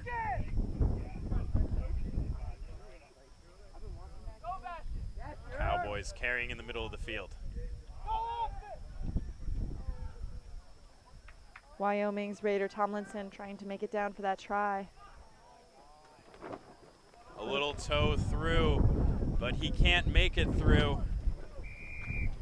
Stop. Brian Mead wins the penalty, getting taken out on after the kick there. That call coming in from the AR. And so Wyoming have an opportunity in Oregon's end. Wyoming opt for the scrum. Joey, what are you seeing as highlights of Wyoming's play today? The Cowboys, I mean, they've been really, really stifled by this this Oregon defense. I don't think they had quite or nearly as much breakdown pressure in the first game against Nebraska, but Oregon has really applied a ton of pressure on them at those rucks, prevented clean plays of the ball. Oh, a little lovely step back inside. What Wyoming has done well is they have showed some beautiful footwork. It looks like our referee is going to his pocket.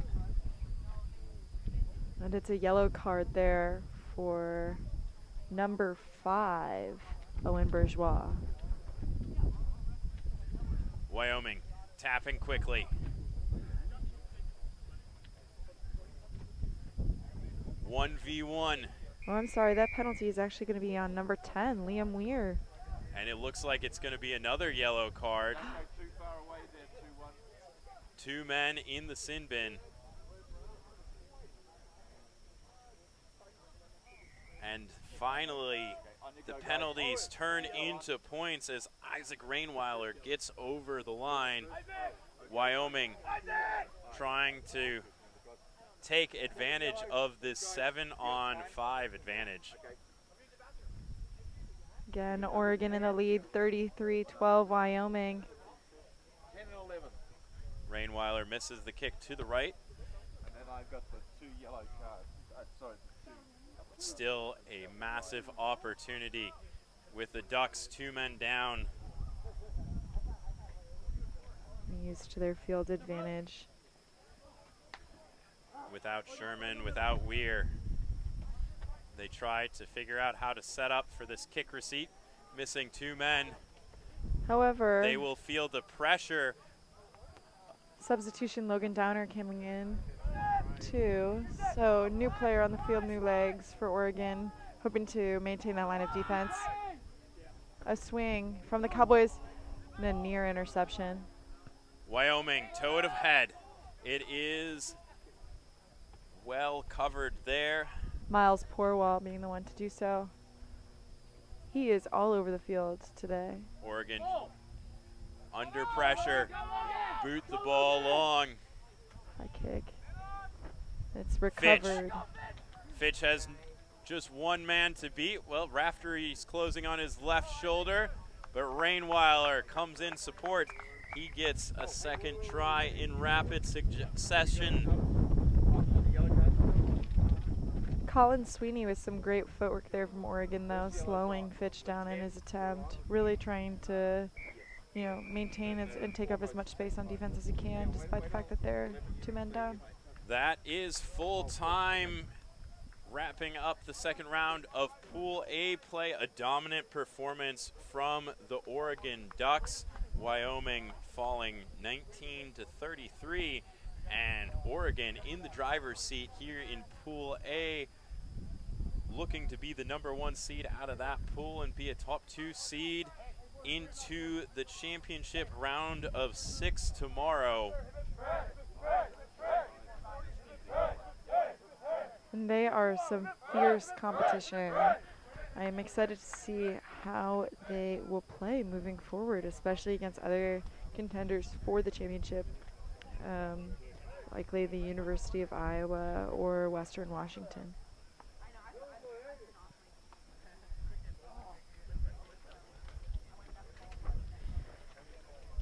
Coming up next here, our next match of the day is going to be a beautiful match against with Minnesota squaring up against Missouri. The Tigers maybe having not the best start to their day, but the Gophers hopefully coming out with some high energy, and both teams once again being very familiar with each other as competitors and as friends and peers. Yep, ARC got the win over Minnesota in that first matchup of the day. Mizzou took a lopsided loss against Western Washington, a very good program. So both of these teams vying for that second spot out of their pools. If they can get on the right foot here with a win,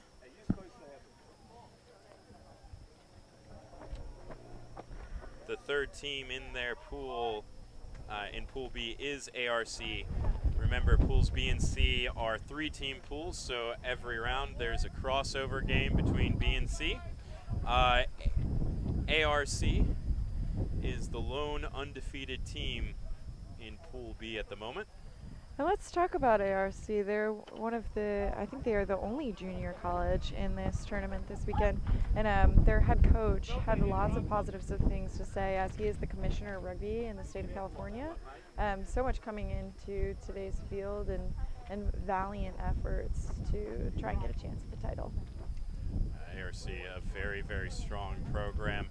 A number of guys from that program will go on to play for D1A sides. We'll see them play in just a little bit. But first, it's Minnesota and Missouri.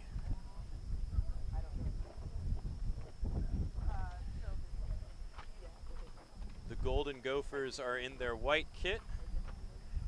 Mizzou are in the black.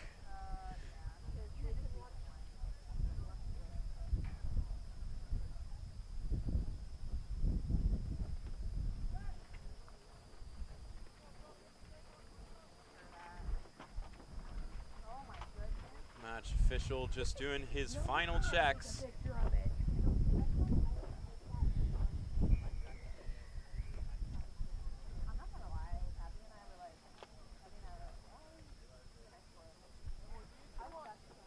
Missouri field the kickoff cleanly.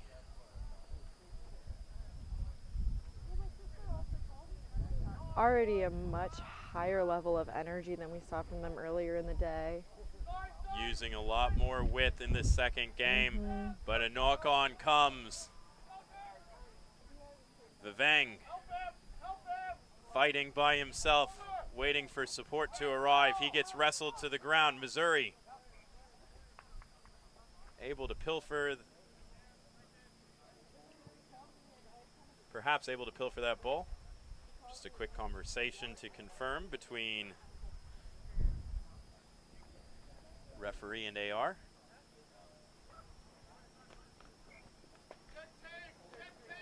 So Mizzou pilfer the ball, but then lose the ball into touch. Line out throw over the top for Minnesota.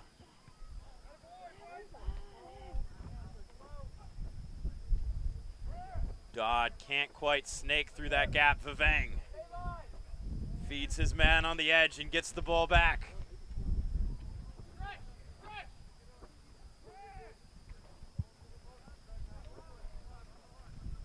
Dodd waiting there expectantly, hoping to fight through, trying to swing it back to the right side of the field, but a little bit of an overpass. Minnesota moving the ball end to end. There's a lot of space on the right side. Instead, Dodd goes route one. Mizzou applies the pressure on that breakdown, and they get the turnover. There's the quick tap. Hunter Dossé gets the ball away. Mizzou doing a great job adjusting from their first match. But Minnesota turns it over.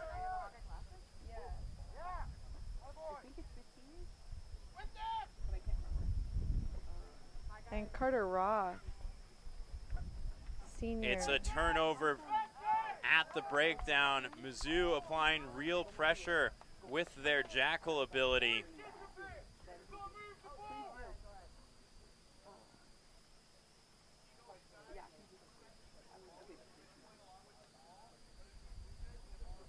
It will be a Missouri line out.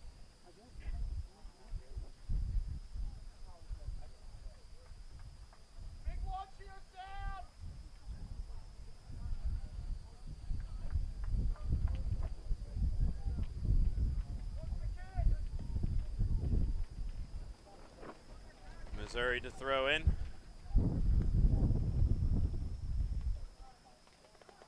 Oh, and a good Tapped bat back. away from Vivang there. Roth gets a lovely little offload away. But the second offload is not to hands. Mizzou survive another close call. They've had some okay periods of possession, but they've still yet to get the ball over the halfway line. They have an advantage, though, with no advantage coming. We will go back to the penalty for offsides.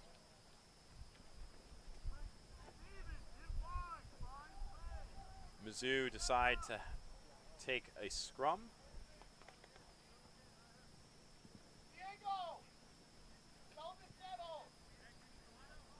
Quite a few Gophers fans here today on the pitch with us.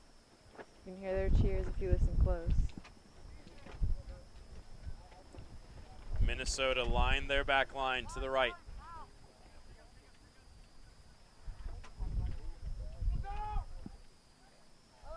And that ball just lost forward. Frustration from Malachi Hausch.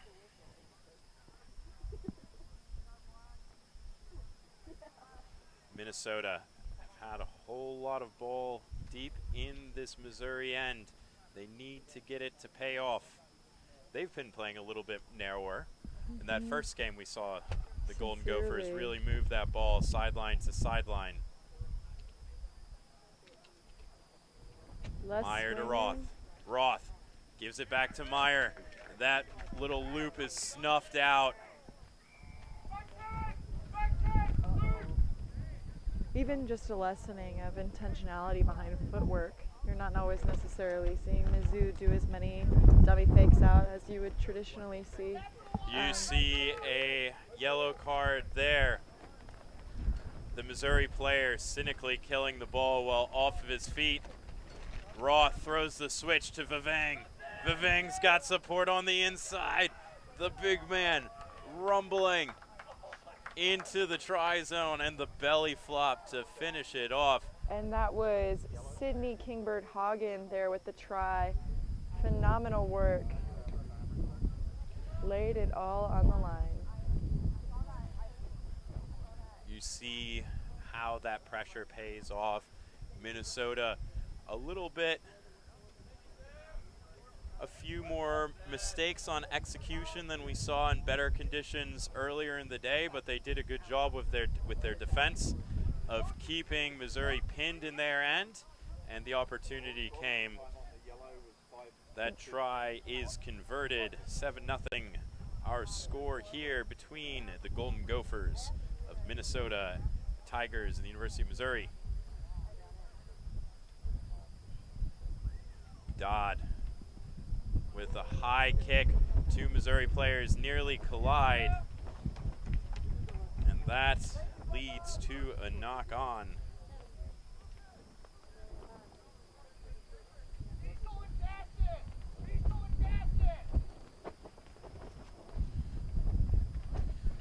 Hausch allowed back into the game, so Missouri back to full strength as they defend this scrum.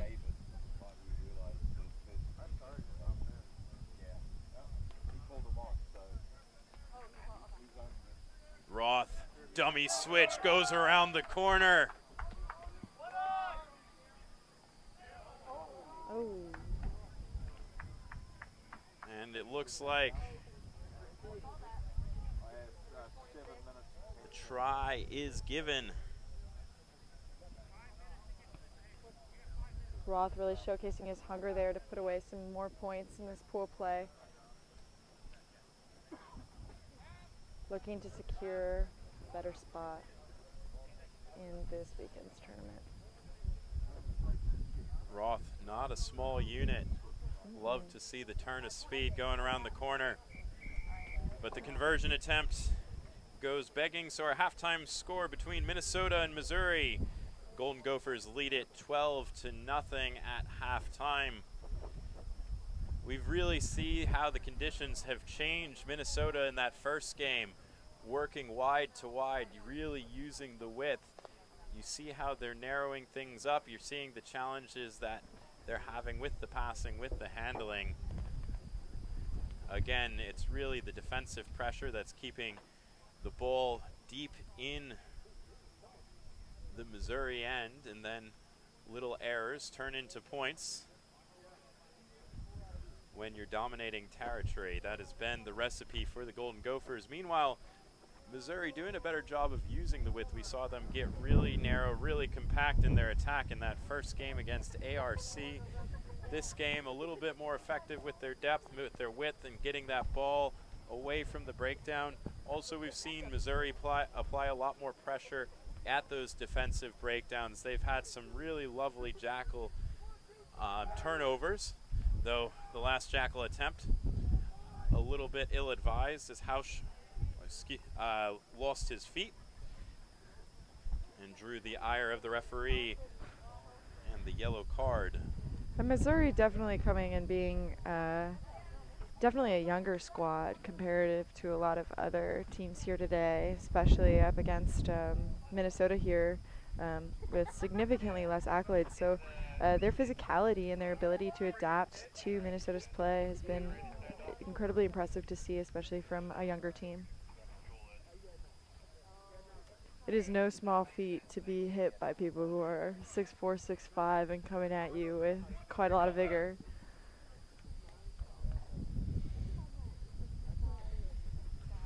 So we have Pool B action. The winner of this game will be firmly in second place through 2 pool games. Remember, the top 2 teams from each pool advance to the championship bracket. So absolutely imperative for both of these teams to win here to keep their championship hopes alive into Sunday.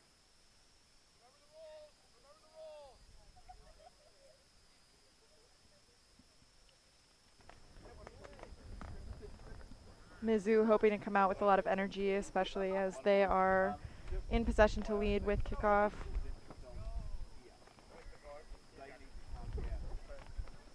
We are underway. Minnesota. Mizzou will start the half in a good area of the field, using that wind on the kickoff to pin the Golden Gophers deep.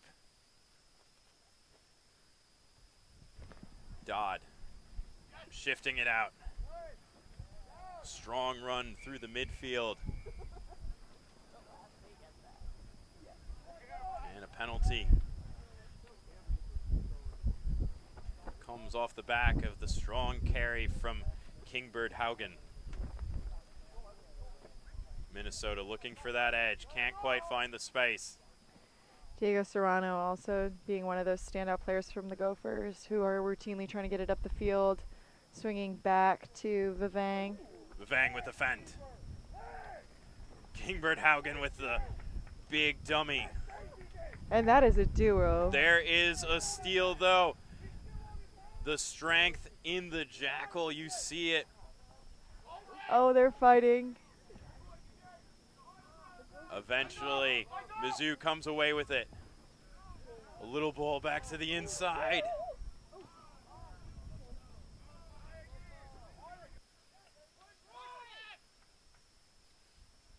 Missouri with their best opportunity of the entire match. O'Keefe just barely scrambles to stay in the field of play. A great tackle there and a great steal. Now it's a 3v1.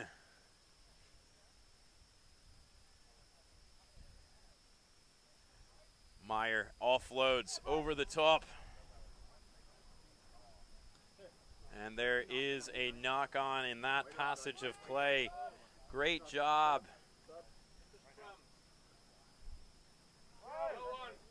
Great job by Diego Serrano to make a tackle, get back to his feet, make the steal, and immediately take space. The one criticism you might say, he got a little bit too greedy with the 20, 30 meters of green space out there on the right side of the field. Could have given that ball off to a friend to finish off that opportunity. We have Declan Rusk and Marcus Lorenzen from the Gophers coming and switching in today, as well as DJ Dillon for Missouri coming in to the match. Starting off with a strong line off. Missouri is hoping for this to be in their favor. A Missouri scrum.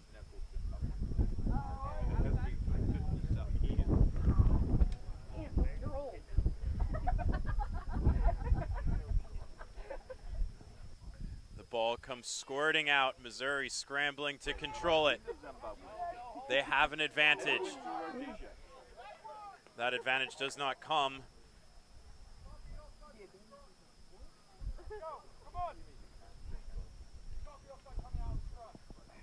Missouri not in a hurry. Feel they still have enough time to come back from this 12-0 advantage deficit.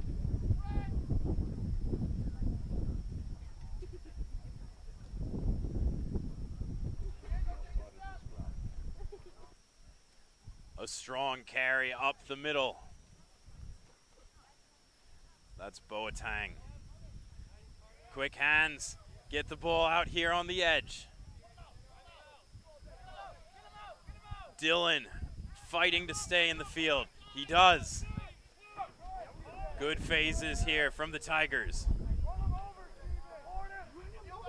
14 on the Tigers too, routinely being around that field of play. But now the Missouri attack is all on this 20 meters on the right side of the field. This is the narrowness that made things a little bit easy in defense. Alex Hunter does say being maybe a little bit slow on those tackles. And you see Minnesota's Thomas Kruger just not getting out of there quickly enough as a tackler. Missouri call for the scrum. Time continues to tick away. Minnesota leading 12-0. Substitution here for Minnesota. Will Brown coming in to the game, subbing out Vivang. Vivang has had a big physical presence on the field for the Golden Gophers.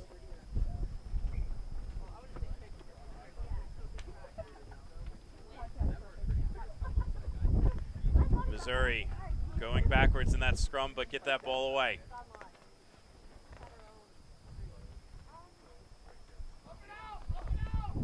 Missouri over top of it. And Meyer tapping, going the other way. He throws it back in field. He's got numbers. That is Marcus Lorenzen, recent sub, getting his first try of today's game. Once again, putting Minnesota even further into that lead against Missouri, with today's score being 17-0. And the conversion is good, making that 19-0.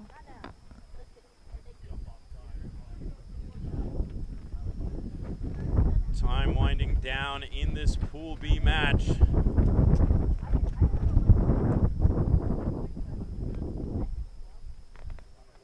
Delfino takes the ball.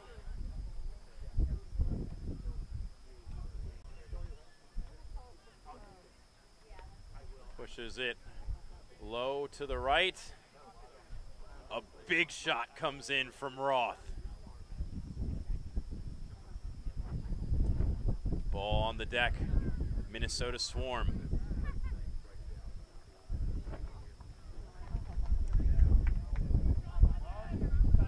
Missouri under a lot of pressure at that last breakdown, but now they move the ball away.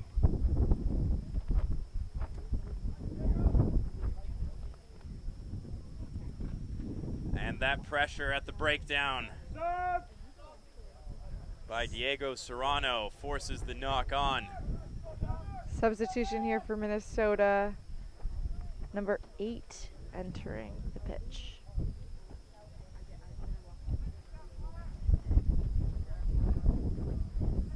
That's going to be Dominic Creerling.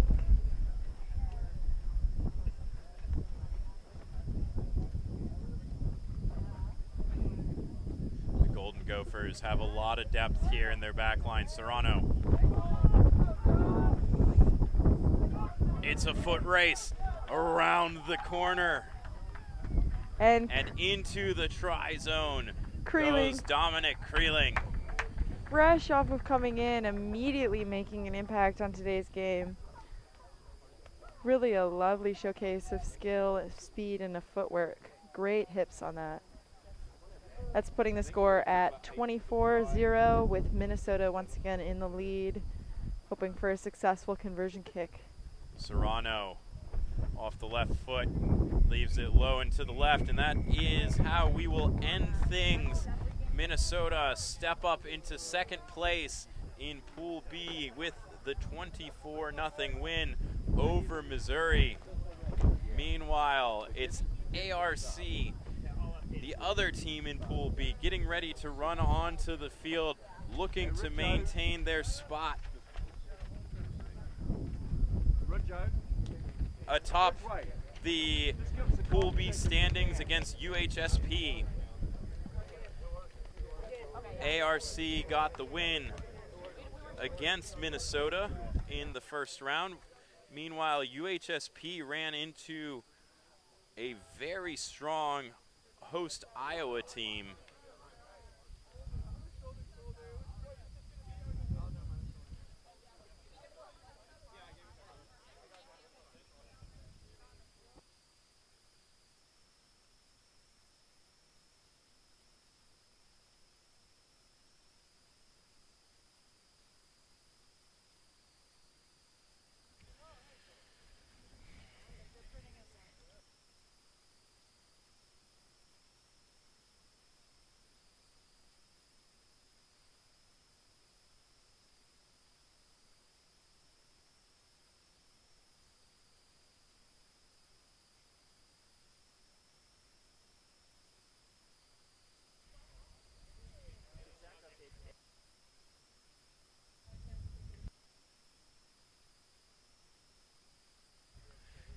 ARC and UHSP getting ready to kick off. This is a crossover match between pools B and C. ARC getting the win.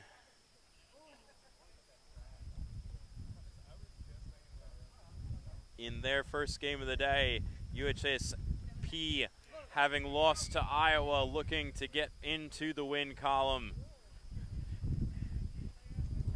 Looking to see more exciting performances from Connor Hanlon, who is a freshman at the University of UHSP, but somehow has become the all-time leading scorer for the rugby team while being a freshman. So standout performances from him today in earlier matches, and looking to continue that forward momentum throughout this match.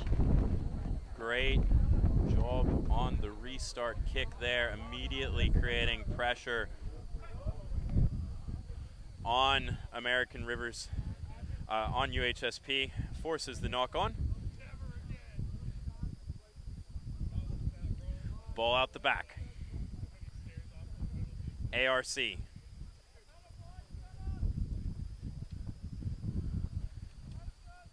Attacking. Wind wreaking havoc on every single pass. This is a dogfight here. And now it's a little bit of fancy footwork. The scramble defense forces Tanaka Tonga to ground.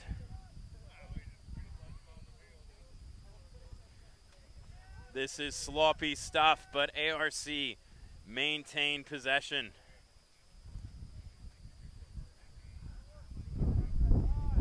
Now they cut through the midfield. UHSP onto the ball, and there is a jackal turnover for the freshman, Jack Sibniski. Once again, ARC playing in the red, white, and blue stripes, and UHSP playing in the purple with black. We will go back for the knock-on advantage, and it will be a scrum.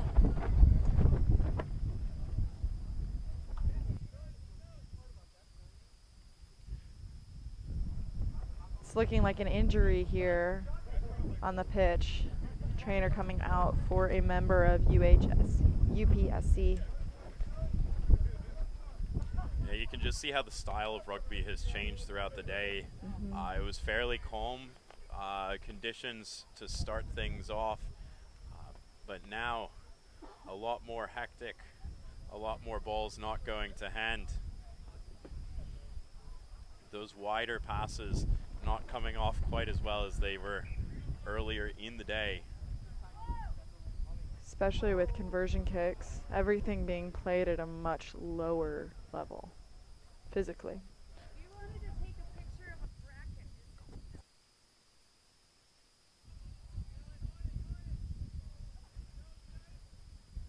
ARC down this left sideline. Green dragged to the ground, but there's still space there on the left side. Going for the corner. Oh, and that Nawasa. The pass to Nawasa is judged to be forward. Otherwise, it would have been a try.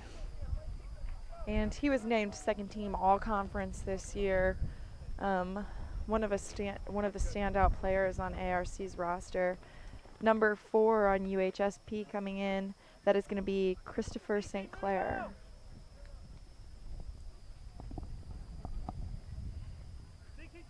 Head coach Zach Swithenbank from ARC prides himself and his team on their community and culture and how they offer different levels of athletic and academic availability and resource for players here at their university. And so it's exciting to see how much of that community building and true grit is coming out on today's field.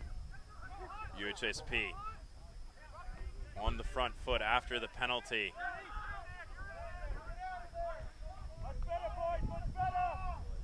Being adventurous in these conditions, they have advantage, so they can afford to be.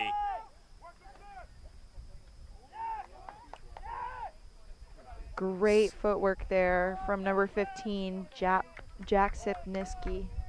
But he just loses the ball forward. Knock on. And it will be an ARC scrum. Already this is being a very intense physical match. We're seeing some wear and tear, some extra seconds needed to regain breath in today. I feel like that just goes to show the high level of intensity that these players are approaching this game with. They're in it to win it. Tonga feeds the scrum.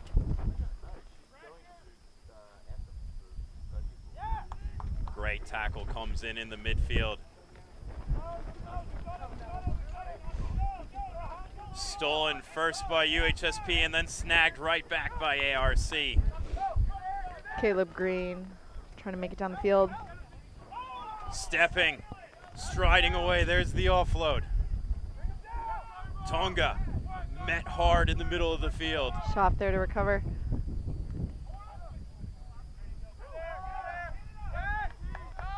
The UHSP defense stands tall, creates the turnover. And you see a few sets of hands on knees, but nonetheless, UHSP play it away. Ivy makes a good 20 meters before he's brought to deck. Strong counter ruck comes in. A behind the back pass does find a teammate. Ball goes onto the toe. Foot race towards the corner. That ball is dribbling towards the try line. Reaching out. Did Connor Hanlon win that race? Did he touch the ball down? Our referee will confer with his assistant. It was a great dive and stretch by Hanlon. He certainly showed the picture.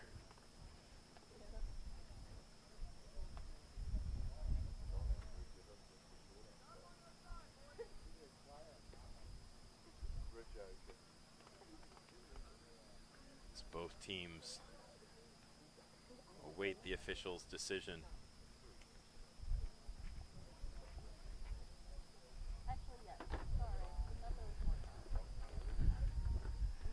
And it is judged to have been knocked on, so it'll be a scrum to ARC. A valiant effort with the dive. But much better play from UHSP here in the second round. ARC, no slouch. And despite the early loss, UHSP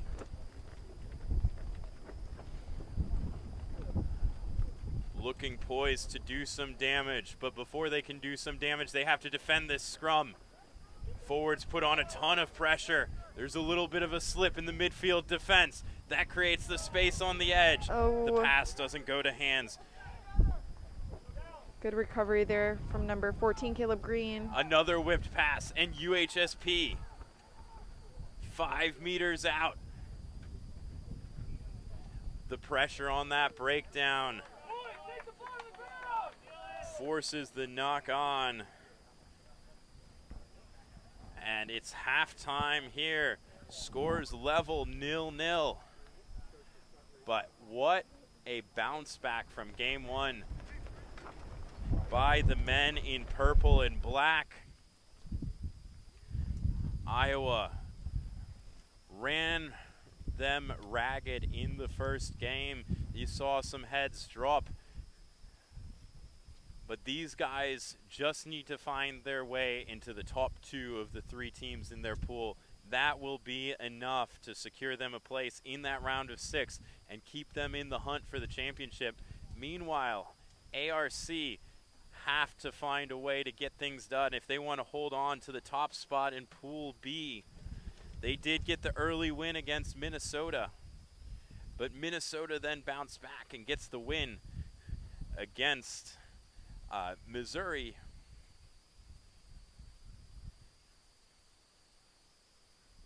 A loss here would have 2 teams 1-1 atop that square atop that pool. And overhearing head coach Zach Swithenbach from ARC encouraging his team to give it all they got, to leave it out on the field. And hopefully through this second half, we're going to see even further levels of intensity and physicality.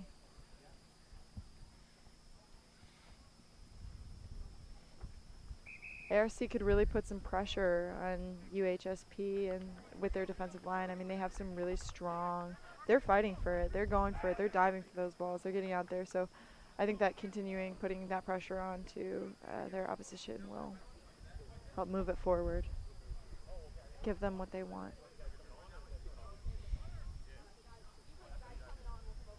UHSP kick off to start the second half.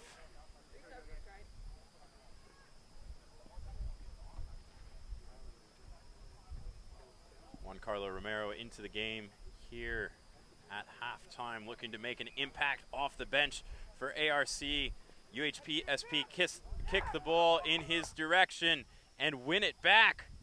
They've got numbers away to the left. An adventurous shot out of the line by ARC, but they do well to scramble and get back across the field. There's a penalty advantage. UHSP, can they break the deadlock? They will try with the kick under advantage. But the ball bounces away from Connor Hanlon. Lovely bit of adventure with penalty advantage. Truly. Hanlon's performance today has been quite standout out of all of UHSP. He's routinely being a major scorer of the majority of their tries, and despite the fact that this game is still 0-0, I'm excited to see what the second half has to bring for him. The match official judged that the advantage had ended, so it was 22 drop. Ooh. Kick charge down. UHSP retained possession for a moment until the breakdown. Edgerton gets the steal and takes the tap, breaks the tackle, chucks the ball out to Romero, but it bounces into touch.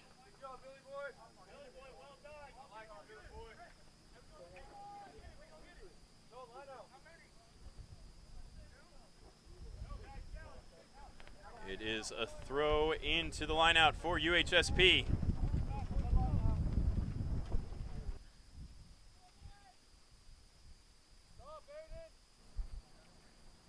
A lot of fancy footwork. And there's a collision among teammates, causing Jack Sipniski to lose the ball forward. Both teams will want to calm things down. Nerves must be high in this 0-0 match. Deep in the second half. ARC from a midfield scrum. Two backs to the right, one to the left. They're going to swing it to the right. One defender beat. Oh, but a big shot comes in from Sipniski to force the knock on. Wait. And now, our UHSP away. It's a foot race. Connor Hanlon trying to take it all the way. Hanlon being run down by Tonga. Does Tonga have enough space? It looks like he might.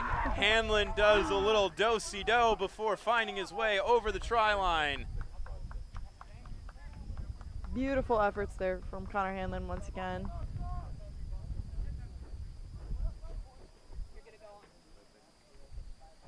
And we have ARC's Aiden Alexander, number 2, coming onto the pitch.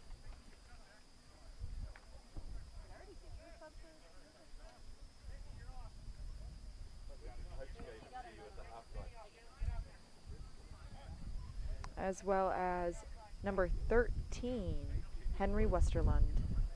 And Hanlon the slots the conversion is kick, good. and it is a 7-0 lead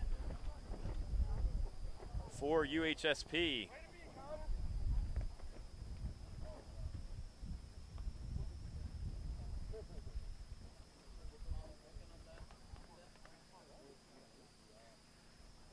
Hanlon in no hurry to get this kickoff up. Match official hurries him a little. Contest for the ball, one in the air by the men from St. Louis. Ivy has to track back to recover that pass.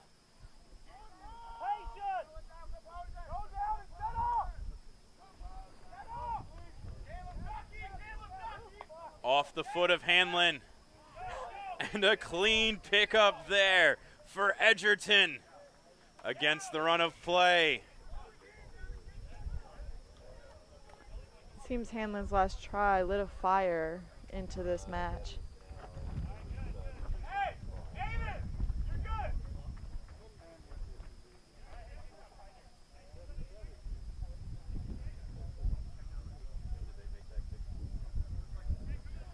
We're tied up at 7.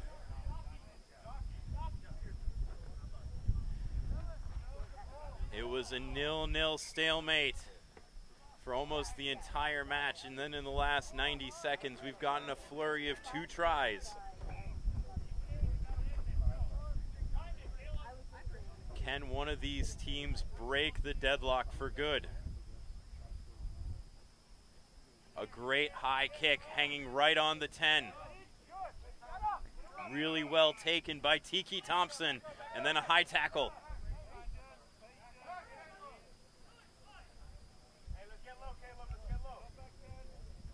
Dylan George finds the mark, taps the ball.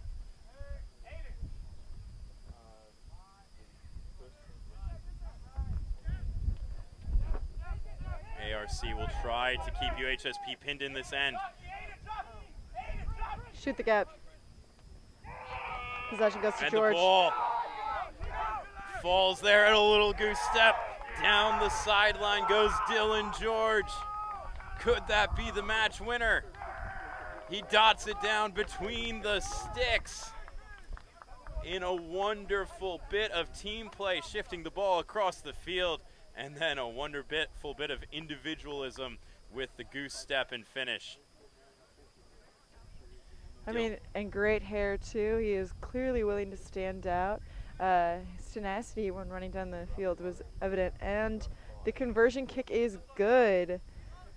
Everyone knows that you get a goose step power up if you've got the frosted tips, Yes. as Dylan George does today.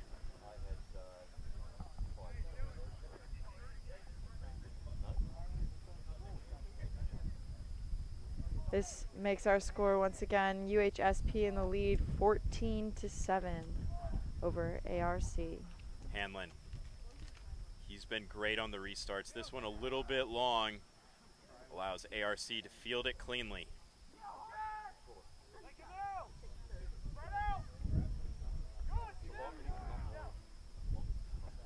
ARC's got numbers to the left, quick hands. Doesn't quite find its target. But ARC still in with a shot, still in possession. And it looks like It's a yellow card. Sipniski is going to get a yellow card for coming in offsides. ARC have to score now, but UHSP hassling them at that breakdown and getting that win. You can see what it means to Hunter Clark.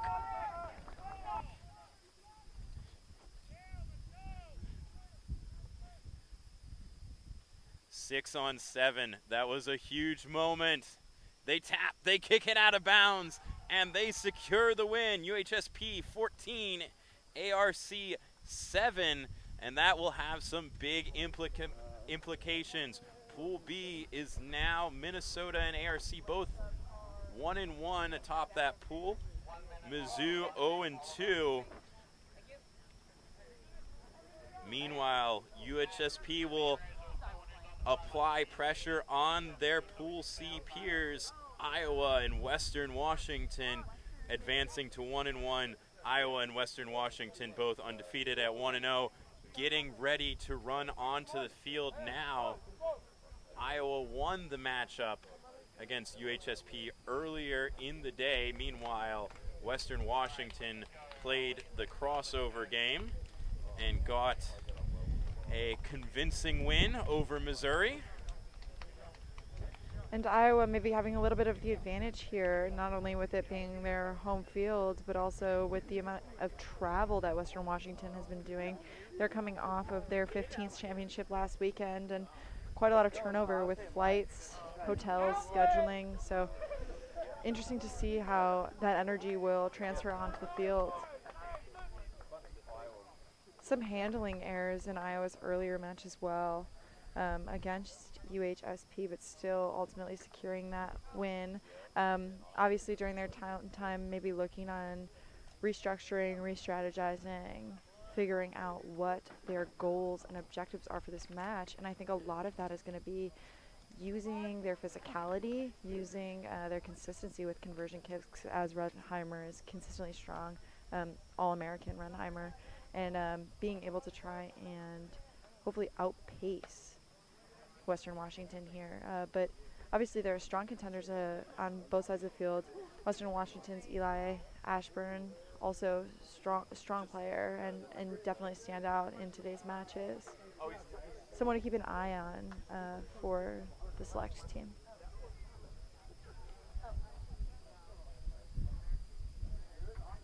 Western Washington preparing to kick off.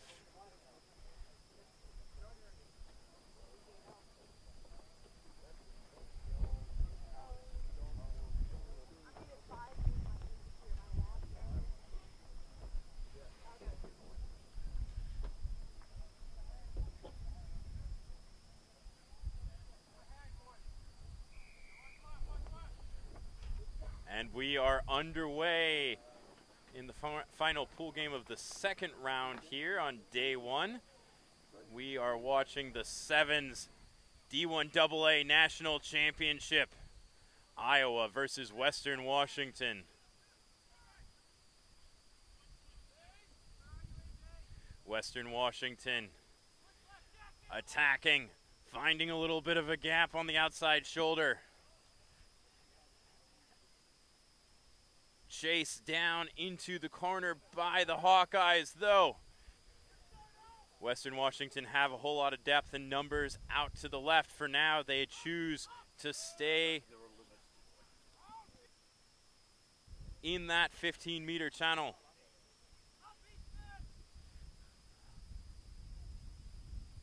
Again, Western Washington cut up field. That Iowa defense getting slightly disjointed through the pressure of the phases, but they refine their connection after that last breakdown. Now there's a knock on. Iowa get their first touch of the ball. The ball comes. Renheimer steps. Gets away from one. He's looking for his support. Iowa attacking to the right, then attacking to the left. It's a foot race. And a meter before the line, he knocks on.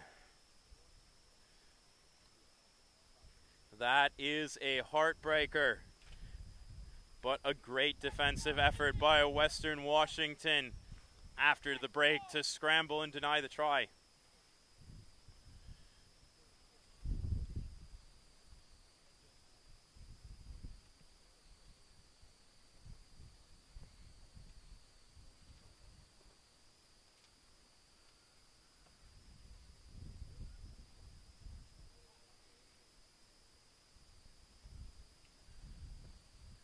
Two packs come together. Western Washington called for feeding. Scrum half snaked the ball directly to himself through the legs of his prop, and so Iowa get a free kick right in front of the posts. A cheeky step or two, and over the line go the Hawkeyes. Renheimer with a nice approach there, thinking they were going to take the kick, but in actuality, a try.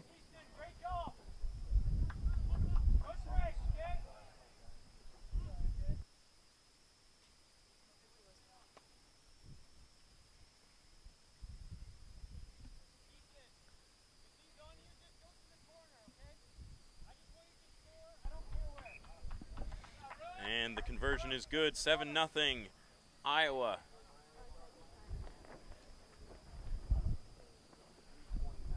Lead Western Washington.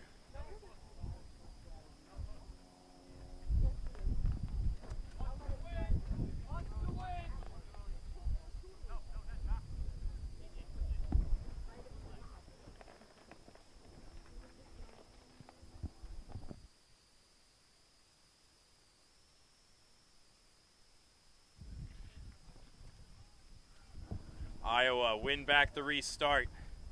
Oh, and that's great movement there from Easton. Going across to Renheimer. A little bit of footwork.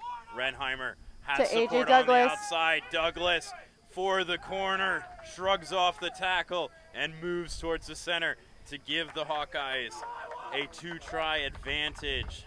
And it is a successful try. This is a beautiful start to the match today for Iowa. I know that there was maybe some, anticipation coming off of such a strong season Western Washington has been having, and the fact that they aren't traditional adversaries. And so being able to keep composure and play their own game. A great finish by Douglas, but a great setup by Renheimer. He's been heavily involved, scoring the first try, but really setting up the second try as well. He is the key man for this Iowa Hawkeyes team. Substitution here for Austin Stanley. We have number 13, Nate Klein, coming in.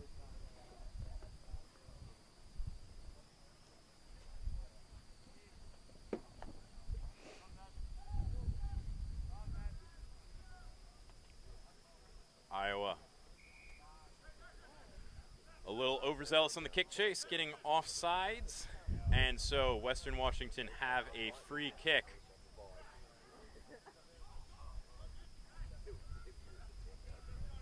Hard carry. The Hawkeyes up to the challenge though. Western Washington spots some space, show and go, back to the left side and into the corner. An attempt from Douglas there to corner him, unsuccessful. Truly the speed using there to their advantage. Fast, physical, elusive.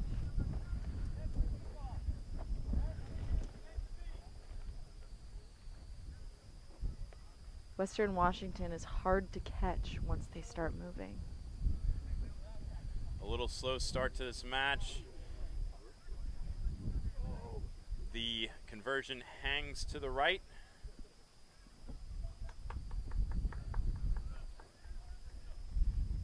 Score is 14-5 with Iowa in the lead.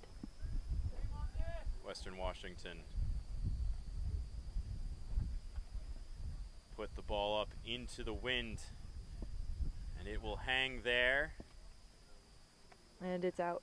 It will land in the field of play and then bounce into touch, which means it's an Iowa lineout.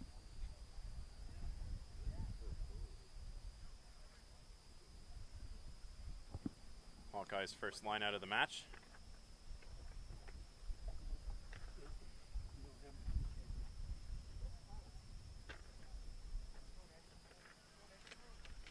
Iowa, good job to get that, win that ball.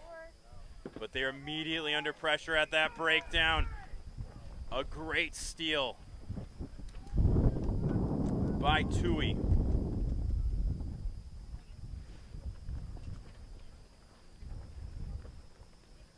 Western Washington going for this left corner. Iowa brings them down just short.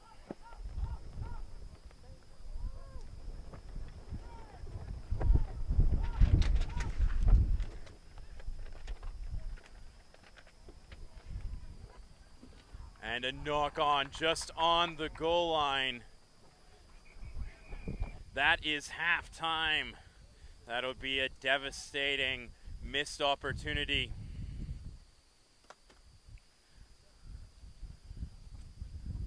For Western Washington.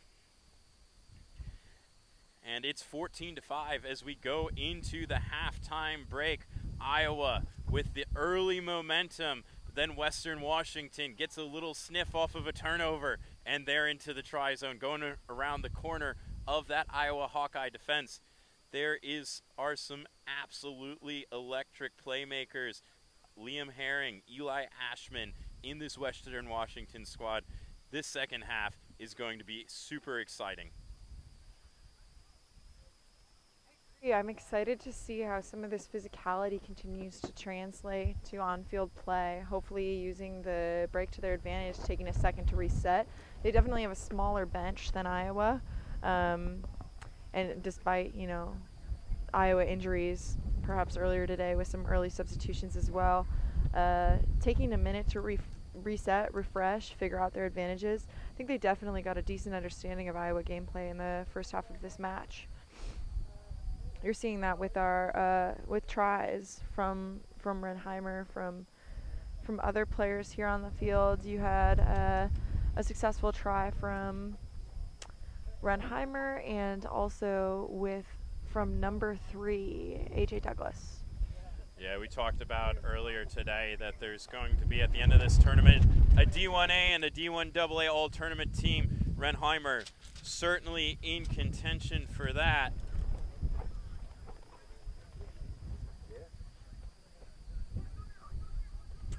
I mean, he's an All-American. He, originally being from Japan, picked up rugby actually pretty recently in terms of life coming out of high school. His father played here for the Iowa City Ducks, however long ago Mr. Heimer would prefer I say that was. But definitely an electric player. It is Heimer who will get us underway in the second half. He goes short. You also have a boss, Kimo Kai here, who won back of the year this year, and looking to translate. Oh, and a great tackle. Western Washington moving it. This is better attack from them here. The ball comes down the near side. Heimer tracking across on his opposite number and drags him into touch. Tavoy Elivao just cannot escape the ironclad grasp of Renheimer. We've seen his explosiveness on attack, but that was a try-saving defensive effort. And it's not as Filivod didn't try. There was some means of escape. Oh, and a great line-off back to Renheimer. Then to Henry Schwab. Iowa in possession. Iowa working down that far touchline in the hands of Rexroth. Rexroth down there actually had a older brother who played for the university, and so that level of physicality definitely runs in the family, willing to sacrifice, put his body on the line. His brother being an offensive linebacker for the university football team. It will be a Western Washington lineout after we finish these substitutions. They go to the front with Tui. Kevin Thompson coming in for brother, number 6, Jack Tompkins, for Western Iowa. Working it out. Filivao in support, but it doesn't look like Ashman is going to need him. Check that. Heimer with a great effort. But Eli Ashman, he was a star earlier today. And he is a star in the second half of this second match. And he is out of the match. It's looking like a shoulder injury from Renheimer's tackle during the try. I know he had struggled with that injury coming out of last week's championships, and it looks like it perhaps got reinflamed. Shame to see. Seamus Tui leaves it to the right. So it is 14-10. Western Washington need another try to complete the comeback. They're going to have to do it without Eli Ashman for the time being, and that is a tall order. Ashman is a dangerous player who can make things happen, and he can make defenders miss. Definitely a lot of leadership on the field too, as a captain and a role model too. younger players on the field.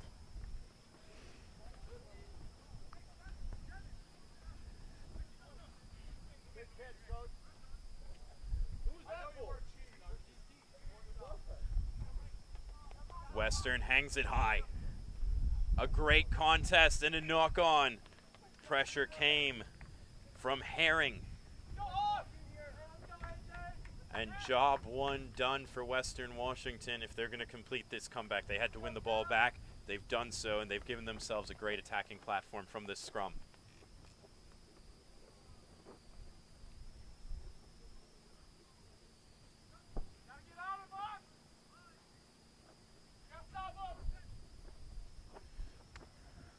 Western Washington will definitely have to step up their offensive aggression, especially in lieu of Ashman needing a substitution.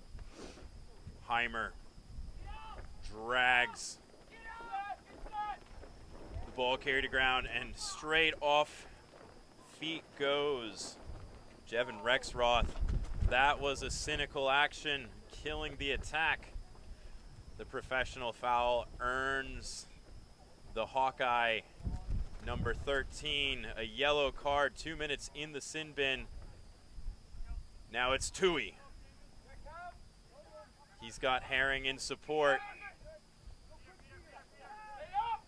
The Hawkeye Jackler had his hands on the ground. That's why it's a penalty. And Varick Baker trying to make an attempt at a try there. There's space on the edge.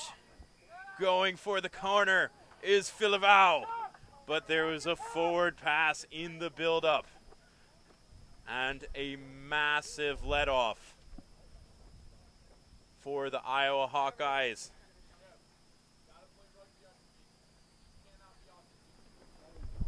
Playing 6-on-7, defending a 4-point lead in the dying moments of this match.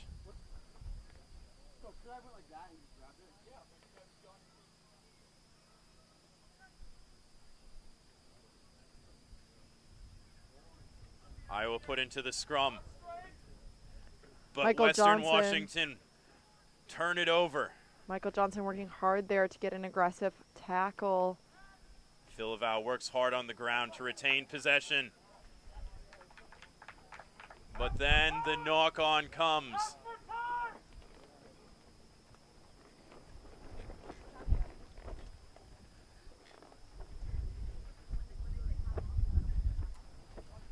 It will be an Iowa scrum. Definitely a tighter game than maybe the Hawks had hoped for, with the score being 14-10. We have a substitution here for number 8, Hudson Vohe, coming in for AJ Douglas. Douglas playing an aggressive game so far, and definitely continuing some earlier success from further matches, but you know, it's hard to play at such a high level and high intensity. Iowa lost the last scrum. This time they have no issues getting it out the back. There's the intercept by Western Washington, and immediately a penalty for not rolling away. Western Washington do not take the tap at the mark, and so they are brought back. This time our match official is happy with the tap restart. A good swing. But It's a wrestling match down there near the try line. Iowa have to hold out. 6-on-7. There's no space there. Western Washington really looking hard for a Western, try up that left swing it out. sideline. A pair of Hawkeye defenders rip him to ground just short. It's a scramble for the ball. And the Hawkeyes force the knock on.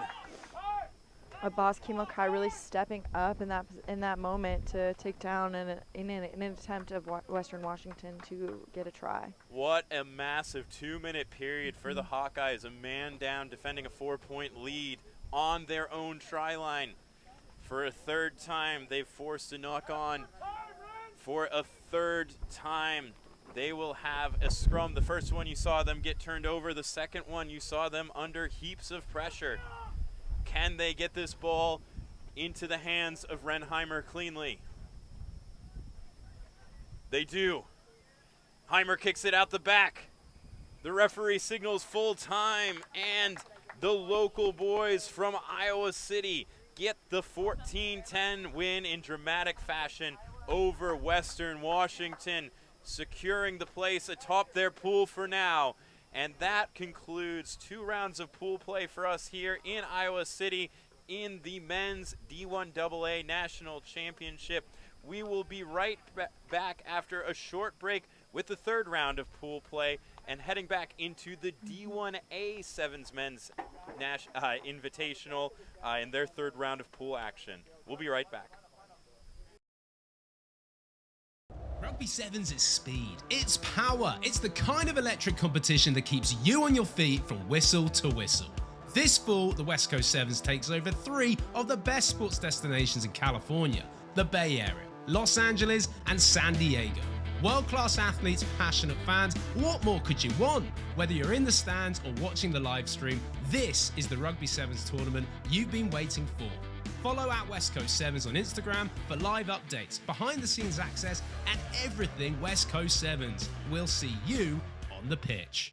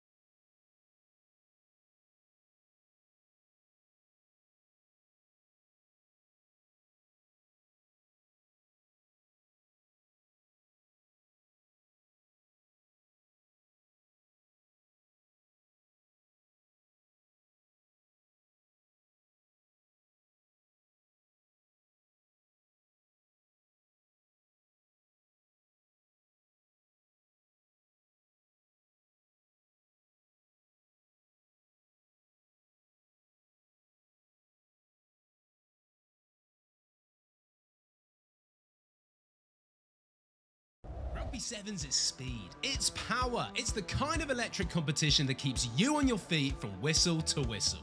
This fall, the West Coast Sevens takes over 3 of the best sports destinations in California, the Bay Area, Los Angeles and San Diego.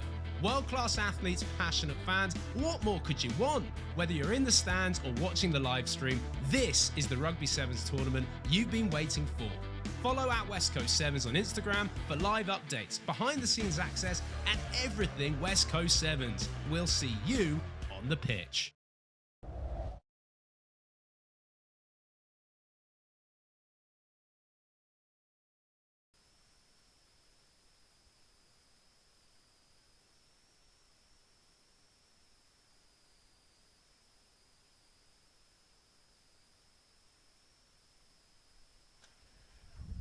Welcome back to Iowa City, where we are getting ready for the 3rd round of pool play in the men's D1A Sevens Championship. In this Invitational Championship, we've got Life and Davenport getting ready to take the field. Life have been absolutely dominant in their first 2 games of the weekend. First, we saw them get the big win over McKendree. Then they took on their rivals, Lindenwood, and got the job done. Both games, the Running Eagles put up big score lines. Davenport, they played Lindenwood as well in the first game of the day, and they pulled what most people are calling a major upset. Maybe not so major as we see them progress through the day, but Davenport then ran into a very good St. Mary's team, and their momentum was halted. So a very tough back-to-back for Davenport. First hitting St. Mary's, now hitting Life. 2 teams that both fancy themselves for championship contenders. If Davenport want to make that championship game, they're going to have to win here, and they're going to have to do it in an impressive fashion. For sure, Joey. And today we've seen a lot of impressive play from players on Life, such as Tristan Hipsch, also Leo Kiesler-Venables. We've seen a decent amount of physicality and movement, and we're off.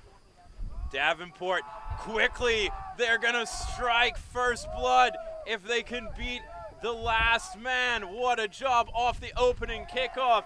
If you want to book your spot into the championship game by upsetting one of the tournament favorites, that is how you do it. Great opening try for Davenport. Truly, too, coming off of Kambani's physicality in his earlier matches, that was an impressive showmanship of that he can operate outside of defense and can be an aggressive offensive contender. The conversion kick is no good, 5-0. Davenport with a hot start off the opening kickoff. Now Davenport put it a little bit long into that space behind. Jordan Vassell scoops it up. And he slips through a tackle. He's trying to answer right away. Now it's Rose. He's been one of the top scorers in the tournament. He's just dragged down from behind. Beatty keeps the tempo high, thinks about going right, sees that he has no support. Davenport scrambled well to rebuild their defensive line, but Life still knocking on the door with the penalty. Life go quickly, but they're held up over the line, and they will be awarded a 5-meter scrum. Still a great position to attack from a scrum in the middle of the field.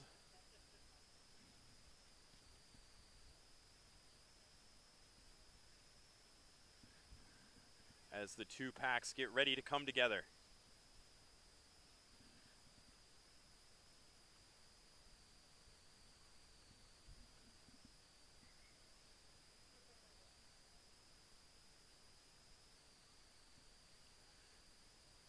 Our match official just resetting things, making sure he sees the pictures he wants to see. Looking for stability and specific actions with each of his commands. He doesn't get that from Life, and he awards the free kick to Davenport, a massive pressure reliever. defending a scrum right on their own end. And now another show and go. McKendree certainly hungry to get his double. Davenport trapped here on this near side. And they try a little grubber through. Beatty slides in and cleans up that grubber kick. Davenport have gotten the ball off of their own try line though. Unga shifts it out. He's going to buy time for his team to reset their depth. Unga carries. Beatty out there in space if the ball can get to him. A big looping pass comes. He steps back inside. And Jamison Beatty returns serve. And draws us level here at 5 apiece.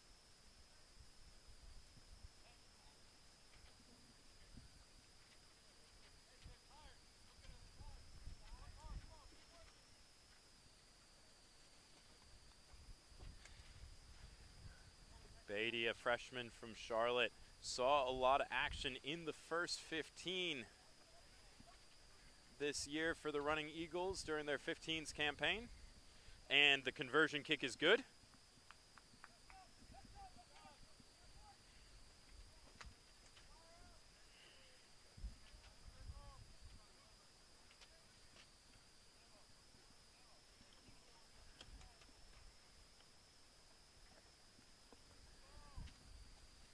Life.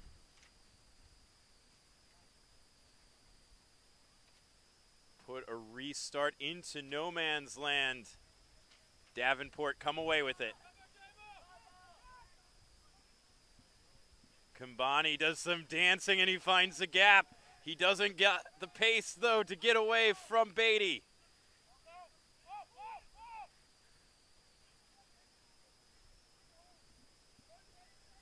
Davenport trying to take advantage of the momentum.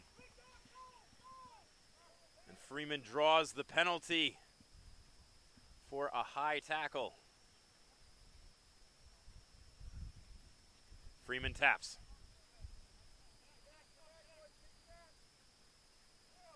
Davenport wait for their moment.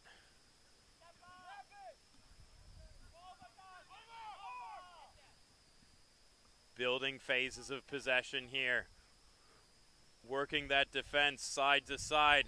Mgidlana gets the ball to Freeman.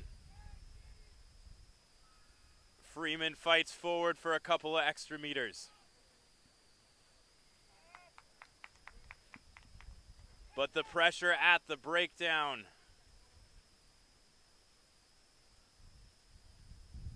forces a knock on. That call coming from the assistant referee.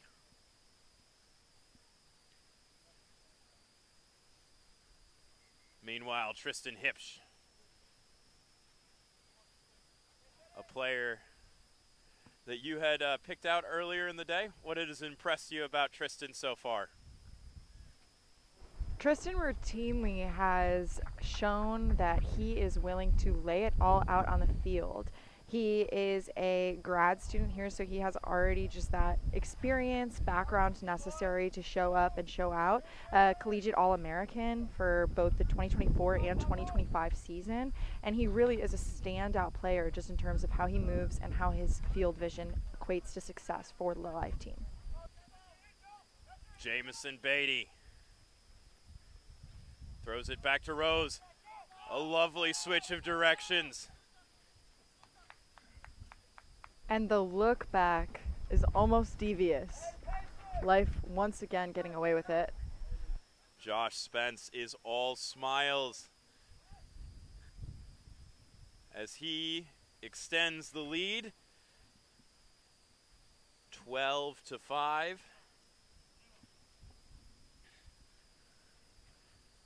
A really great job here on the right edge to keep that ball alive, switch the direction of play, turn some hips, open up the space in the Davenport defense. Conversion kick is good. And so at halftime, our score is Life 14, Davenport 5.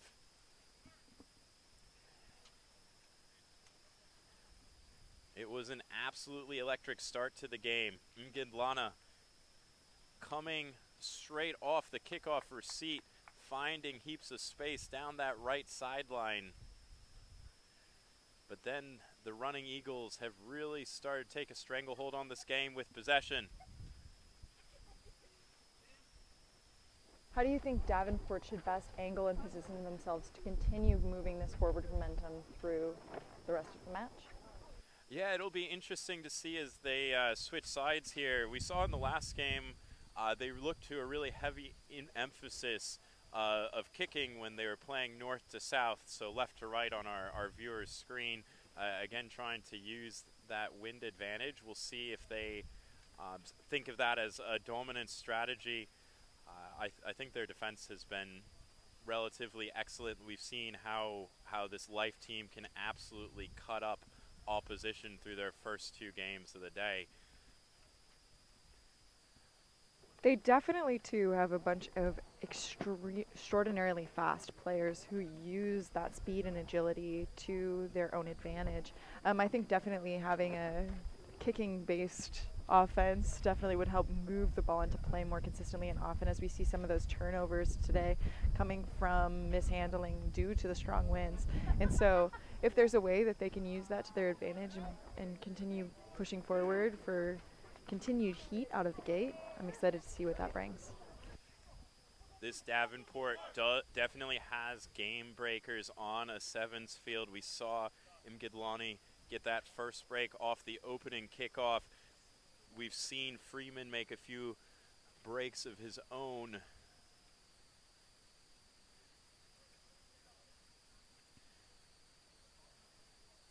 Davenport definitely have the danger men to come back in this game from this 14-5 halftime deficit. But they are going up against a very, very talented Life team. I will say, though, Davenport has a substantial amount of players from a similar area in Michigan, so a lot of them grew up playing together. An advantage that Life doesn't necessarily have, as the majority of their team is from not only all over the country, but all over the world. Moolman fielded that restart cleanly, and Life immediately onto the front foot through Unga's hands. There's space out on the edge. Oh, the little show and go back to the inside. That was treacherous. And then finally the offload. Beatty's got a double, but we've been talking all day about James Rose. James Rose. That was absolutely savage with the little look back and fake pass while making eye contact.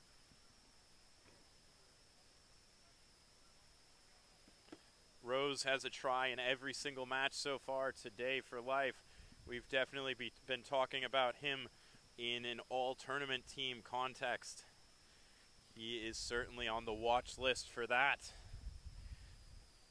You saw him taking a little bit of advantage. Kambani, Rose, Kieser Venables, I think that there are definitely some standout players here today who could make an all-tournament team.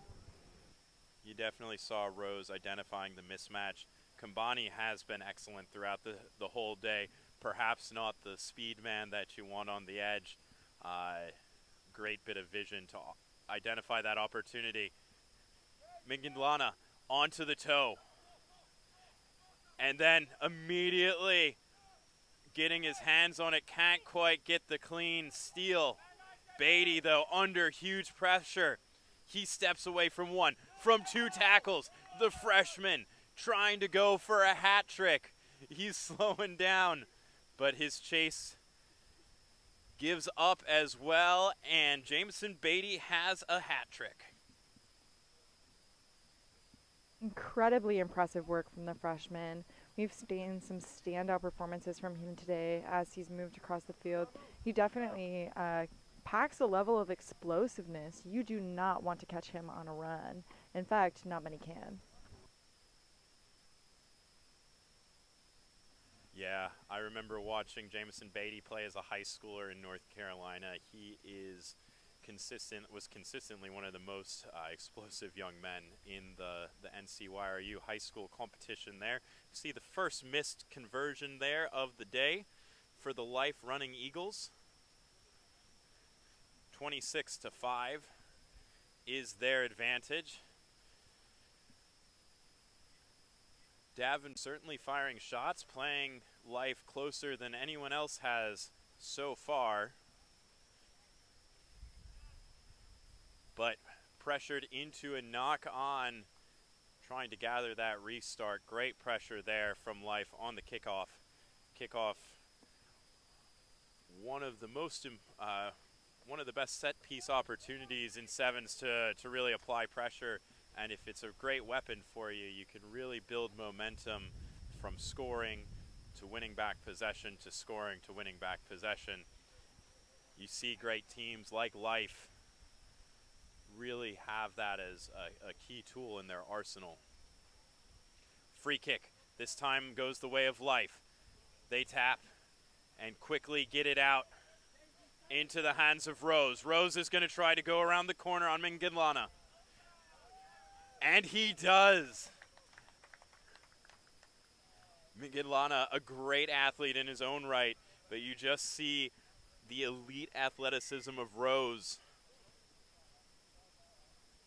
Just widening that gap between Davenport, who started off extremely hopeful during this match. I mean, that first play was absolutely electric, but with Life coming into the lead at 31-5, besting Davenport, I'm excited to see how Davenport transitions their defensive and offensive strategy to couple with this high level of ability that Life has been putting out. Kate Cunningham slots the conversion, so it's 33-5. Life squarely in the driver's seat to earn one of those two championship game spots. Remember, 6 teams in this D1A Men's Sevens Invitational. They will play a round robin. They will see all 5 of their opponents in their pool.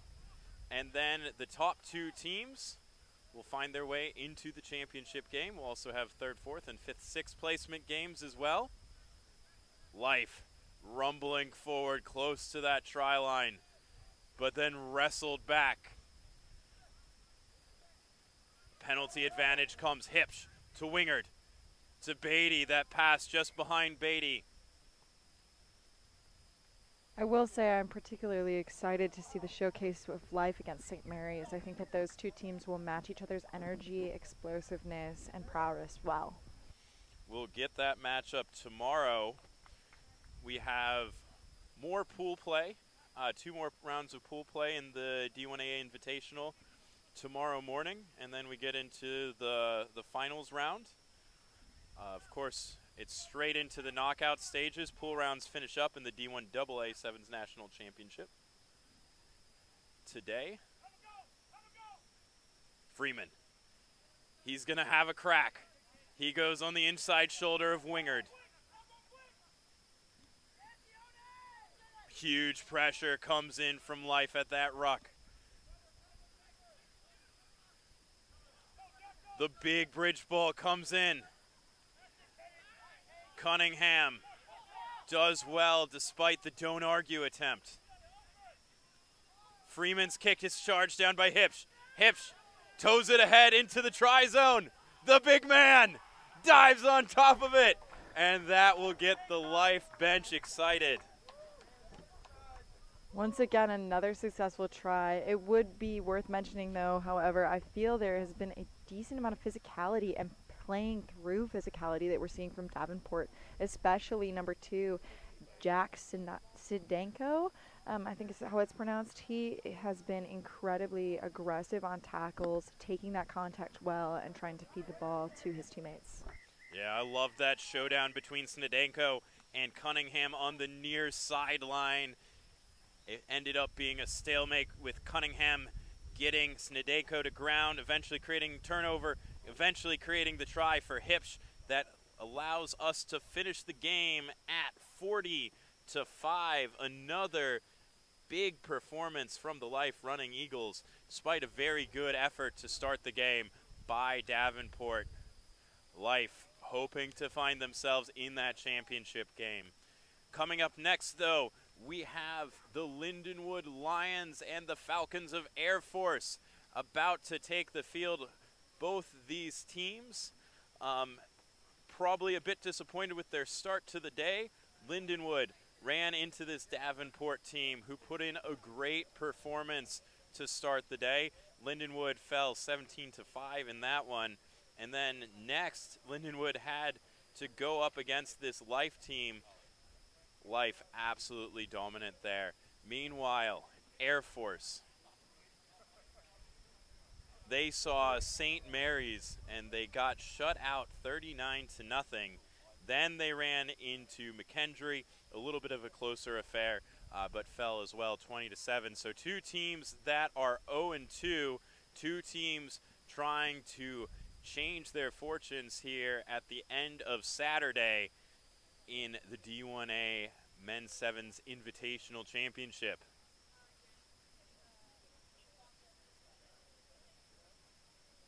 Lindenwood having some strong performances earlier in the day, though, from Nadawa and Scanlon, as well as Air Force Sevens, you know, really working with Cole Norris, number 10, and Evan Wells, number 14, with consistently attacking and being aggressive in terms of their tries. So I'm excited to see how maybe in this break and off time they have recommunicated, reset, figured out what their approach for this match is going to be to hopefully get them the outcome they desire. And Air Force will also, you know, win or lose, take a lot of great experience from this tournament. John Cullen, in his first year as the head coach at the U.S. Air Force Academy, building his systems, building the culture that he wants there. Meanwhile, Josh Macy has been at the helm of Lindenwood for quite some time, though Wade Masinki is leading the Lions this weekend.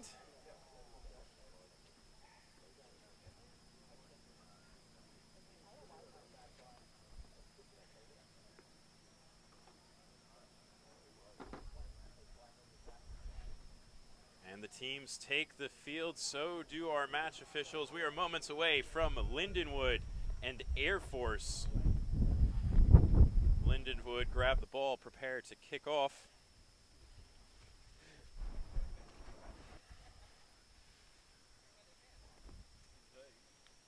We see one of your danger men, David Scanlon, walking towards us here on the near sideline. Junior from Waterford, he definitely is, he's an international player, all conference first team for 2025-2026 season. And I think that hopefully today he's having some fire under his belt to continue pushing together a performance that will leave Lindenwood proud. Wells fields that and tries to step around Scanlon. He's held in the tackle and gets back to his feet. He is a can-do player. You consistently see him taking some pretty hard hits, but no matter what, continually pushing himself forward. A little show and go, and Graham sprints between the sticks. Lindenwood off to the early 5-0 advantage.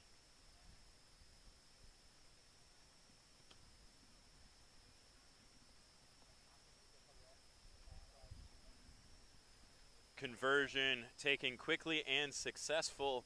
So 7-0 the lead for Lindenwood.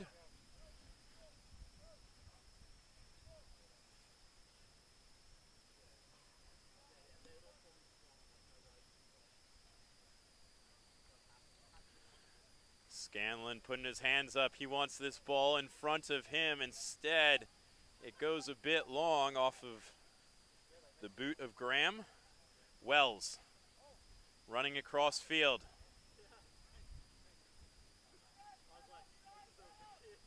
He gets a second touch in this phase, but he's grappled to ground. He's isolated. But the Lindenwood tackler had not rolled away, so Air Force continuing to attack. Off the penalty. defend, not strong enough to break the tackle of Eli Bauman.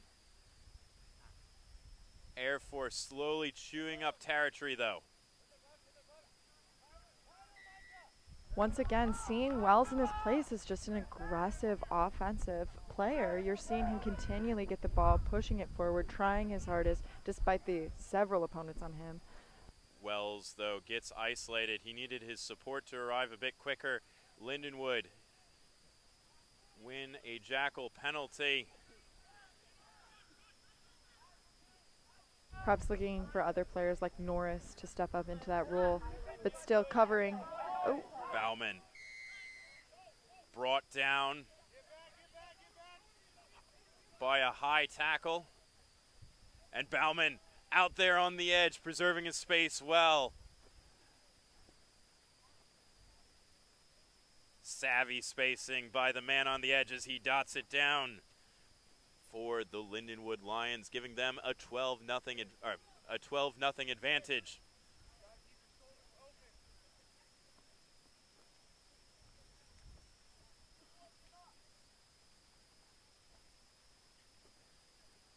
Conversion kick, again quickly taken by Bentley. It is successful,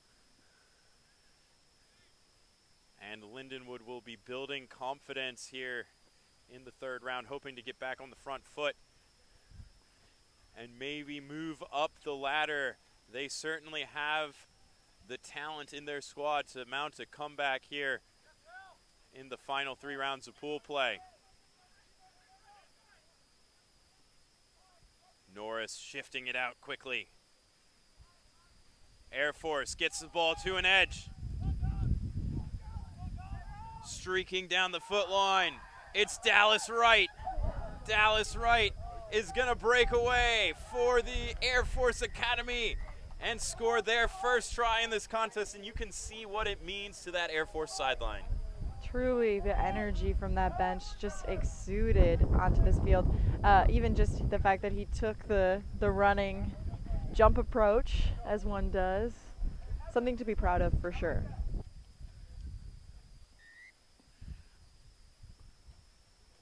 Conversion is successful.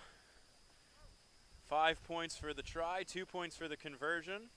Perfect 10 for the swan dive into the try zone by the big man. It is 14-7. Lindenwood lead Air Force. Shorter kick from Norris there. However, wind picking up Lindenwood into possession. Scanlon ships it out to Bauman.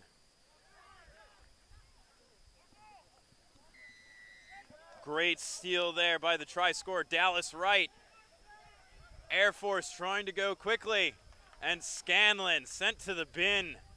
Not back 10. He has been a fun player to watch this match.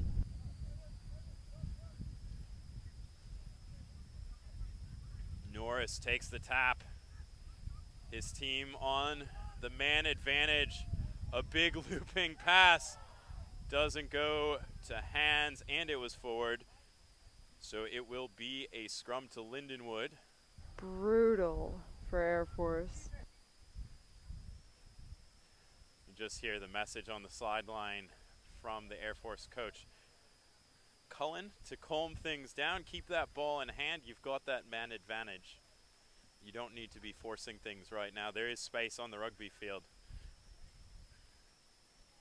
Lindenwood trying to defend 60 meters of width, or 70 meters of width with only 6 guys. Hopefully Air Force will be able to use this to their advantage and come out with another successful try. Big pressure at the scrum from Air Force. They turn it over. Norris, he's got Wells with him. Wells, can he finish one-on-one? And he does. Big celebrations, big moments for the U.S. Air Force Academy as they bring it within 2 points. A great moment of seeing cohesive play across those teammates. who maybe up until this point have had a few miscommunication errors of some, misspells, aired passes, things like that, and what a rewarding and refreshing sight to see. A strong kick into the wind. And it's good! A massive kick, perhaps none bigger for Zach Buckby to bring his team level with Lindenwood at halftime. That is an exciting first half and a way for it to end for the U.S. Air Force Academy, coming in as massive underdogs. You've seen the aggression, the physicality of Wells. We've talked about him all weekend. Really exciting to see, though, Dallas Wright, the big man in the number 3 jersey, getting into space, finishing a try of his own, and starting to have impact in the game. We talked about Cole Norris, who's also had impact. Instead of seeing, like we've seen earlier in the day from Air Force, just those individual efforts, we're starting to see more team play. They're stringing phases together. It's just not those individual moments of brilliance. They're becoming team moments of brilliance. They're definitely starting to hit a flow between them. You're seeing even just more of a relaxed state on the field, less of a hesitation in execution of move, because of a trust that their teammate is going to be there if they need to opt out. Meanwhile, Lindenwood off to the fast start. You see him take the foot off the gas pedal a little bit. That not 10 penalty. David Scanlon is a very smart, very savvy player. That's a very unusual mental error for a really, really great rugby player. You would look for him to keep his head a little bit better here in the second half, his entire team to keep their heads a little bit better. This is certainly a game that you would expect them to have the talent and the skill and the athleticism to win, but Air Force with a lot of momentum going into that halftime, tying things up at 14. Everything to play here in these next 7 minutes. Hopefully that time in the sin bin has allowed him to reflect, rejuvenate, recharge, and hopefully this will be a more successful second half for Lindenwood here. One person who will not be hoping it's a successful second half for Lindenwood is Cole Norris, who's got the ball in his hands. After our match official finishes checking in with Dallas Wright, Norris will be allowed to get things underway. 7 minutes to go, 14 all between Lindenwood and Air Force. And a great starting kickoff. Bauman dove for that ball. He loses it forward on the ground. It will be a scrum to Air Force. Has a small consolation prize. David Scanlon is back into the game, so Lindenwood will be 7-on-7 to defend this scrum a little right of center. I'm sure exactly what Air Force was hoping for in this moment.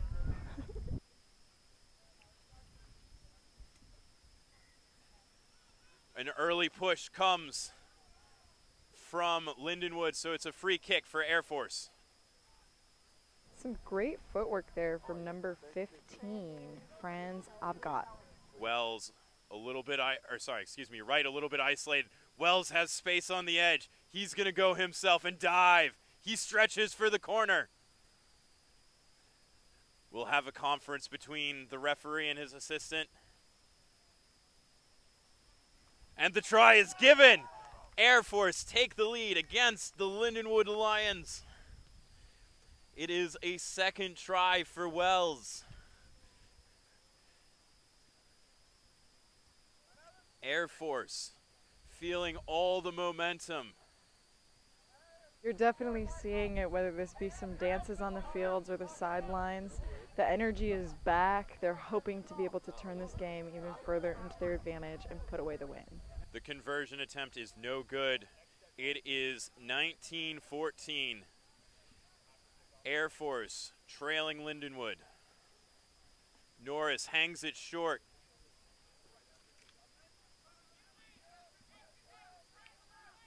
Nowhere for Lind to go. Bit of an altercation there. A big bump off.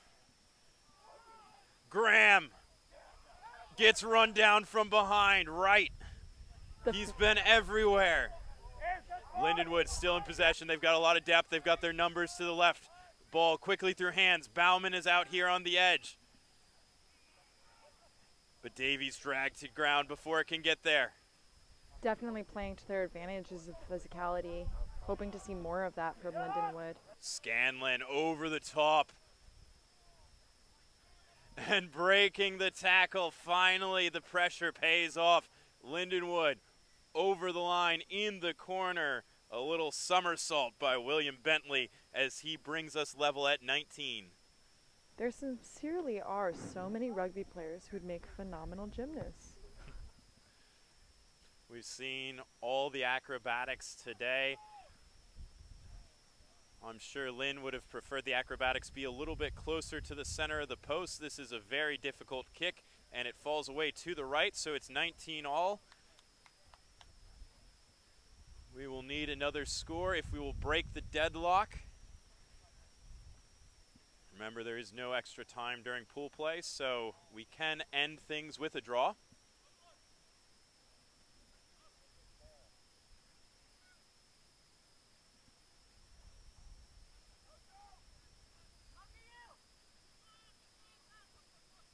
Air Force moving the ball. Wells running cross field. He doesn't beat Lynn, but keeps the ball alive. The offloading game is excellent. And now Air Force have numbers to the right. Lindenwood scrambling. Norris uses the last pass. Scanlon Will it be enough? pulls down the pants of his opposite, but Zach Bugsby finds the try line and takes the lead again for Air Force. It's 24-19. That was great adapting on behalf of the Air Force.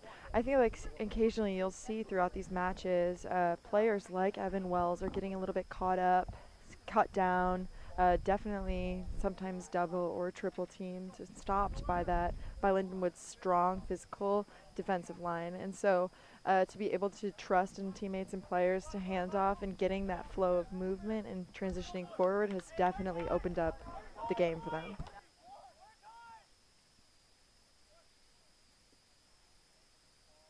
Looking to even increase further agility of feet, I think will help out in these last few minutes. Lindenwood.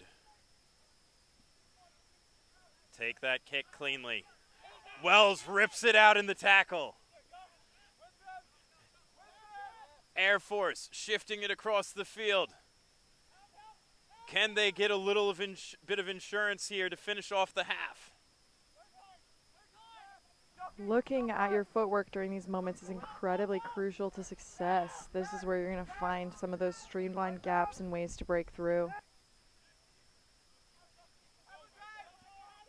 Stepping, diving around on the edge is Frigard.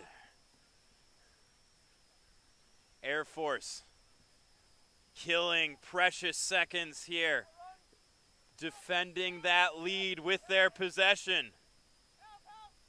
Scanlon tries to be a hero and wins a massive penalty at the breakdown. Exactly what they were hoping for in this moment.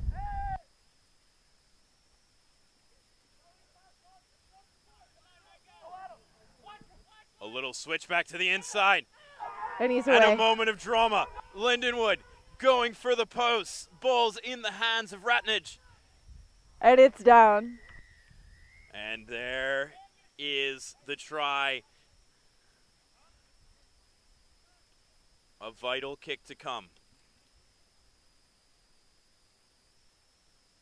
This has tied up today's match of 24-24. This conversion kick is going to be especially particular and essential to the success if Lindenwood wants to come out with a win during this match. So really taking your time, taking a moment. A hugely important conversion kick successful there. 26-24. Lindenwood lead. There's still time for Air Force. Lindenwood hang a high restart, and it's millimeters short of traveling 10. Air Force's Zach Buckby signals for his teammates to calm down. They've got the free kick.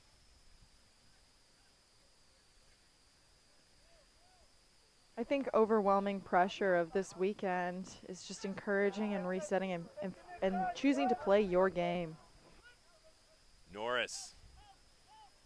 He's dragged backwards but gets an offload away.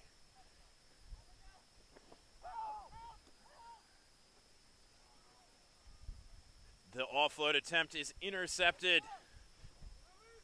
Lindenwood have the ball. They have a 2-point lead. But the breakdown's turned over.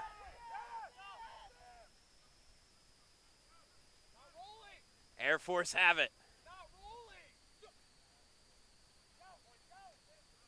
Ball coming to the right. Some frustration here for the Air Force. We're going to come back for a penalty. There's a yellow card in that little scuffle. A yellow card for foul play. And so Air Force, trailing by 2 points, are still alive in this game. Ball out the back. That's going to be Lindenwood's 15, Dimitri Diogenis in the Sinman. But Air Force get a little bit too cute, trying to find that match-winning try, and so Lindenwood survive 26-24 over Air Force in a dramatic game here in pool play. Both teams clearly incredibly trying their best to leave it out on the field. And so obviously disappointing for Air Force. I'm sure the start of this weekend hasn't gone how they've hoped, but still incredible plays that deserve merit, especially coming from this match against Lindenwood, an incredibly highly physical, aggressive team. I mean, listen, Lindenwood is a phenomenal program, and coming away even with a 2-point loss is a tremendous effort for this Air Force program that's trying to build under a new head coach. They will be incredibly excited with the results of that match. Coming up next, though, we are getting ready for McKendree and St. Mary's. St. Mary's has been dominant throughout their first 2 fixtures of this tournament. And just so much fun to watch. They are so explosive, such high energy, clearly are enjoying themselves and enjoying how they are dominating the field and their opponents. And so it has been incredibly rewarding, and I'm excited to see what they do. A big hallmark of this St. Mary's team throughout this tournament, though, has been their defense. For all the excitement and attack, we saw how they just absolutely strangled Air Force. We saw how they strangled Davenport. Look for that to continue to be a point of difference. You saw how much pressure they put on with line speed. Meanwhile, you've got McKendree coming in 1-1. They've also beaten Air Force, though they also ran into the buzzsaw that is Life in their first game of the day. A really challenging ask for anyone here, as we've seen through 3 rounds of play for the Life running Eagles. McKendree looking to build momentum. They got into the win column in their second game of the day. Well, and notable performances from Marshall, Arundel, Kinnard, Cameron, Partington, King, Coughlin. There definitely are there's a strength to this roster and a cohesion that is definitely working to McKendree's advantage, but I don't know how it'll hold up against the dominance that is St. Mary's so far. Yeah, the St. Mary's team is just full of talent. You know, we've seen it from their starters. You see it big impacts from Klein, from BSAG, from Toya Yavao. Storty has certainly had some big impacts, especially with his defense, creating tackles, creating breakdown turnovers left and right. And we see Storty getting ready to start this match as St. Mary's prepare to kick off to McKendree. He's had other notable athletic accolades through his life. He won the U6 Country for Butterfly and third place during 6th grade CYO high jump. So shout out to Story for that. St. Mary's through the hands of BSAG steal the opening kickoff.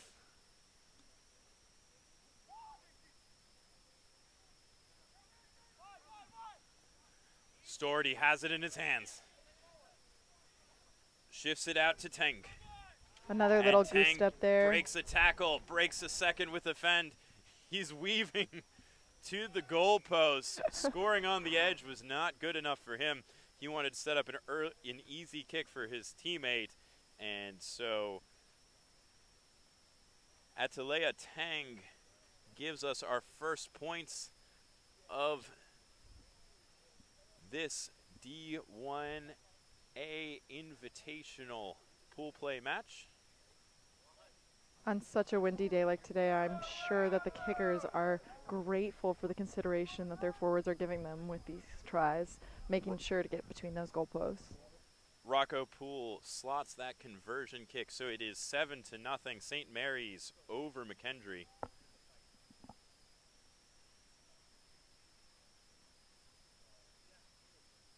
Poole overcooks it a bit. So it will be a free kick right on midfield. Poole has made quite the name of himself as a part-time magician and full-time friend, so I'm excited to see if there's any more magic that he can make on this rugby field here today.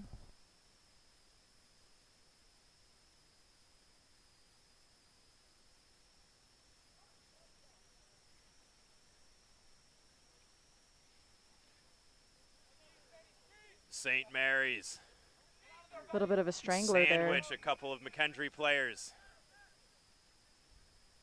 The tackler doesn't roll away quickly enough. Ball onto the toe. A lovely bit of creativity there from Nathan George. But St. Mary's cover it well. Stordy to Tank. He's got another man outside him. A little bit of fancy footwork. Eventually. Hesitation in those moments, working well at showing his field awareness and defensive analysis. A lot of space out there on the edge for St. Mary's. They drew McKendree into the right side of the field. They opened up that left side of the field. And that is a smooth team try for the St. Mary's Gals. And he's away with it, but still notable effort put forth by Jacob Kinnard to potentially even put an end to that try attempt. St. Mary's looking to make it a nerve-free day one for their fans. Dominating the early action here in their third pool game. Slots the conversion, Rocco Poole. 14-0 is our score.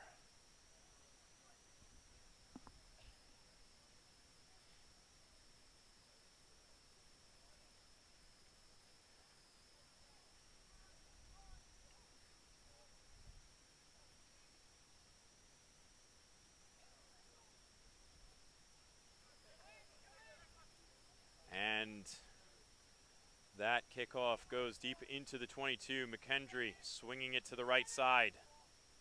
An offload back to the inside. And it's a foot race. Does he have the gas? It looks like Tyler Coughlin does.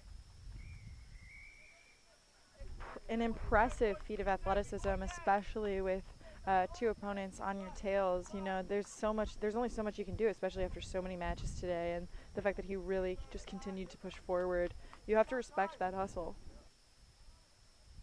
The quickly taken conversion attempt goes through. Our score 14-7. We just discussed that St. Mary's would hope to keep the nerves down. I believe that's the first points that St. Mary's has allowed today, if I'm not mistaken, through 3 fixtures. Yes, they are incredibly powerful. A great on take by defense. Bisag. Bisag onto the front foot. He gets it to Toyoyevau. It comes over the top. The pass intended for Tang. Moments like these slightly odd for St. Mary's, perhaps getting flustered in the wake of McKendree's shutdown defense and recent try attempt. I think that they weren't necessarily expecting such a high energy level from McKendree this afternoon.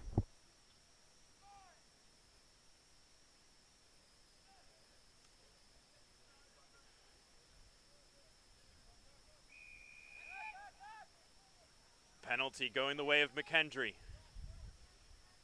Can they tie things up here before halftime? Tengi gets his hands onto the ball, but he had his hands on the turf first. And McKendree have another bite at the apple by way of a penalty. King sandwiched.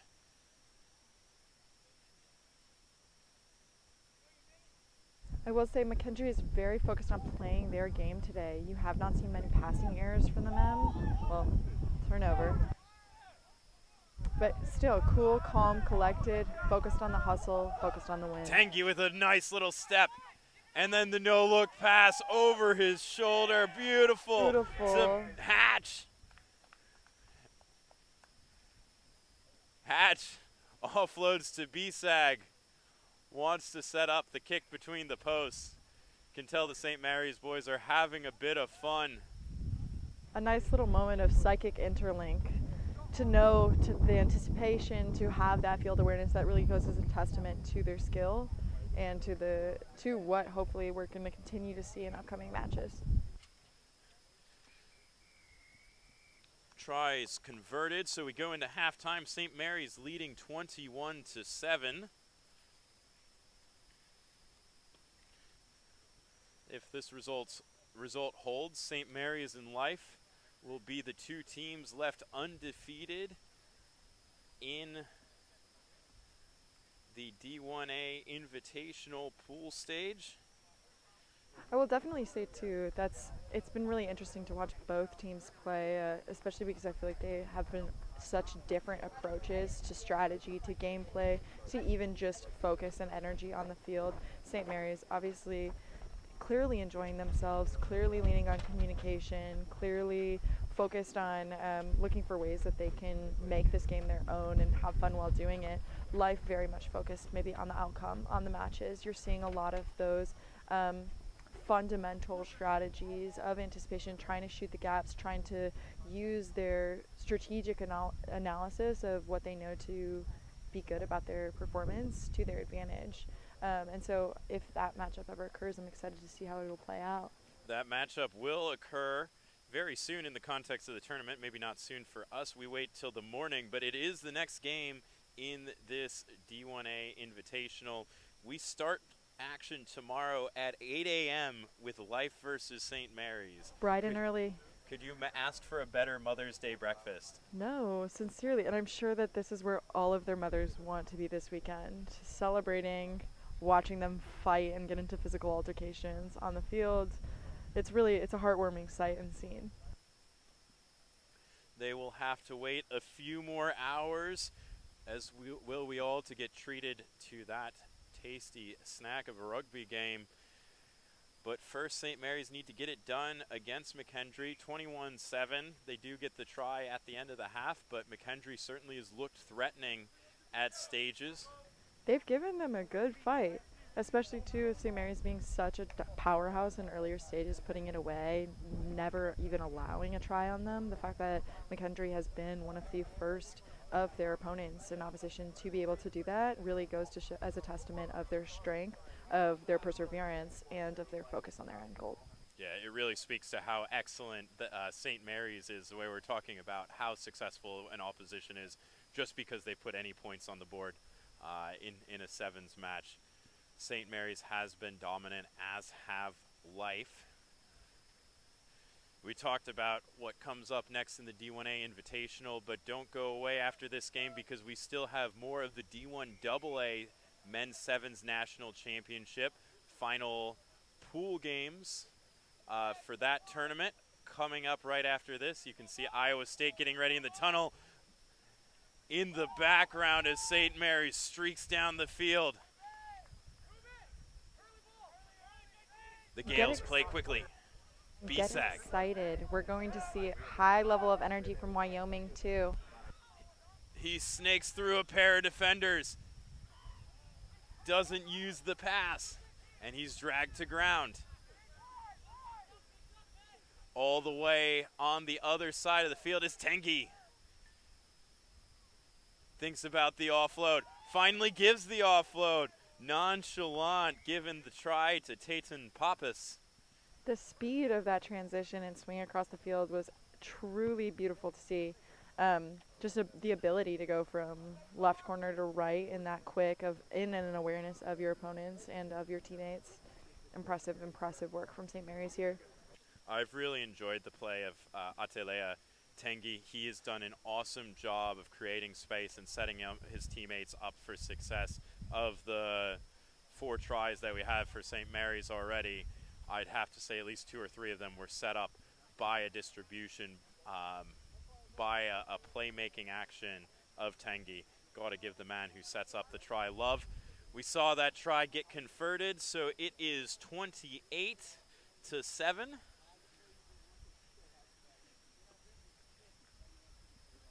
Bisag hanging out on the sideline, hoping the kick will come wide enough for him to win it, but it's a bit short.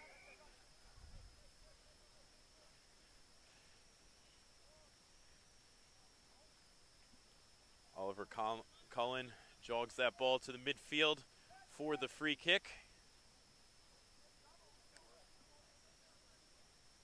Max Cameron eyes his teammates, eventually decides on attacking to the left, giving it away to Kinnaird. Slow ball.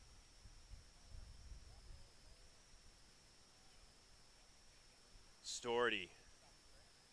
Big pressure in that tackle.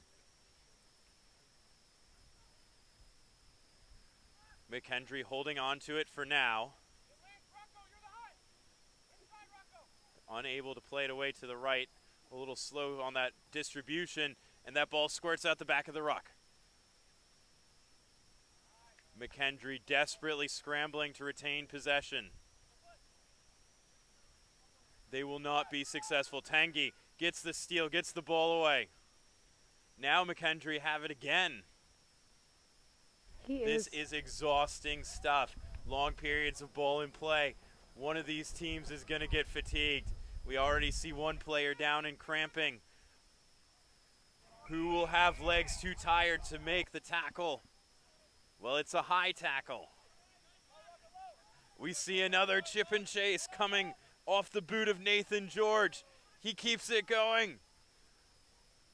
Oh, but he has a little too much heat on it, and it goes out the back of the try zone. It will be a 22 dropout. Great effort there by Nathan George, not quite able to finish it as St. Mary's prepared to make a hockey line change.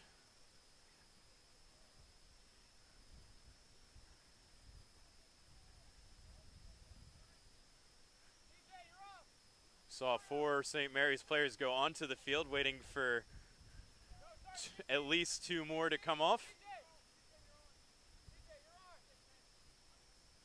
I don't think they're in much rush, though. Perhaps a little gamesmanship to milk the clock. Referee Winkler just double checks that there are only 7 red and blue jerseys on the field. And an interesting little grubber move off of the restart tap.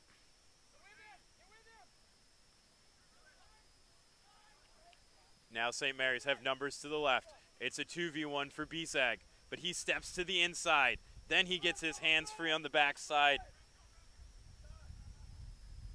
And And not quite a casual saunter into the try zone for Peterson. He's chased down and forced to shrug off a tackle, but he eventually gets it done.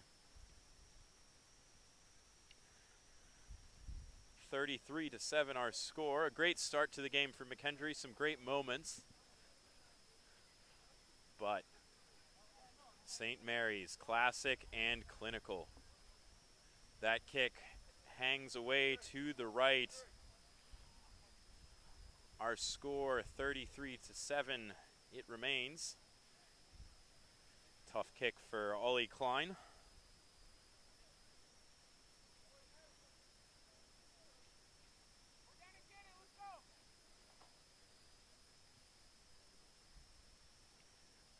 Klein.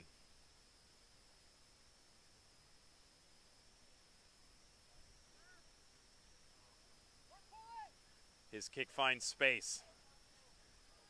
It's a clean pickup. Cameron puts it onto his toe. Regathers. And now McKendree have penalty advantage. A great move by Cameron. Down that short side to set his team up with an excellent opportunity just a few meters away from St. Mary's line. Still with that fighting spirit. A new penalty advantage, but they won't need it. McKendree get their second try of the match against the Gales. I believe that try scorer for you was Malachi McGee.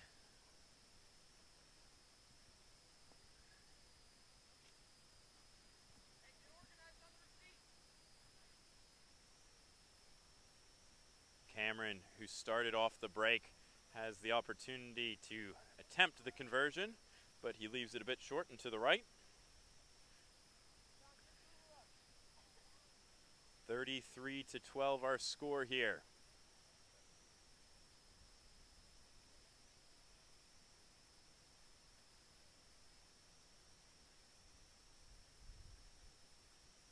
Cameron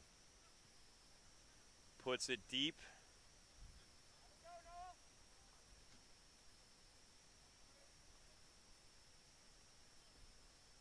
St. Mary's working it towards that right sideline. Klein to Bisag.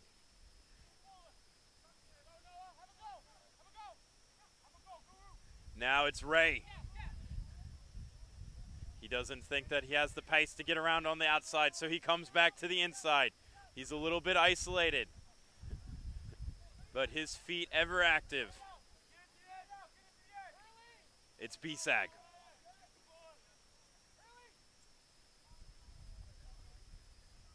St. Mary's eating up a bit of clock, waiting for the gap to come to them.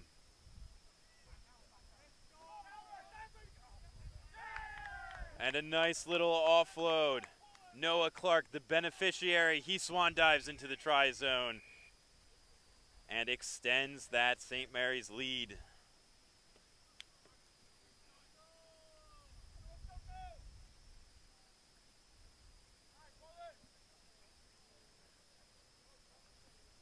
Ray will have the conversion attempt.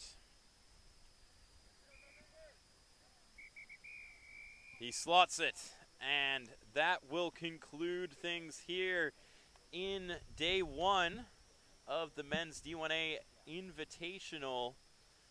St. Mary's get the win over McKendree 40-12, and they stay atop the D1A men's Invitational pool with life, hoping to find that championship game, though one of those teams would presumably come away with a loss tomorrow morning. These teams get restarted at 8 a.m.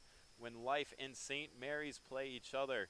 That is going to have a massive implication on the championship standings. But we shift gears again. We are done with the D1A comp for the day. Next up, we've got D1 AA National Championship action. It's going to be Pool A, Iowa State and Wyoming. Iowa State had a rough start to the day against the University of Oregon. They were competitive to the very end, but then Oregon scoring an insurance try. Meanwhile, Wyoming started really strong, getting a dominant win over Nebraska. Iowa State righted the ship in their second match against Nebraska, getting that 26-19 win, whereas Oregon got the better of Wyoming. So both these teams come in 1-1. Only the second place team in this pool is going to move forward. So, not to count chickens before they hatch, not to assume that Oregon will win their final pool game here, but if they do, the winner of this game is guaranteeing themselves a spot in the 6-team championship playoff. This is an important one for the Cyclones and for the Cowboys. Cyclones, too, also incredibly hopeful after Western Washington just lost to Iowa in their last match, considering that they lost to Western Washington last weekend at the 15th championships. So just mounting pressure across the field. And Wyoming has had an incredibly high energy, explosive gameplay, very physical, very much attempting to run away with it. You have not seen Wyoming players get down at all. Every single time shooting right back up, trying again at a try. And so this should be an enticing matchup. Wyoming, it's a high restart. It's not traveling 10 meters. It does on the bounce, though. Corden gets it back for his teammate. A gap opens up in the middle of the field. But then it closes.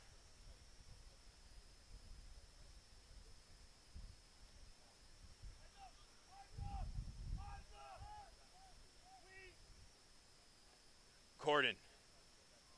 His pass a little hot to handle for Johnson.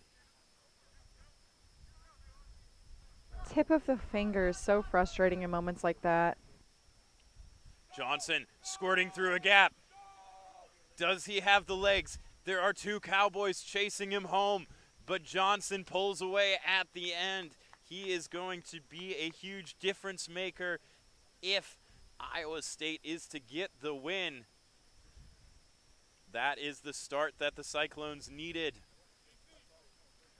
A game laden with implications for the championship playoffs tomorrow. Johnson converts it, and it is 7-0 Iowa State over Wyoming. I mean, he is a dominant powerhouse player. I mean, 2-time All-American, 3-time All-Conference, Back of the Year, Heart of America 7th Player of the Year. He is incredibly well accoladed. But I also think that he's done a great job interacting with maybe less established players like Bo Wadley, who's only a sophomore this year but has done a phenomenal job this tournament. Wyoming attacking out of their own end.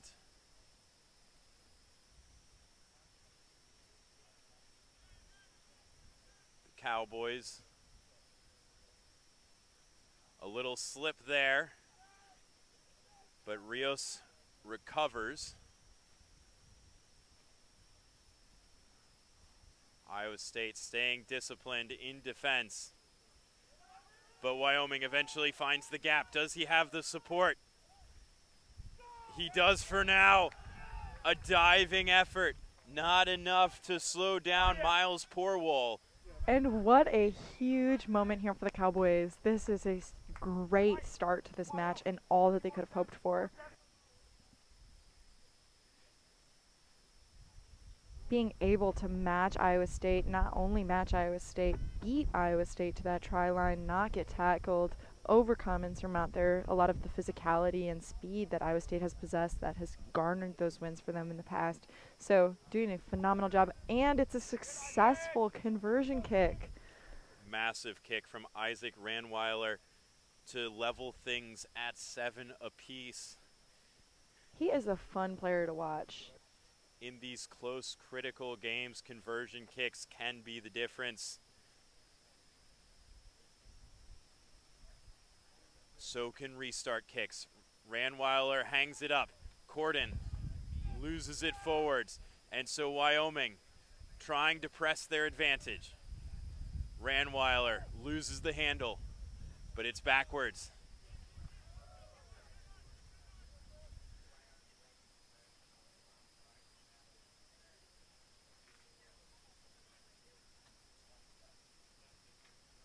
Wyoming building pressure through the phases, but there's space right next to the ruck. Rios, his eyes were wide open.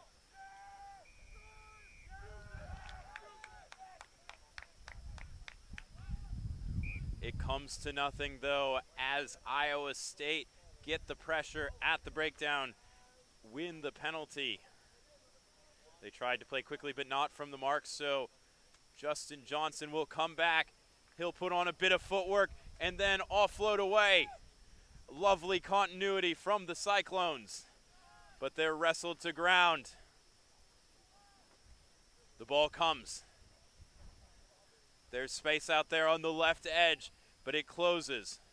Great hands through these last Gordon few sequences. puts it back on the outside, and it's Iowa State going around the corner. This time, Tucker Lehman finds the try zone, gives his team 5 more points and the lead. Back and forth we go. Again, the team that loses this game is likely out of national championship contention. Everything to play for. Both of these teams could produce performances in the knockout stages tomorrow. That conversion kick is good, so we're at 14-7.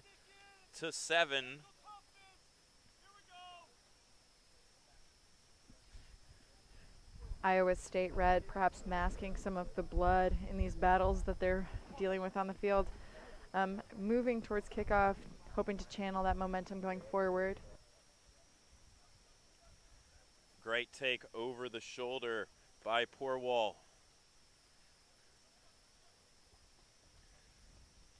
Wyoming scrambling, trying to keep that ball.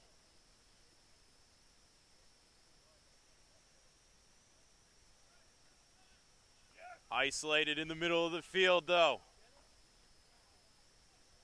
A lot of pressure at that breakdown. Wyoming emerge with it.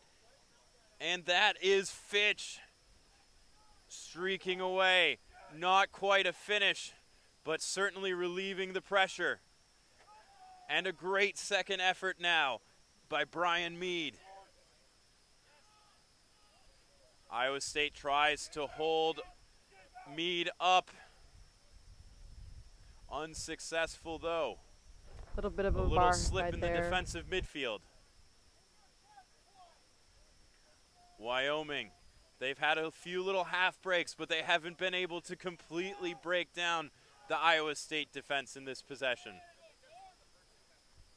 Once again, Justin Johnson with those harsh tackles, just putting a stop to Wyoming's offensive line.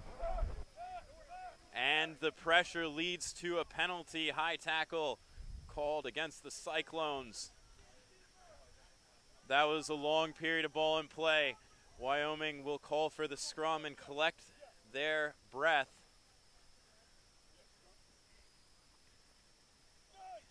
Meanwhile, Liam Cleary, the junior, comes into the game. Fresh legs, can that be the difference after a long passage of play?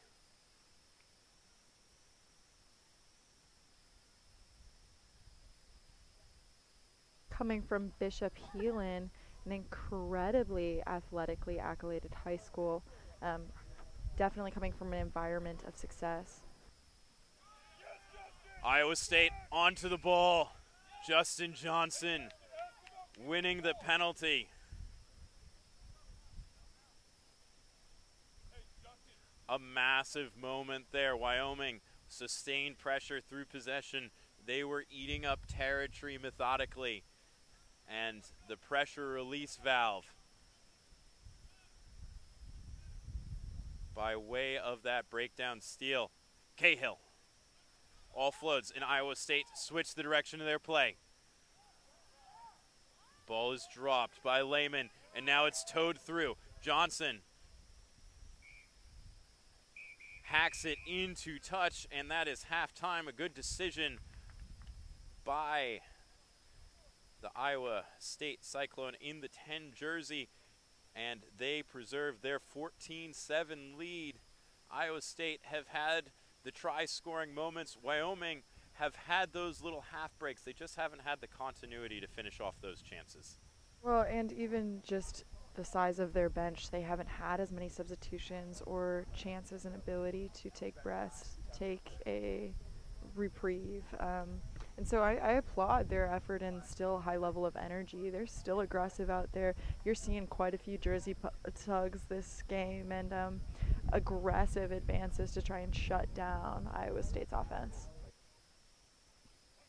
As we move forward into the second half, Iowa State, Wyoming, winner likely into the knockout stages, assuming that Oregon gets the win over Nebraska. The loser will be relegated into that 7th place bracket. Both these teams can produce the moments of brilliance that can win knockout stage games, but you got to be in the big dance if you're going to win it all. You see a confident Iowa State team coming out of their huddle early. Wyoming lingering a little bit longer, trying to get a couple of extra messages in.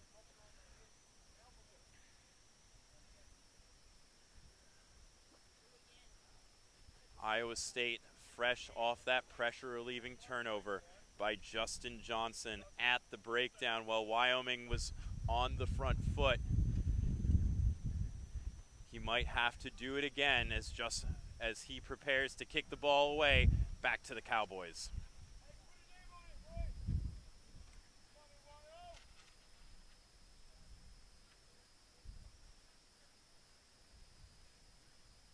Our match official looks ready,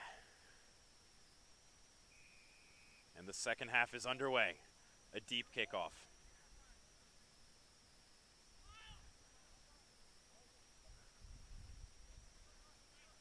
Wyoming looking for a hero. Could it be Isaac Ranweiler? He's had big moments today.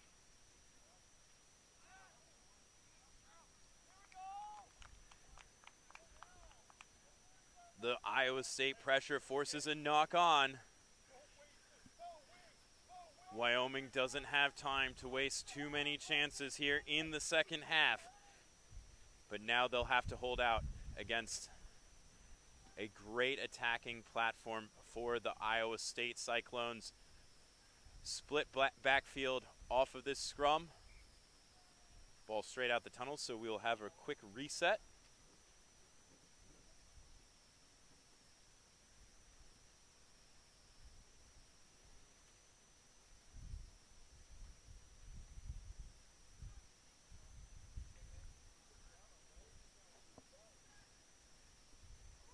Cahill feeds it in, gets it away to Johnson. Johnson's going to have a go himself, carrying the ball in one hand. He has enough to blow by Andrew Olson and into the in goal, giving his Cyclones a 12-point advantage. Kick to come. What a massive individual moment there for Justin Johnson.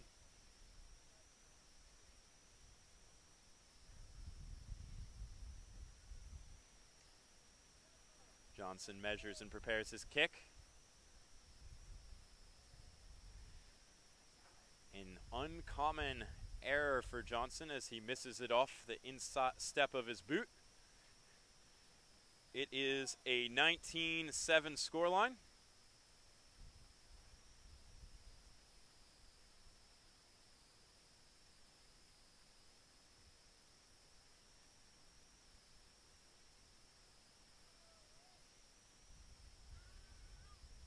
Johnson, his kick is just a little bit beyond the range of Corden.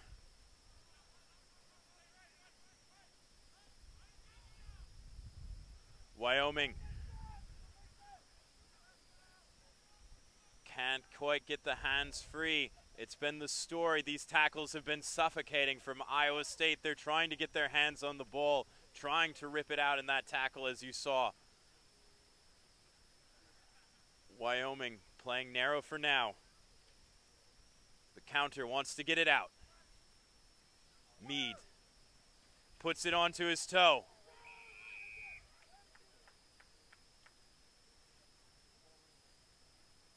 And it looks like Cordon's going to the sin bin for a tackle off the ball. Iowa State defending their lead with 6 men. Wyoming calling for the scrum. Really trying to press that man advantage.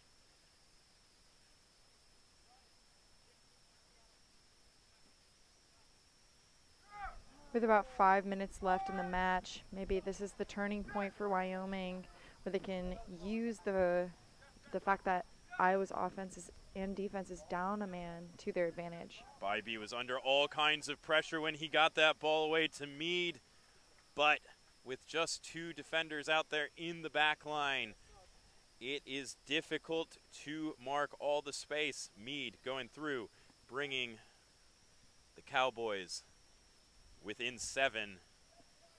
A successful conversion makes it 19-14. Mead demonstrating excellent field awareness and analytical skills of knowing exactly where to shoot the gap, anticipating where the lack of opponent will be, and being able to utilize that to the Cowboys' advantage.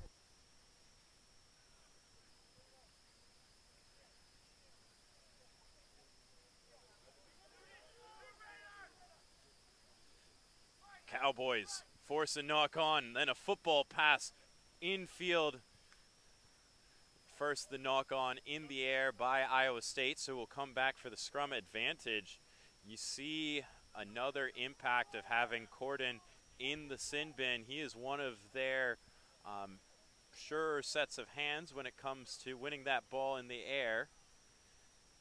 And you see Wyoming target a space that he might be covering on a kickoff receipt typically.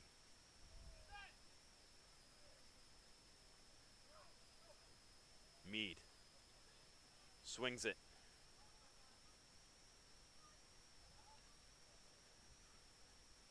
Can Wyoming punish Iowa State to the tune of 2 tries during the 2-minute yellow card period? Ranweiler, he gets the ball, putting away the man in the number 14 jersey, Raider Tomlinson. And if this kick is good, the Cowboys will go ahead. But right now we are level at 19.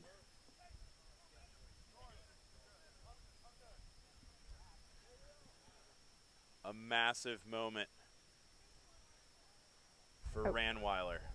I will say Wyoming coming out of that football pass maybe just enough to snap them back into reality, into the game, and wanting to tie it up. That was an impressive feat of athleticism, and definitely puts the pressure back onto Iowa State. I'm excited to see how, some standout players that we haven't really seen a ton of performance yet from Iowa State. Liam, Cleary haven't really shown up much this match. Cordon goes up and takes it cleanly. Zach English. It's a tied ball game. Will it stay tied? Iowa State puts the ball on the deck, and Wyoming now have their shot to claim a decisive victory. This would be a big one for the Cowboys.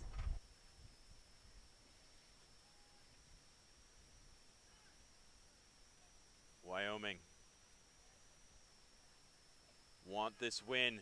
Mead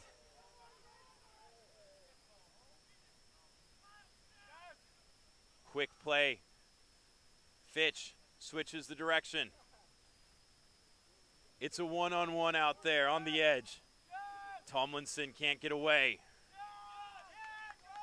Great pressure though from Brown. Tapping quickly. He wants to move that ball. Wyoming a little late on the shift, and it's Cordon splitting through 2 defenders. Just brought to ground by Mead. Mead is having a great game. Johnson gets around Fitch. And he's off. He is off for the races. Justin Johnson is going to run to the corner. Kill time. Kill clock. and give Iowa State the 24-19 lead. And that is full time. Iowa State emerged victorious in a dramatic game that will likely take them into the second spot out of Pool A. They will have to play a quarterfinal tomorrow, assuming that the Oregon Ducks win. Not a foregone conclusion as the Ducks get ready to take the field against Nebraska, though Oregon have been exceptional today. They came out and edged out Iowa State in their first game of the day. Then they met Wyoming, got a very impressive, very decisive win there, and now they are getting ready for the Cornhuskers.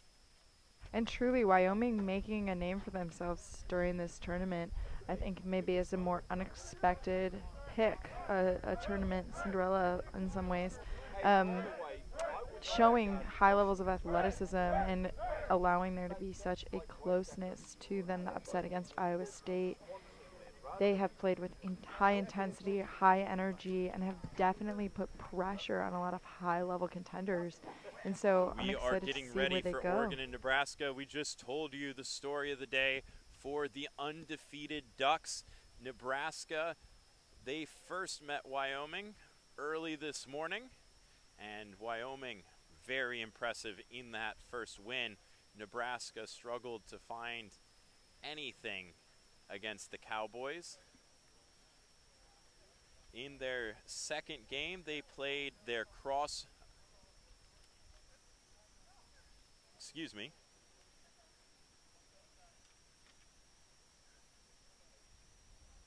In their second game, they met Iowa State. They were much improved in their second game, ran Iowa State very, very close.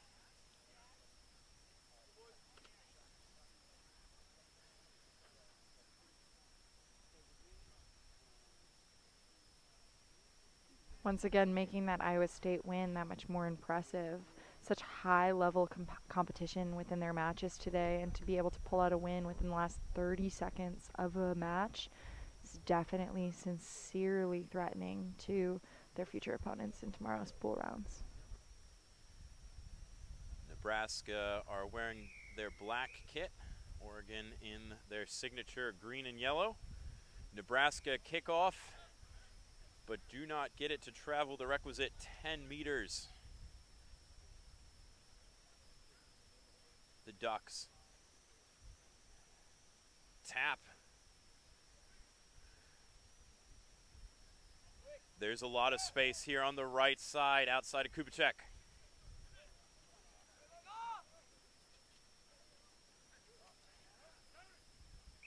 But the ball is lost forward on the edge. A ball went to ground. Nebraska tried to regather it and knock on a temporary break in the pressure, but it will still be an Oregon scrum. That scrum will be fed by Liam Weir. We've called his name a ton this weekend. He and Andrew Prentice have really driven this Oregon Ducks attack.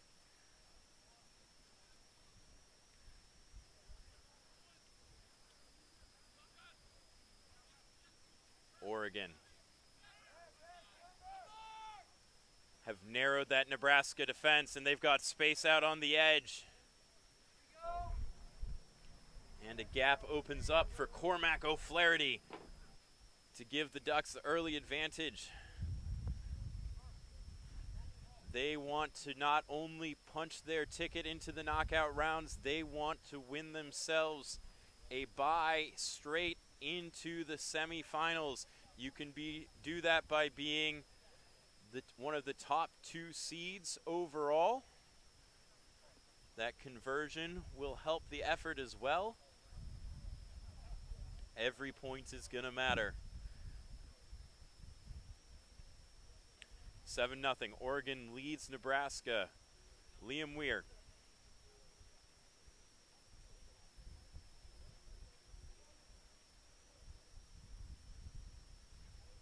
Gets us underway. Kubicek takes it cleanly.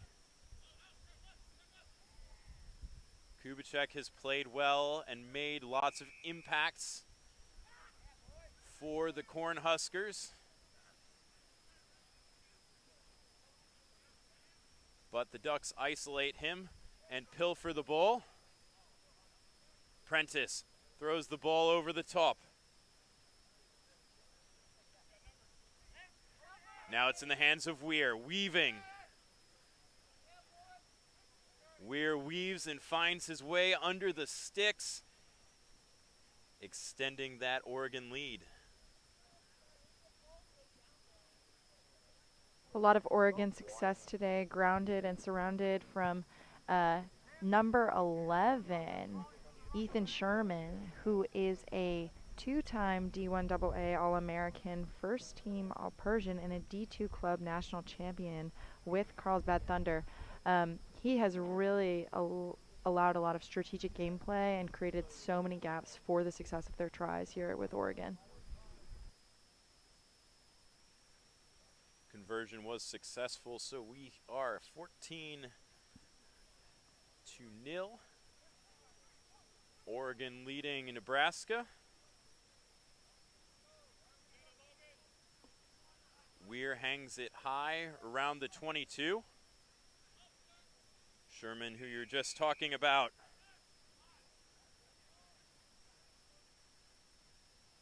Committing the penalty. He's been carded once today for high contact. Nebraska try the kick and chase.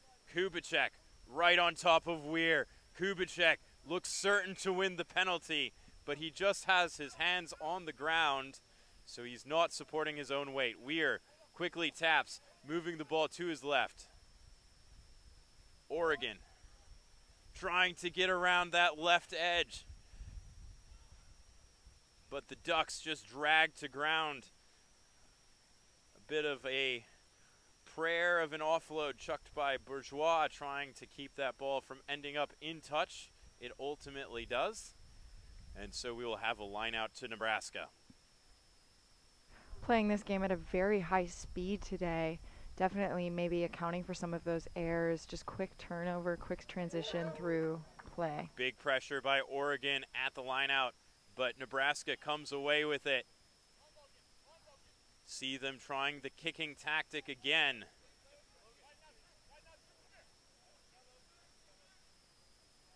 And Nebraska wreaking all kinds of havoc behind Oregon, but they can't quite gather the ball. Hudson Morgan just can't get the pickup, knocking on, and it will be a scrum to the Ducks.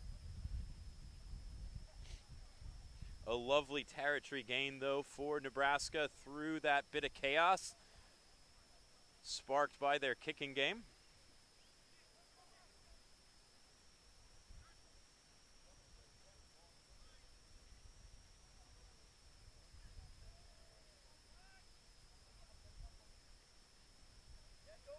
Oregon opening up that Nebraska defense with a lovely move off the scrum.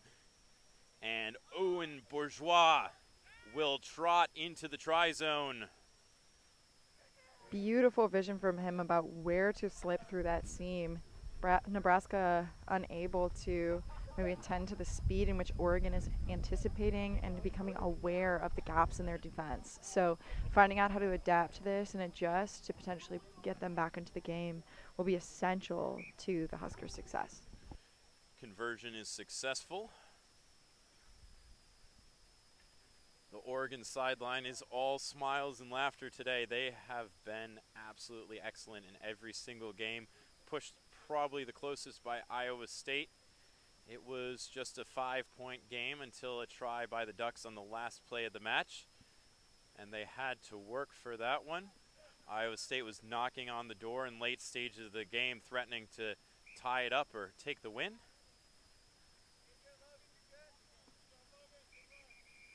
And we go to halftime with Oregon leading Nebraska 21-0. Looking for the top spot out of Pool A, looking for a top 2 overall seed into the knockout stages and a bye into the semifinals to win this D1AA Men's Sevens National Championship. On the other side, Nebraska trying to build a little bit of momentum. There will be a playoff for 7th place tomorrow. They want to get on the front foot, find a little bit of success. You've seen some physical impacts from Kubicek. You've seen a little bit of success in the kicking game, creating chaos.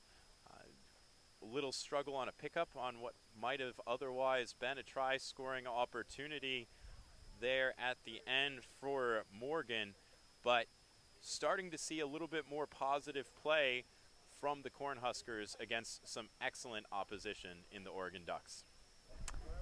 Oregon, too, I would say, hasn't even necessarily been running as much of a physical game as we've seen in their test before with against Iowa State and these fiercer competitors. Just overwhelming Nebraska at points with their speed, agility, and finesse of footwork to be able to successfully catapult themselves to tries. The teams change sides. And once again, that's 21-0 with Oregon taking the lead.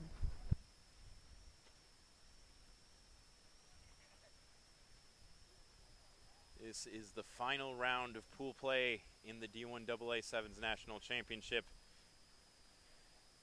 Liam Weir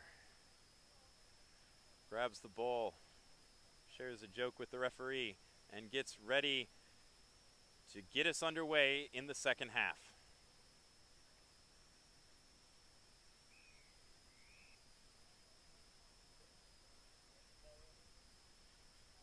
Pressure on the kickoff. A big shot comes in from Ben Windjam. Oregon committed knock on. Nebraska put that ball deep behind every single Oregon player. Weir is diving for it, but he doesn't quite land on it. And it is the chase of Jesse Litwin who gets the Cornhuskers on the board. Great presence of mind to tow the ball through there as Weir dove for it and give himself a 5-pointer.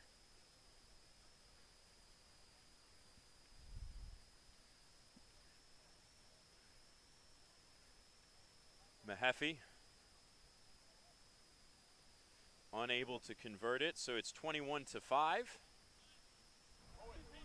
It's beginning to rain on the pitch here in Iowa City, maybe allowing a comeback from Nebraska if Oregon isn't used to playing in this style of weather. Nebraska, their kicking tactics perhaps suited to this kind of weather. They were looking for the chaos. They get more chaos. Litwin gets a ball that's squirted out of a pair of duck hands. But now Nebraska will have to attack with ball in hand.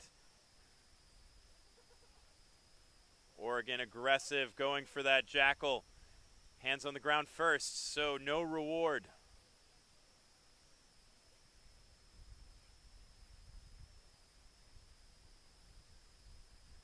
Lynch elects to shift it wide.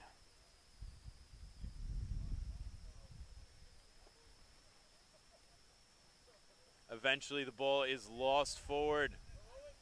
The ball will be getting wet and sloppy. Does he have the pace? Prentice can't quite get around the outside, but he is strong enough to stay in the field of play. Weir weaving some more. Phenomenal footwork. Gets the offload away, not quite to hands. But Oregon keep the ball alive, keep possession. Massive counter-ruck effort.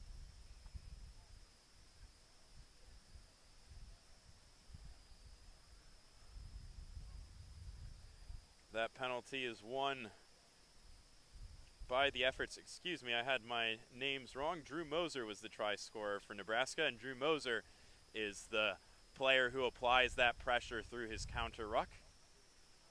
Apologies to the Moser family.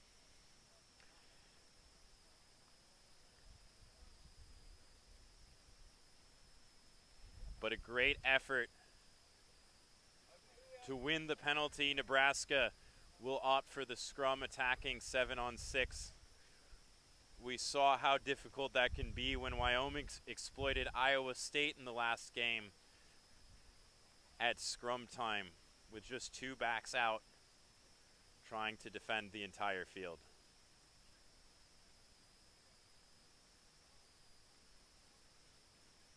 High-intensity player Ethan Sherman for Oregon taking a timeout in the penalty box. And a lovely loop move and offload. And Hudson Morgan streaks down the sideline. He will find his way to the sticks. Beautifully done. It is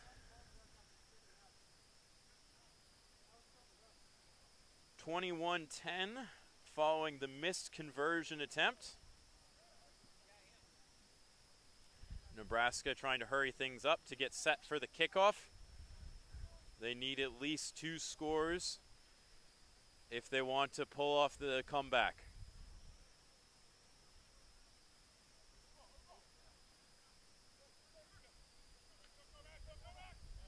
And it is a lovely bit of weaving there for Cormac O'Flaherty, working his way through that Nebraska defense and adding a little bit of insurance to that scoreline.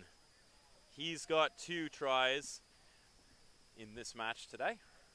One of the few juniors on this roster. He's really been making a name for himself this tournament, stand out. Oregon's roster is incredibly impressive with full of skilled players, and yet Cormac O'Flaherty has continually put himself out there and try attempts, showing success against earlier successors. Weir slots the kick. Perfect today, 4 from 4, and the score is 28-10.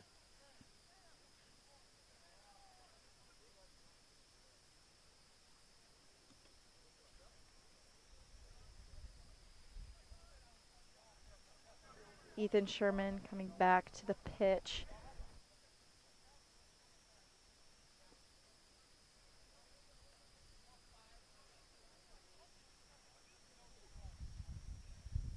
Oregon looking to pressure that kickoff. They force the knock on. And they will have a scrum in the Cornhuskers half.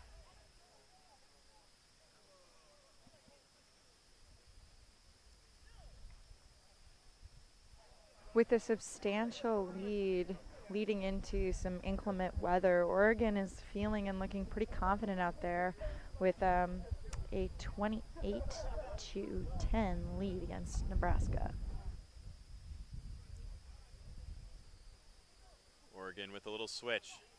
Nebraska does well initially. Downer cutting back in field. O'Flaherty. He sends it out to that right side. There's heaps of space, but the pass, not easy to handle. But sliding across the ground, Colin Sweeney, he wasn't held initially when he went to deck, so he's able to regather his feet and launch himself forward. A little bit of slick on the ground with the rain falling, and he's able to get a friendly slide into the try zone.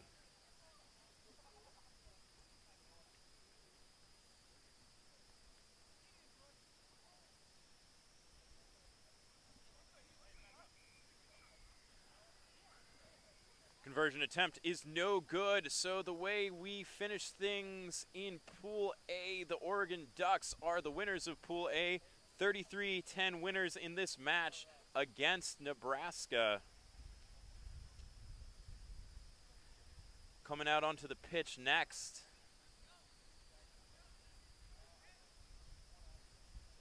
it's going to be Iowa in Minnesota. A Heart of America grudge match. This is the crossover match between Pools B and Pool C.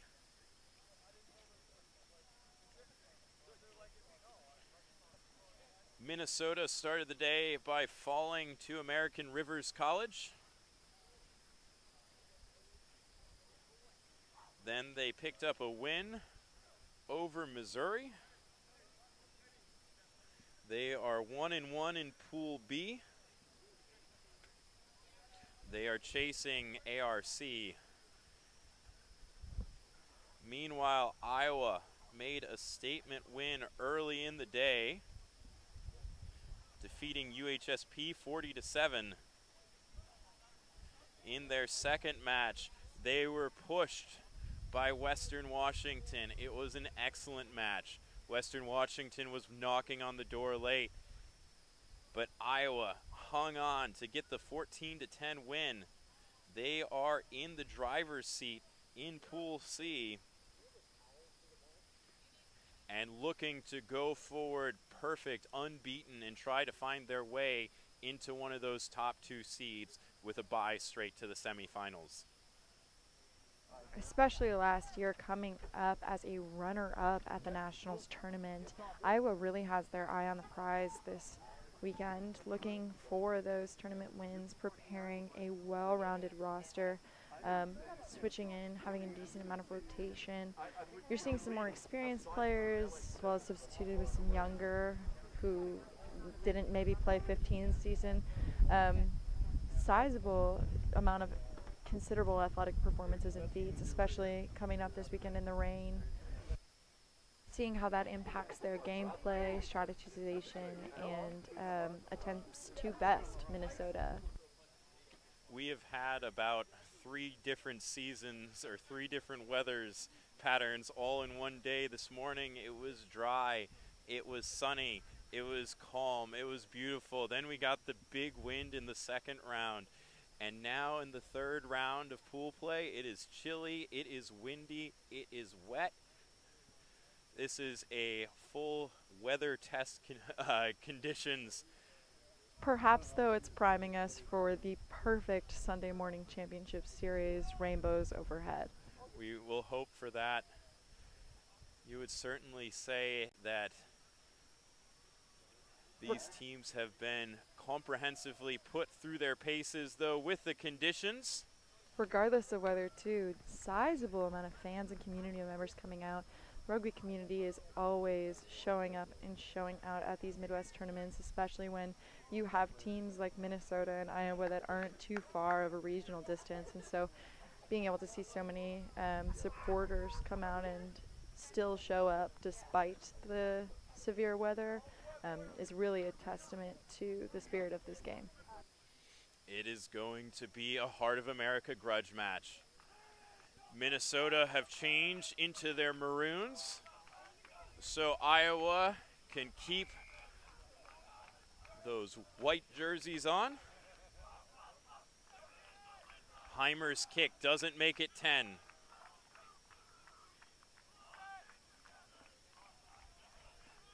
And perhaps you can overhear on those sidelines that consistent Minnesota chant, that Midwest chant.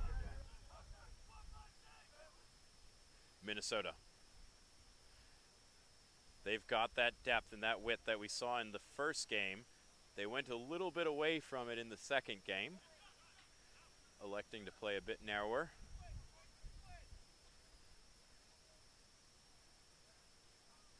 They find a little bit of purchase on that left edge.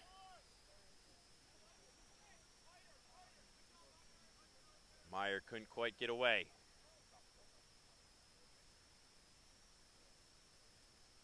The Gophers moving it back to the right. Vivang. He's met well.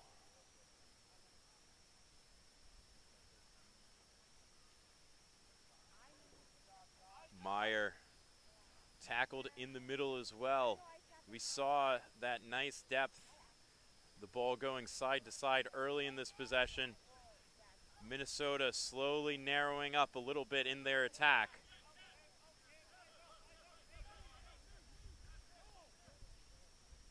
Minnesota ripping that ball out. Looking for the picture they want to attack. That's a good picture. And streaking down the sideline is Carter Roth. He's just dragged into touch. Aggressive tackle there by Ren Heimer. Heimer has had some massive try-saving tackles on the edge. We saw them last round. We're seeing them again, and now we see Iowa with their first chance to attack. Coming from Osaka, Japan, he's definitely a standout player. All-American, All-Conference 2025 and 2026, NCR All-Star, and a Big Ten All-Tournament team looking to potentially hold the championship for Iowa, and we're back into the game. And it's looking like a penalty on that. Iowa gearing up for another attack. Heimer puts it on the toe. A sensational pickup. He's got a little pep in his step as Renheimer trots into the try zone. Phenomenal anticipation and confidence in his skill and ability of placement of kick, knowing where to put it, despite knowing that obviously it's raining, ball's going to be a little bit slippery, a little bit wet, knowing where he wants to meet it and continuing to use that momentum to push forward for a successful try.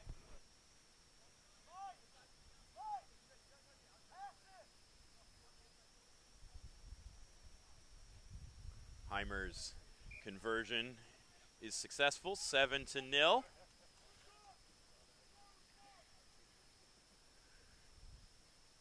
Is the advantage for the Hawkeyes.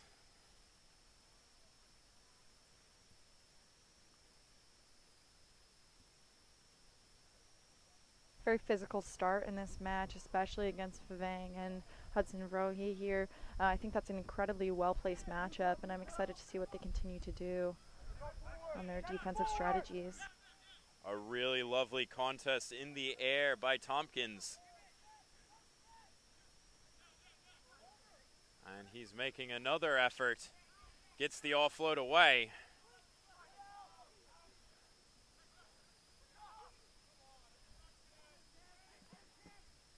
Bell brought down about 15 meters short. Kevin Tompkins named Rookie of the Year during 15 seasons, so notably this is transferring over to his 7-season success. Heimer. He's going to come back to this short side. Gives the ball away to Bell. Bell catches it awkwardly. He had the space, but Klein. Ball still with Iowa. Just getting a bit scrappy here by the try line. Heimer. It goes out to the edge, and that's got to be Michael Johnson. Heaps of space out there on the right side. The Minnesota defense had been collapsed over here on the left, and well done by Michael Johnson to finish off the score for the Hawkeyes. Michael Johnson, all-conference first team, definitely trying to make a name for himself this tournament. Clearly shown through his competition, perhaps looking to be a standout player selected in those standout teams. Another successful conversion for Renheimer.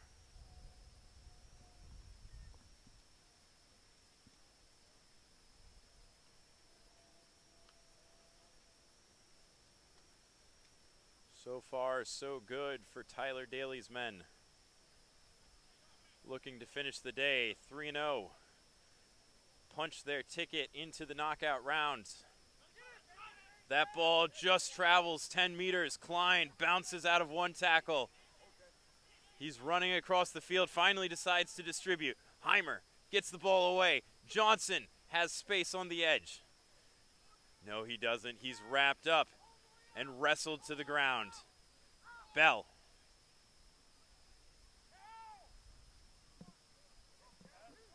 It comes for Tompkins, who steps to the inside of Vivang. The ball goes one side of the field, back across to the near side.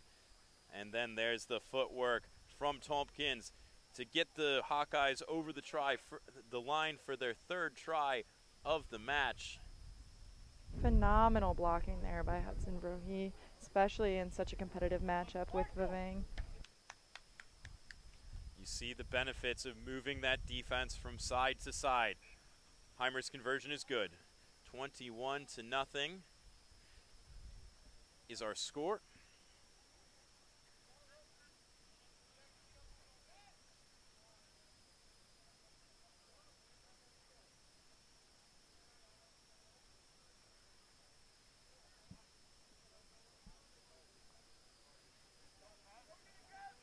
Tompkins collides with Vivang in the air. That gives the Golden Gophers a penalty. A floated pass. Gophers charging down the field. Heimer, another try saving. Cover tackle. And we go into halftime. 2 would-be tries shut down by great defensive efforts by Renheimer. You see it with the footwork, you see it with the distribution, you see it with creating space for his teammates, you see it with those cover tackles. It has been an excellent day for that man in the number 10 jersey for the University of Iowa, Renheimer. Such a level head through his play as well. You can really see how much he values taking a second to hesitate before executing on his plan. Even that toe off in an earlier play of knowing where it was going to go, meeting it there, and continuing to move that success forward for Iowa City to take the lead 21-0 Minnesota. You have to imagine where Paul O'Brien's head is at during this. Obviously maintaining positive effects efforts on the sidelines, you know, giving a vote of confidence towards the Gophers, especially since they had just so recently matched up against the University of Iowa at the All-American Heart of America conference and competition and tournament. I think that Gophers are still in it and want to come back this second half with a fighting chance. Like we said early on, this is a grudge match between 2 Heart of America teams. There will be no quarter given. There will be no surrender. Golden Gophers looking to find their way into this match. Anders Vivang having a particularly standout performance today, just in terms of his physicality, ability to play make and create space on the field for his successful tries and for his teammates to get tries. This game still important for Minnesota. They're 1-1. Missouri 0-2 in Pool C. They will meet ARC in our final pool stage game here later today. But Minnesota can ensure themselves a place if they could manage or mount a comeback. Short of a comeback, things like point differential will come into consideration. Looking at this moment to perhaps utilize players like Marcus Lorenzen and Max Dolfino, who today are created space and gotten the flow that Minnesota needs for the previous wins. Pressure on Iowa as they receive that kick. Klein shifts it away. It's with Bell.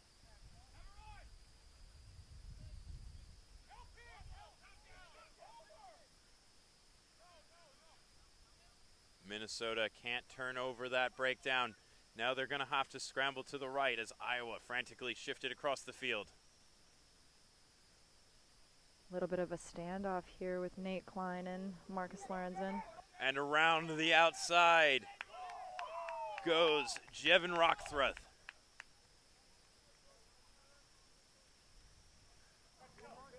Rex Roth between the posts, extending that lead to 4 tries.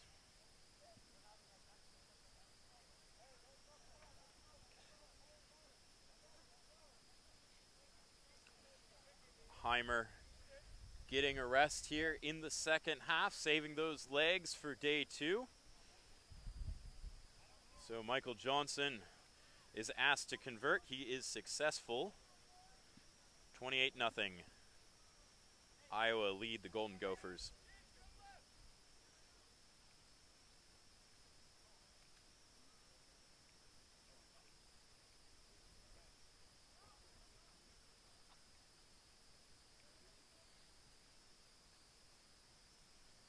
Taylor's kick.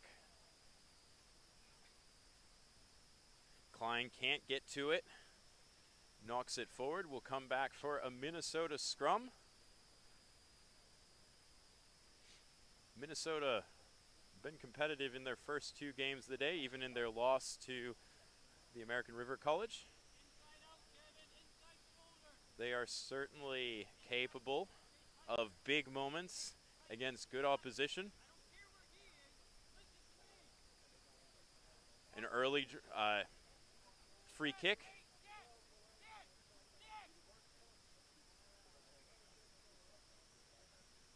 Awarded to Iowa. They look to turn the knife. Rexroth gets the ball out to Klein. Klein's dragged down, but he gets the inside offload away. They're still fighting down this right sideline. Oh, and he's making the break. Klein breaks out of a tackle, dry, and dives in for the score.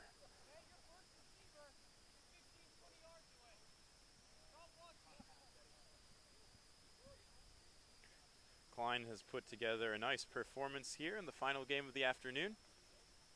A try to go with a couple of try assists earlier in this one.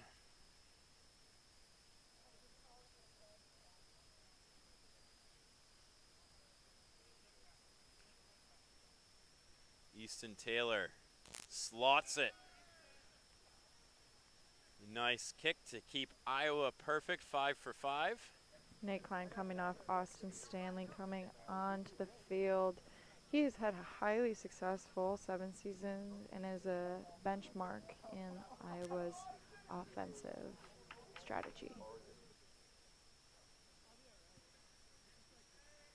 Taylor hangs it short.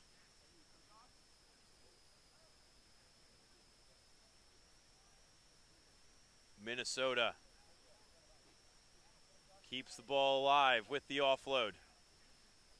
Now Iowa forced them to set a ruck.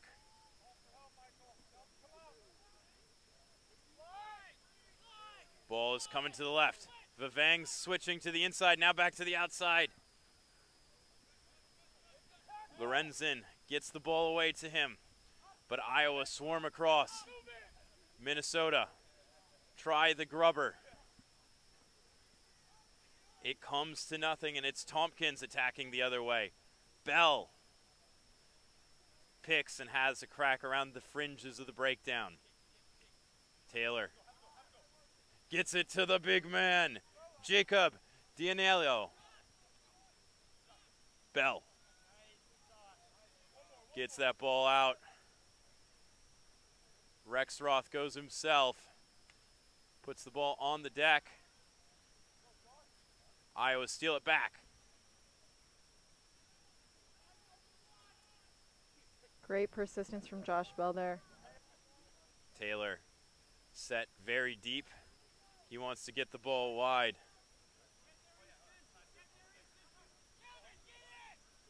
Will he have him beat? Michael Johnson trying to break through. Easton Taylor coming up behind. Plays that ball away.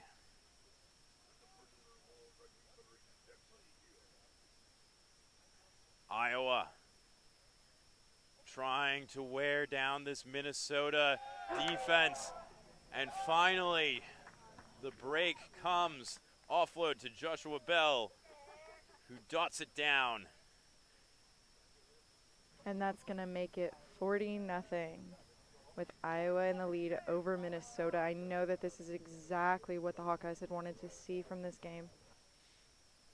Not only besting a familiar enemy, but definitely leading up that point differential going into tomorrow. That is the first unsuccessful kick of the match for Iowa, so we remain 40-0, Iowa State leading. Point differential has the opportunity to be a deciding factor in who gets those byes tomorrow into the semifinals, who gets to sleep in tomorrow morning. A good prize for playing great. And here these on day boys one. want a nap. Rest and recovery. will be the modus operandus for both these teams shortly, but there's still a minute of rugby to go. There was less than a minute of rugby to go. The referee blows his final whistle, and Iowa take down Minnesota 40-0. They are the winners of Pool B, and we will await the final seedings after we finish our pool stages in just a bit. But before we can do that, we have a Pool B and a Pool C match to get through. Coming up next, we've got American River College and Missouri in the tunnel. Missouri yet to win a game today. American River College got that early win against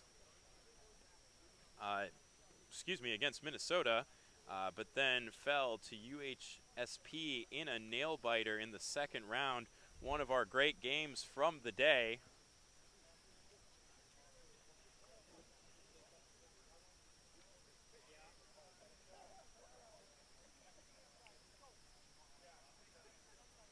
So we just await those teams taking the field.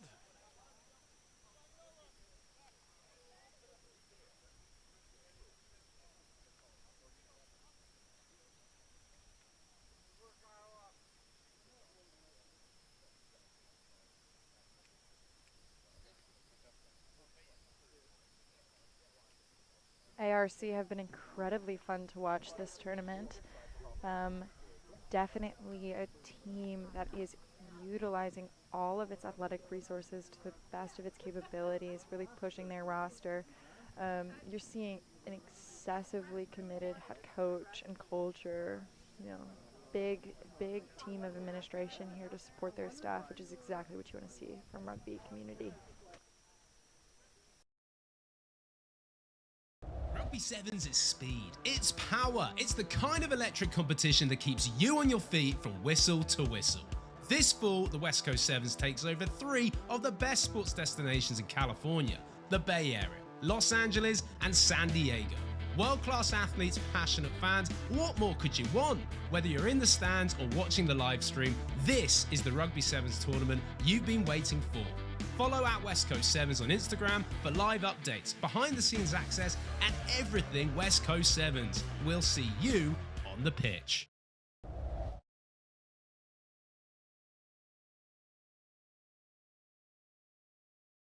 And turnovers, but are still yielding a high amount of success, and hopefully that will continue through with Missouri, who have not necessarily been able to find their footing today, but are looking to make amends with that during this match.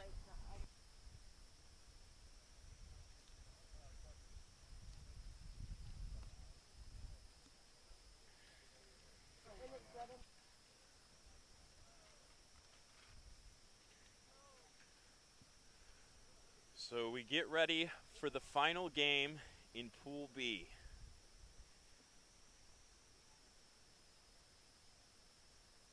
American River College can lock in the top spot in that pool with a win here over Missouri. Missouri playing mainly just to right the ship and build some momentum into tomorrow, where they'll be playing in the 7th place playoffs.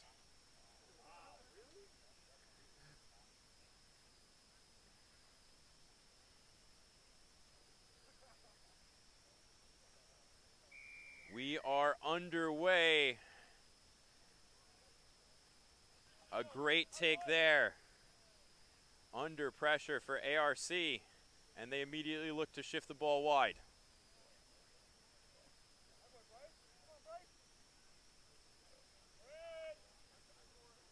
ARC trying to use the width. Mizzou working hard to slide across the field. They try to get ARC into touch. They can't quite pull it off.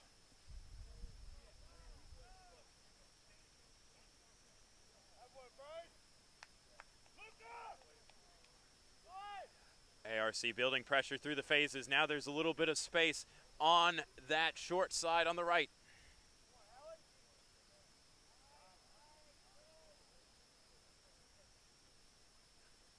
And a knock on. So it'll be a scrum down for the Tigers. We'll see their first passage of possession here.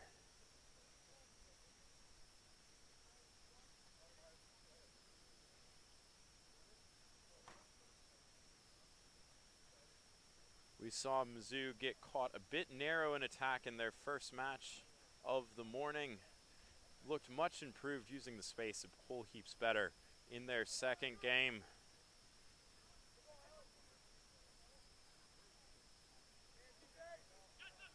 And promising little gap there. Space found by Missouri, but can't quite break through the hole. Teammate and teammate collision.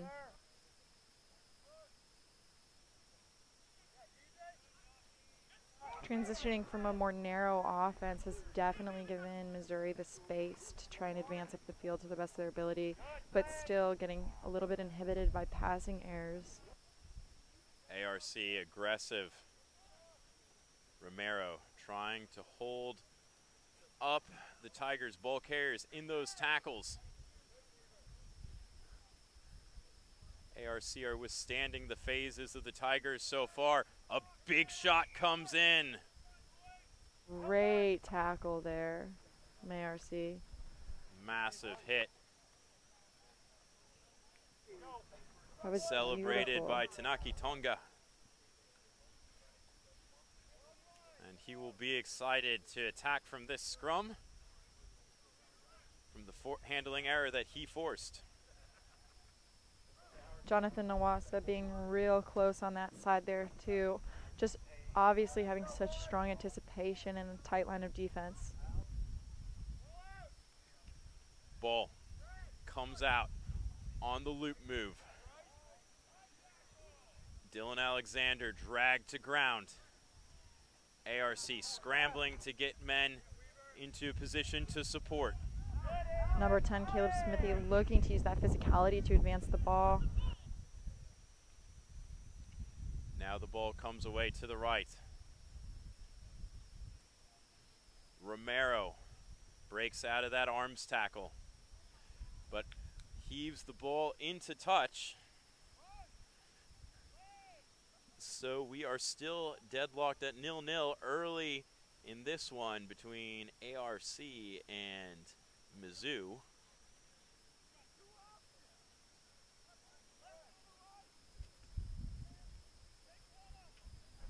Number 6, Jonathan Nawasa, having a particularly strong start to this match. Lots of physicality, anticipation of his opponent's offense, and typically doing a really good job of collaborating with his teammates and putting an end to any attempts at Missouri advance.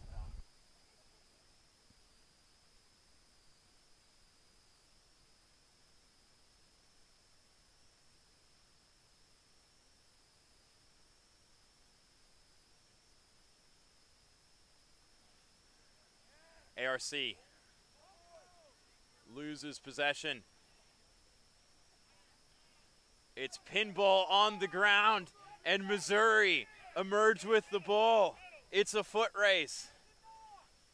Can the Tigers finish off? Yes, they can. They have their first lead of the day, 5-0. A great job capitalizing on chaos by Mizzou.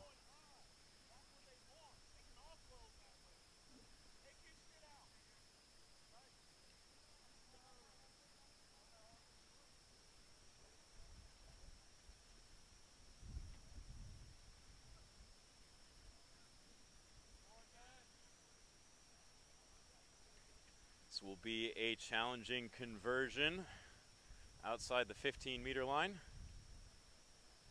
Wind really picking up.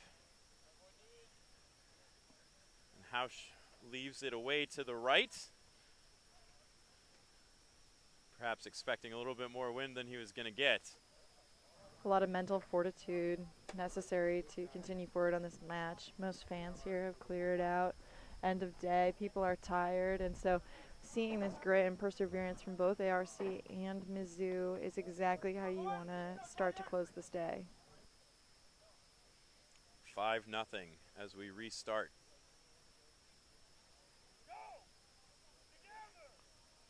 ARC field the bouncing ball and put it deep behind all the Mizzou defenders. Smithy slips, and that gives space to Mizzou to kick the ball back. Several Mizzou players offsides on that kick though. ARC looking to keep the tempo high.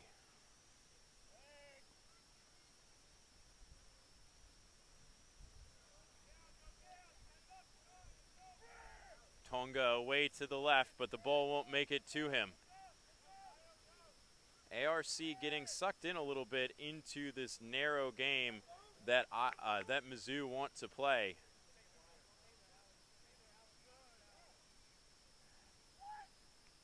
The turnover attempt at the breakdown not legal. Romero thinks about going quickly. Then he will slow things down.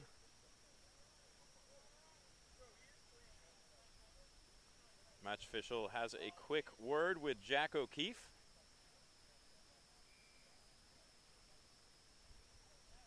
Before allowing ARC to proceed.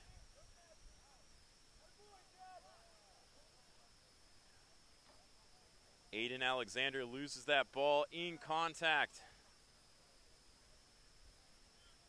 And Mizzou coming off their own line. And the strong lad, Trevon Robinson, just strips the ball out of a Mizzou pair of hands.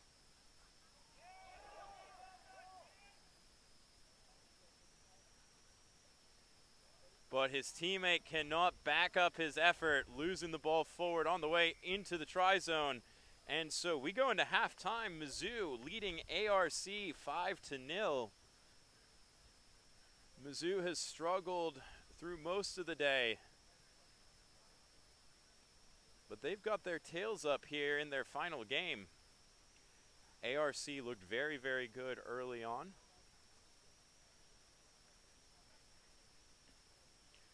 A lot of travel going into this week, I'm sure, is mounting on the pressure that they feel towards this tournament, especially too with such a strong start. And Missouri is definitely playing with a level of physicality that hasn't given ARC the time to perhaps rest.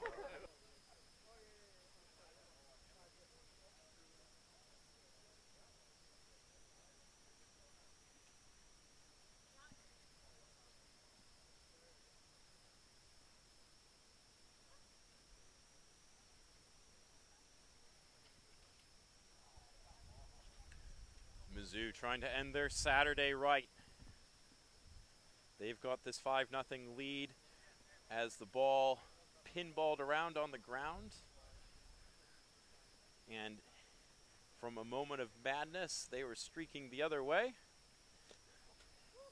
ARC has gotten sucked into a narrow game with the Tigers.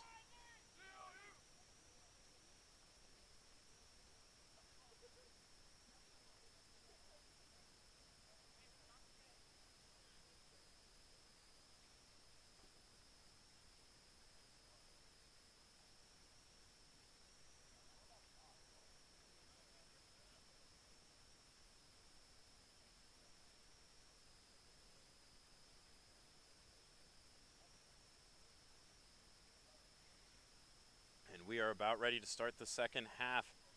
It will be ARC kicking off.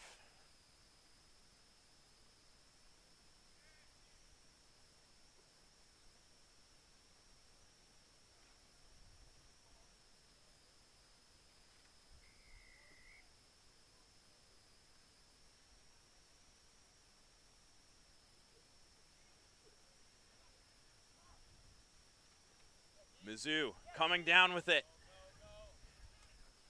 Can he break the game again? His offload a little bit wayward. ARC trying to assert themselves on this game. Robinson with multiple efforts there. Mizzou aggressive attacking that breakdown.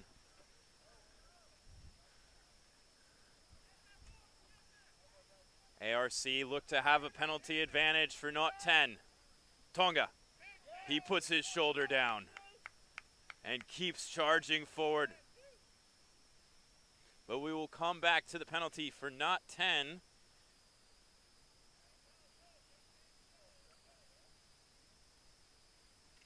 And the penalty will be accompanied by a yellow card.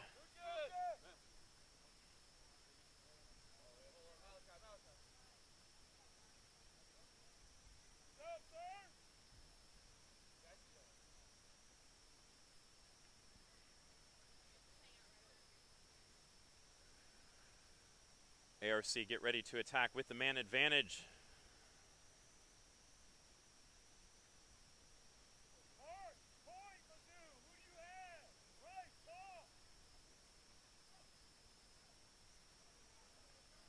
Nice little breakaway there from number 5 for ARC, leading to a try. Quick conversion by Romero gives ARC the 7-5 lead. And that is exactly what they were hoping for, and exactly the energy that I hope they continue the rest of the game with. You love to see that level of just maybe a moment of individualism to push through that confidence and lead to such high levels of success. Kickoff sails behind all of Mizzou players. Have to track back and recover the ball. Working out of their own end with only 6 players. Missouri lose that ball on the ground. ARC trying to press their advantage during this two-minute sin bin period.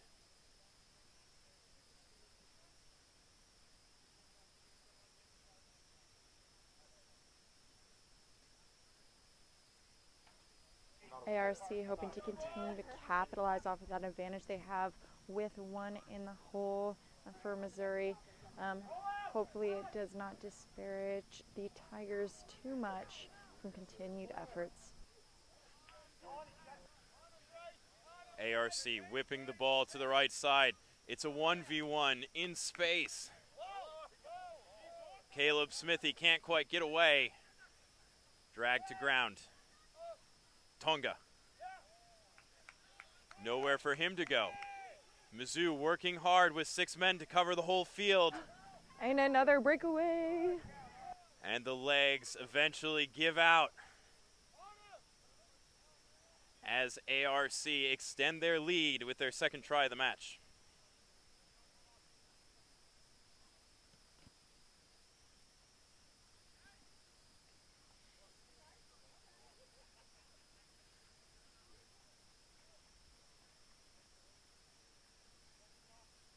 Romero, good again from the boot, so it is 14-5. 9-point lead, 2-score advantage here for ARC.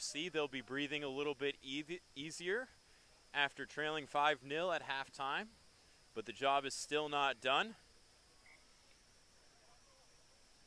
We've seen an ability from these Tigers to counterattack, to exploit broken play a couple of times in this match. Don't count them out quite yet, but great pressure off of that kickoff by ARC. Mizzou looking for a gap on the outside shoulder. Instead, turned over at the breakdown. Quick tap. Westerlund bent backwards awkwardly and loses the ball on the ground. Penalty awarded to Mizzou.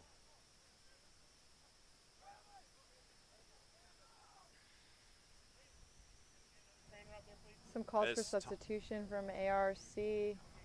Not what they are looking for in this moment with already 1 down for injury. They have time off. They want to preserve those legs, protect those bodies. ARC likely into the championship round tomorrow.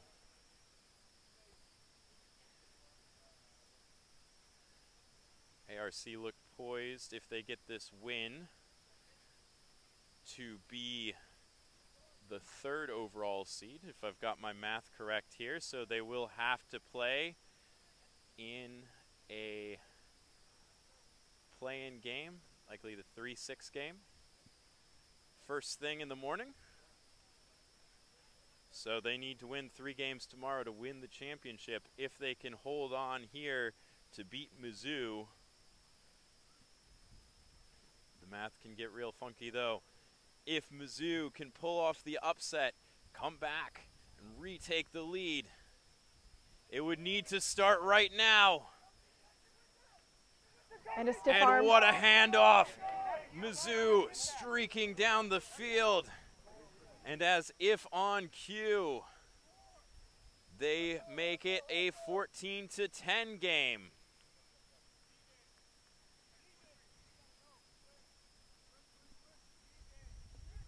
Running out of time in this match.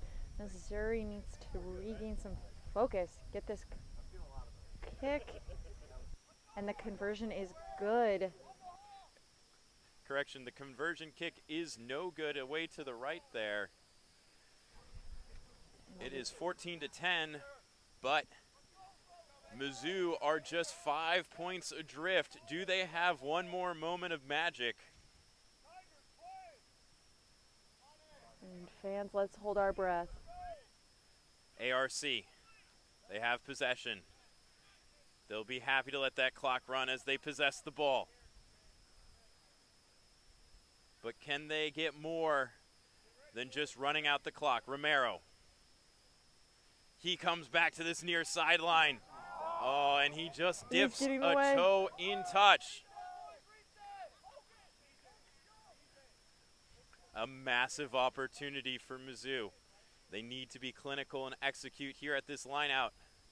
But the game is here for the taking.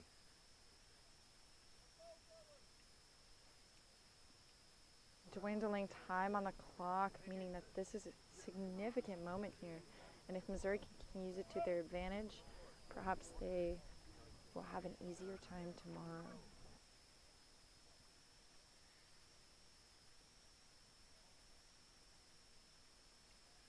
I'm hoping for some greater physicality right now, using the last of this time for the last of their energy. ARC steal the line out. Beautifully done. And there's a penalty for high contact. ARC playing quickly. Mizzou not retreating 10. And so they retain possession. Oh, big fend by the big man, Kingston Schaff.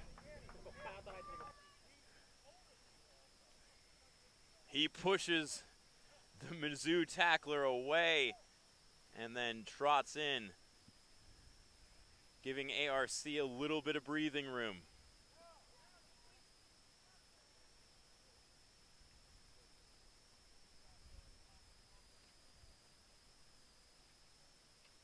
Romero's conversion is good, and that is full time. 21-10 is how we finish. ARC punch their ticket into the championship round tomorrow. Missouri will play in that 7th place bracket. I believe ARC will be the 3rd seed, so they will be in action early tomorrow morning. Incredibly impressive showcase of talent here from ARC, coming from quite a distance, coming from California, so extra travel, maybe not as much rest as these Midwest competitors have, but still showing up, showing out despite injury, despite fatigue, despite weather. Really a great display of their talent and their commitment to their game. Our final game of the day is a Pool C matchup between Western Washington and UHSP. Western Washington got their day going with a win over Mizzou.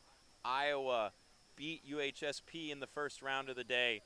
Then UHSP got ran into ARC. That was an incredibly tight battle. They got the win. They are 1-1 on the day, whereas Western Washington, they fell to Iowa. That indeed they did, with substantial injury of their captain, Eli Ashburn. So seeing how they're going to adapt their gameplay, missing one of their key players in this final match of the day.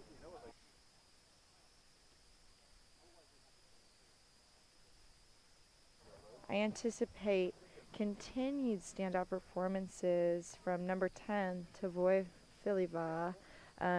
We also have some great movement from number 22, Peter Norse. And notably, too, Seamus Tui has made some resounding impact today and really showed out. Coming off of last week's 15s championship, which they secured, beating out Iowa State, another contender in this weekend's tournament. It has been incredibly exciting watching them play, and I'm excited to see what they do this match and how they adapt. What do you think, Joey? Yeah, this is going to be a massively important one. I agree, and I also think that getting to a place of, closing out the day strong, wanting to secure that slot, Western Washington is doing their best to keep their head in the game. And it's up. A short and high kick from Western Washington. Doesn't make it 10 meters.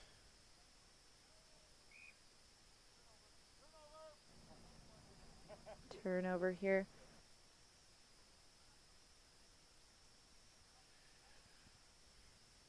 Playing with advantage, UHSP. We'll come back to the advantage for the high tackle.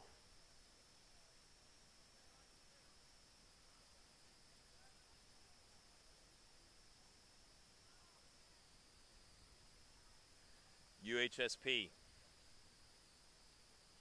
Turned over, Western Washington now. Coming back the other way, a floated pass over the edge. Herring tried to go around the corner, but he couldn't find the space. Hard physical contact there. Good territory gain, though, for Western Washington as they move the ball to the far side of the field.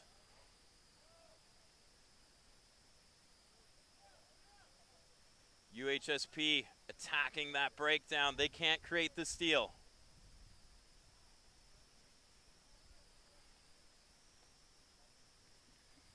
Herring moves the ball away.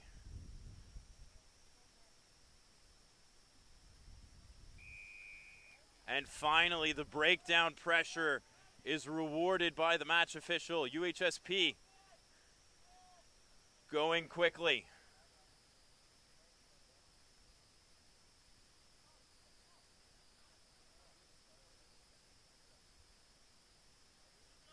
Ball comes here to the left side of the field. This has got to be exhausting stuff. The ball has been in play for a long period of time. Who will make the first mistake?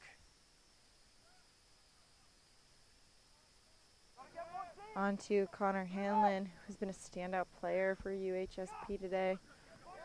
Hopefully he is going to make an attempt to make it through to get a try. He is the all-time leading scorer as a freshman here, kicking it down the field. And the ball directly into touch.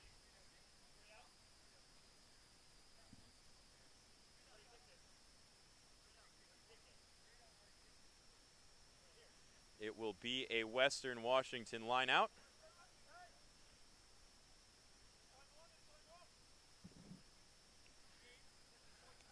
That kick was out on the full, so we come to the mark where the kick happened.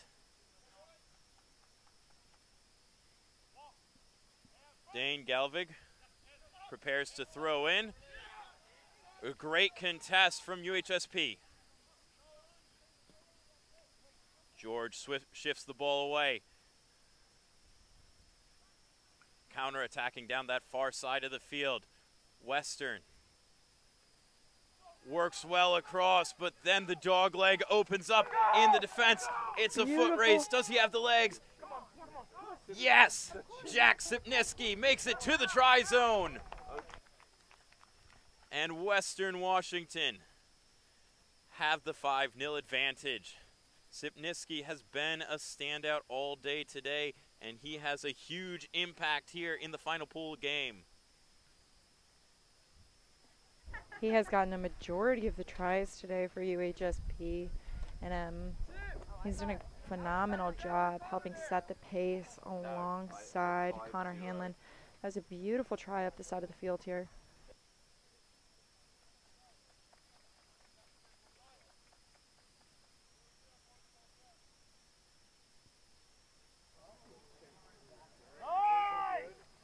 And it's good. The conversion kick makes that leadoff UHSP has over Western Washington 7-0.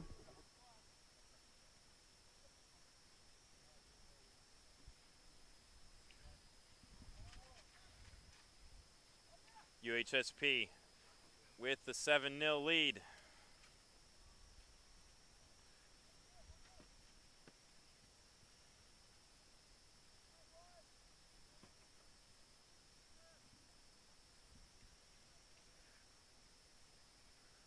We will have a scrum to Western Washington coming out of their own end.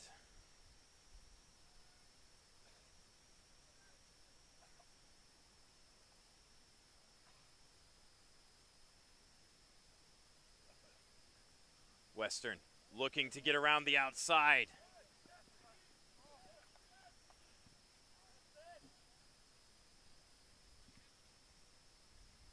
Now swinging it across the field.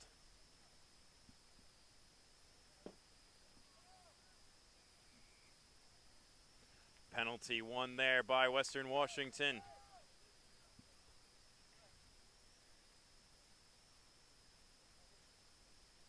Western, can they come up with the quick answer? Another penalty. And St. Clair sent to the bin. So UHSP forced to defend their lead with only 6 men on the field.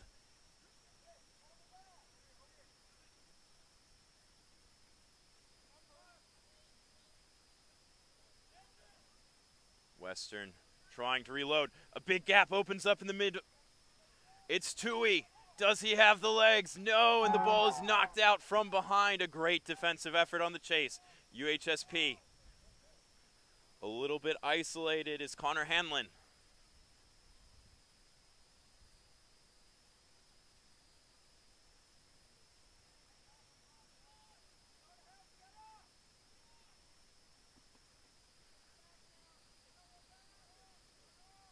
Here comes UHSP. There's a little switch option, but the offload goes to the hands of number 21 for Western Washington, Dane Galevig. And he brings Western Washington back into this match. He has had quite a few strong hands on this ball today, whether that be in his success with line-offs or even just the ability to tactically hold on and manipulate through the gameplay. He has really been a standout player stepping up for Western Washington's offense.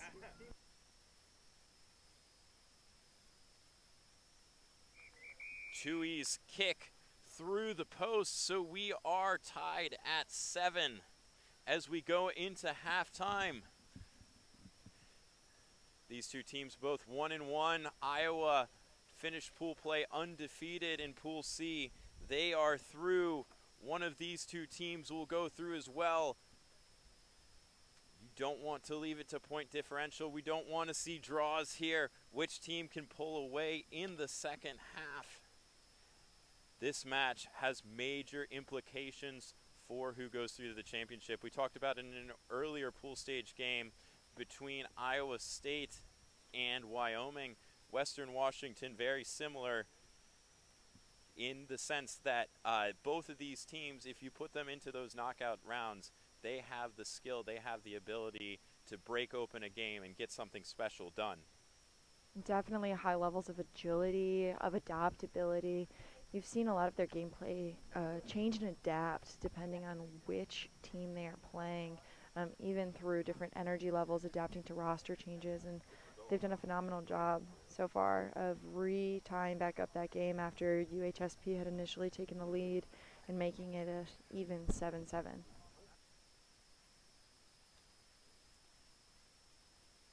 Everything to play for here.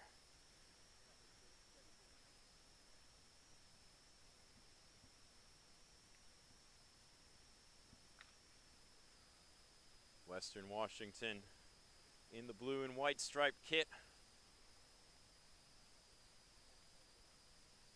Walking out, preparing to receive the kickoff here to start the second half. Scoring that try right at the end of the half to draw things level. Can they keep the momentum on their side? We heard from Western Washington's coaching staff, it is a point of emphasis to try to keep that ball alive, try to keep out of tackles in attack. They want to play a continuity game. UHSP so dangerous going for the jackal. St. Can Clair. Western Washington keep that threat out of the game in this second half? St. Clair's still in the penalty box, so hopefully Western Washington will be able to use this kickoff to their advantage. And it is not looking like that is the case. Our match official didn't like that contest in the air, and so a penalty is awarded to Western Washington. Tap. Philavow had a foray down this left side. Now Western Washington shifting it to the right.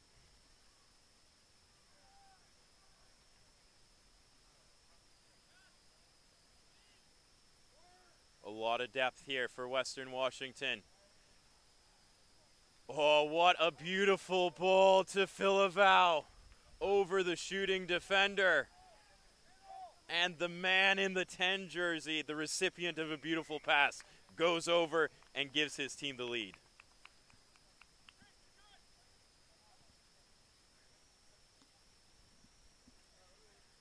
What a beautiful ball over the top. We were looking right down the line.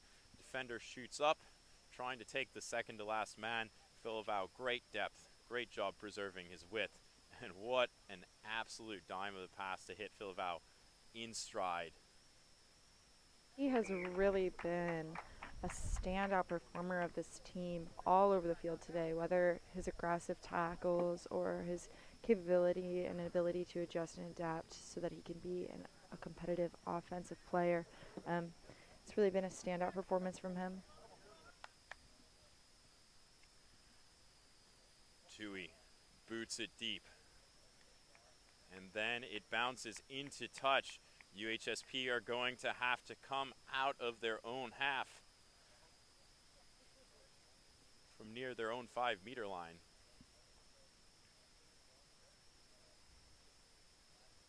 We talked about all the seasons in one day. It's sunny again. It's no longer raining. Wind has calmed down, but that doesn't mean it's easy to get a good line out here. Western. Shifting it. Getting it out to Philavow again. Great job by the entire team working that ball through the hands onto the edge, and the recipient is Philavow getting his second of the half and the game. Great offensive movement on that play.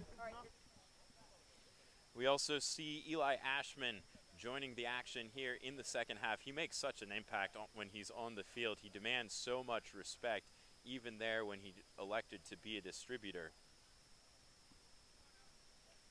Tui, his kick falls away to the right, so it is 19-7.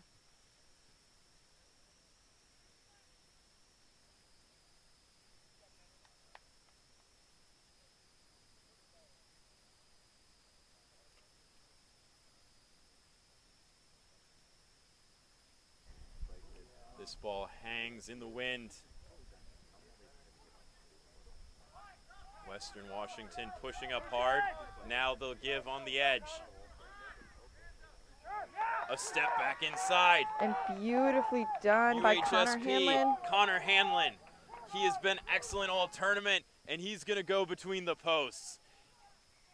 If UHSP are going to come back and win this one, Connor Hanlon is going to have a big role to play in that. He takes his conversion quickly. He knows his assignment. It is 19-14. UHSP are ready to crack on.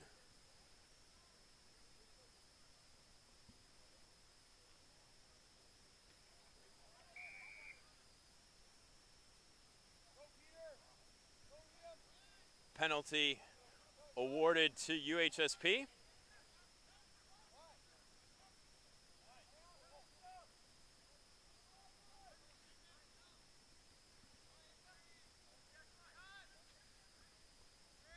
Carrying out here on the right edge. Shifts it to Ivy. Western pushing up high with their defensive line.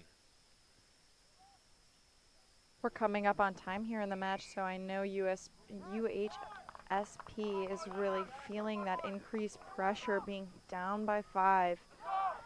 You can see the see urgency it. from George tapping quickly. Hanlon shifts it out wide to Ivy. Ivy has a run. Gets his hands free, but thinks better of the offload. Western, turnover, possession.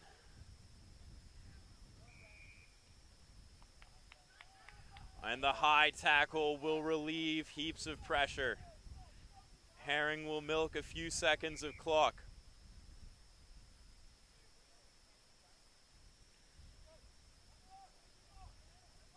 And Jaden Grace comes into the game.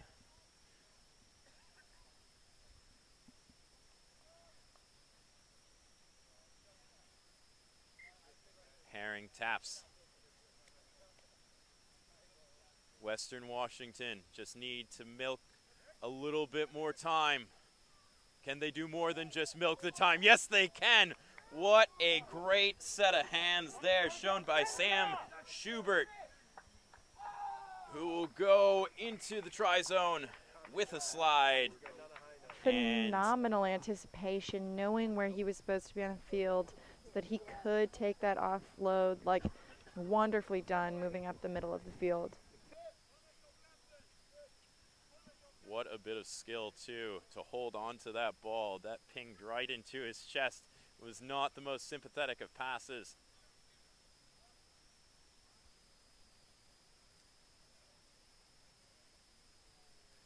That conversion is successful, 26-14. Our score here in the final game of the day.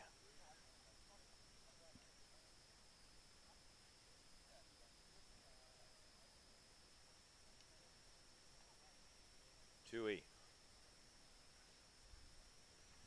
hangs it in the air.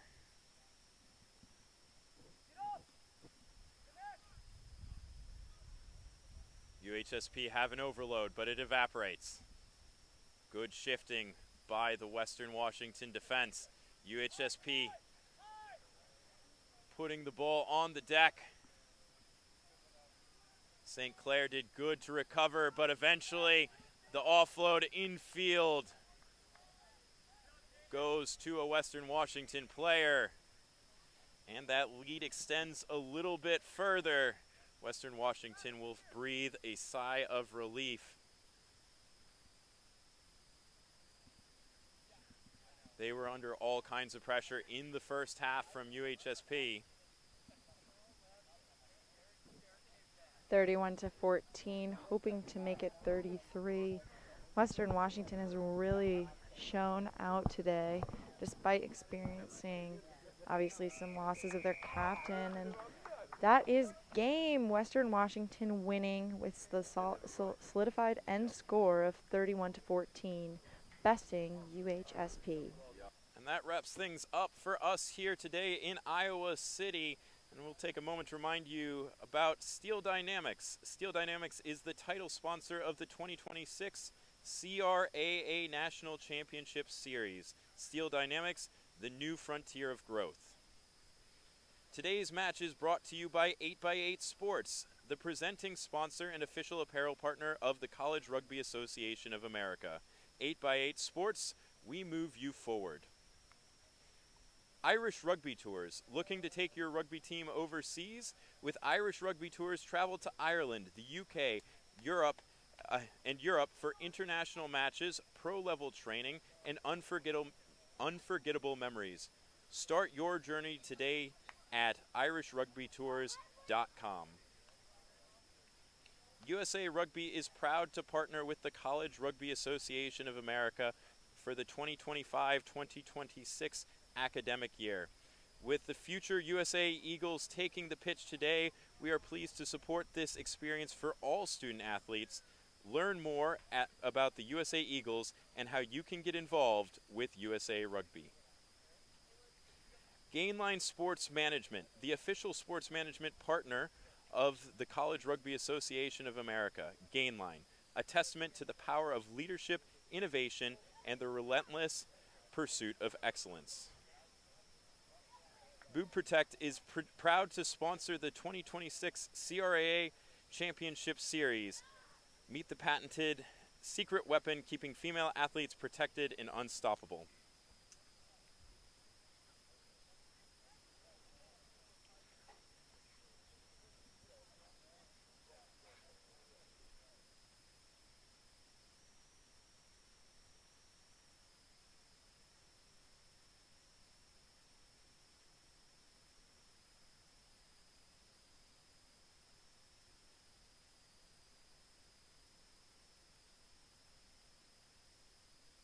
Rugby Sevens is speed, it's power, it's the kind of electric competition that keeps you on your feet from whistle to whistle. This fall, the West Coast Sevens takes over 3 of the best sports destinations in California, the Bay Area, Los Angeles, and San Diego. World-class athletes, passionate fans, what more could you want? Whether you're in the stands or watching the live stream, this is the Rugby Sevens tournament you've been waiting for. Follow at West Coast Sevens on Instagram for live updates, behind-the-scenes access, and everything West Coast Sevens. We'll see you on the pitch.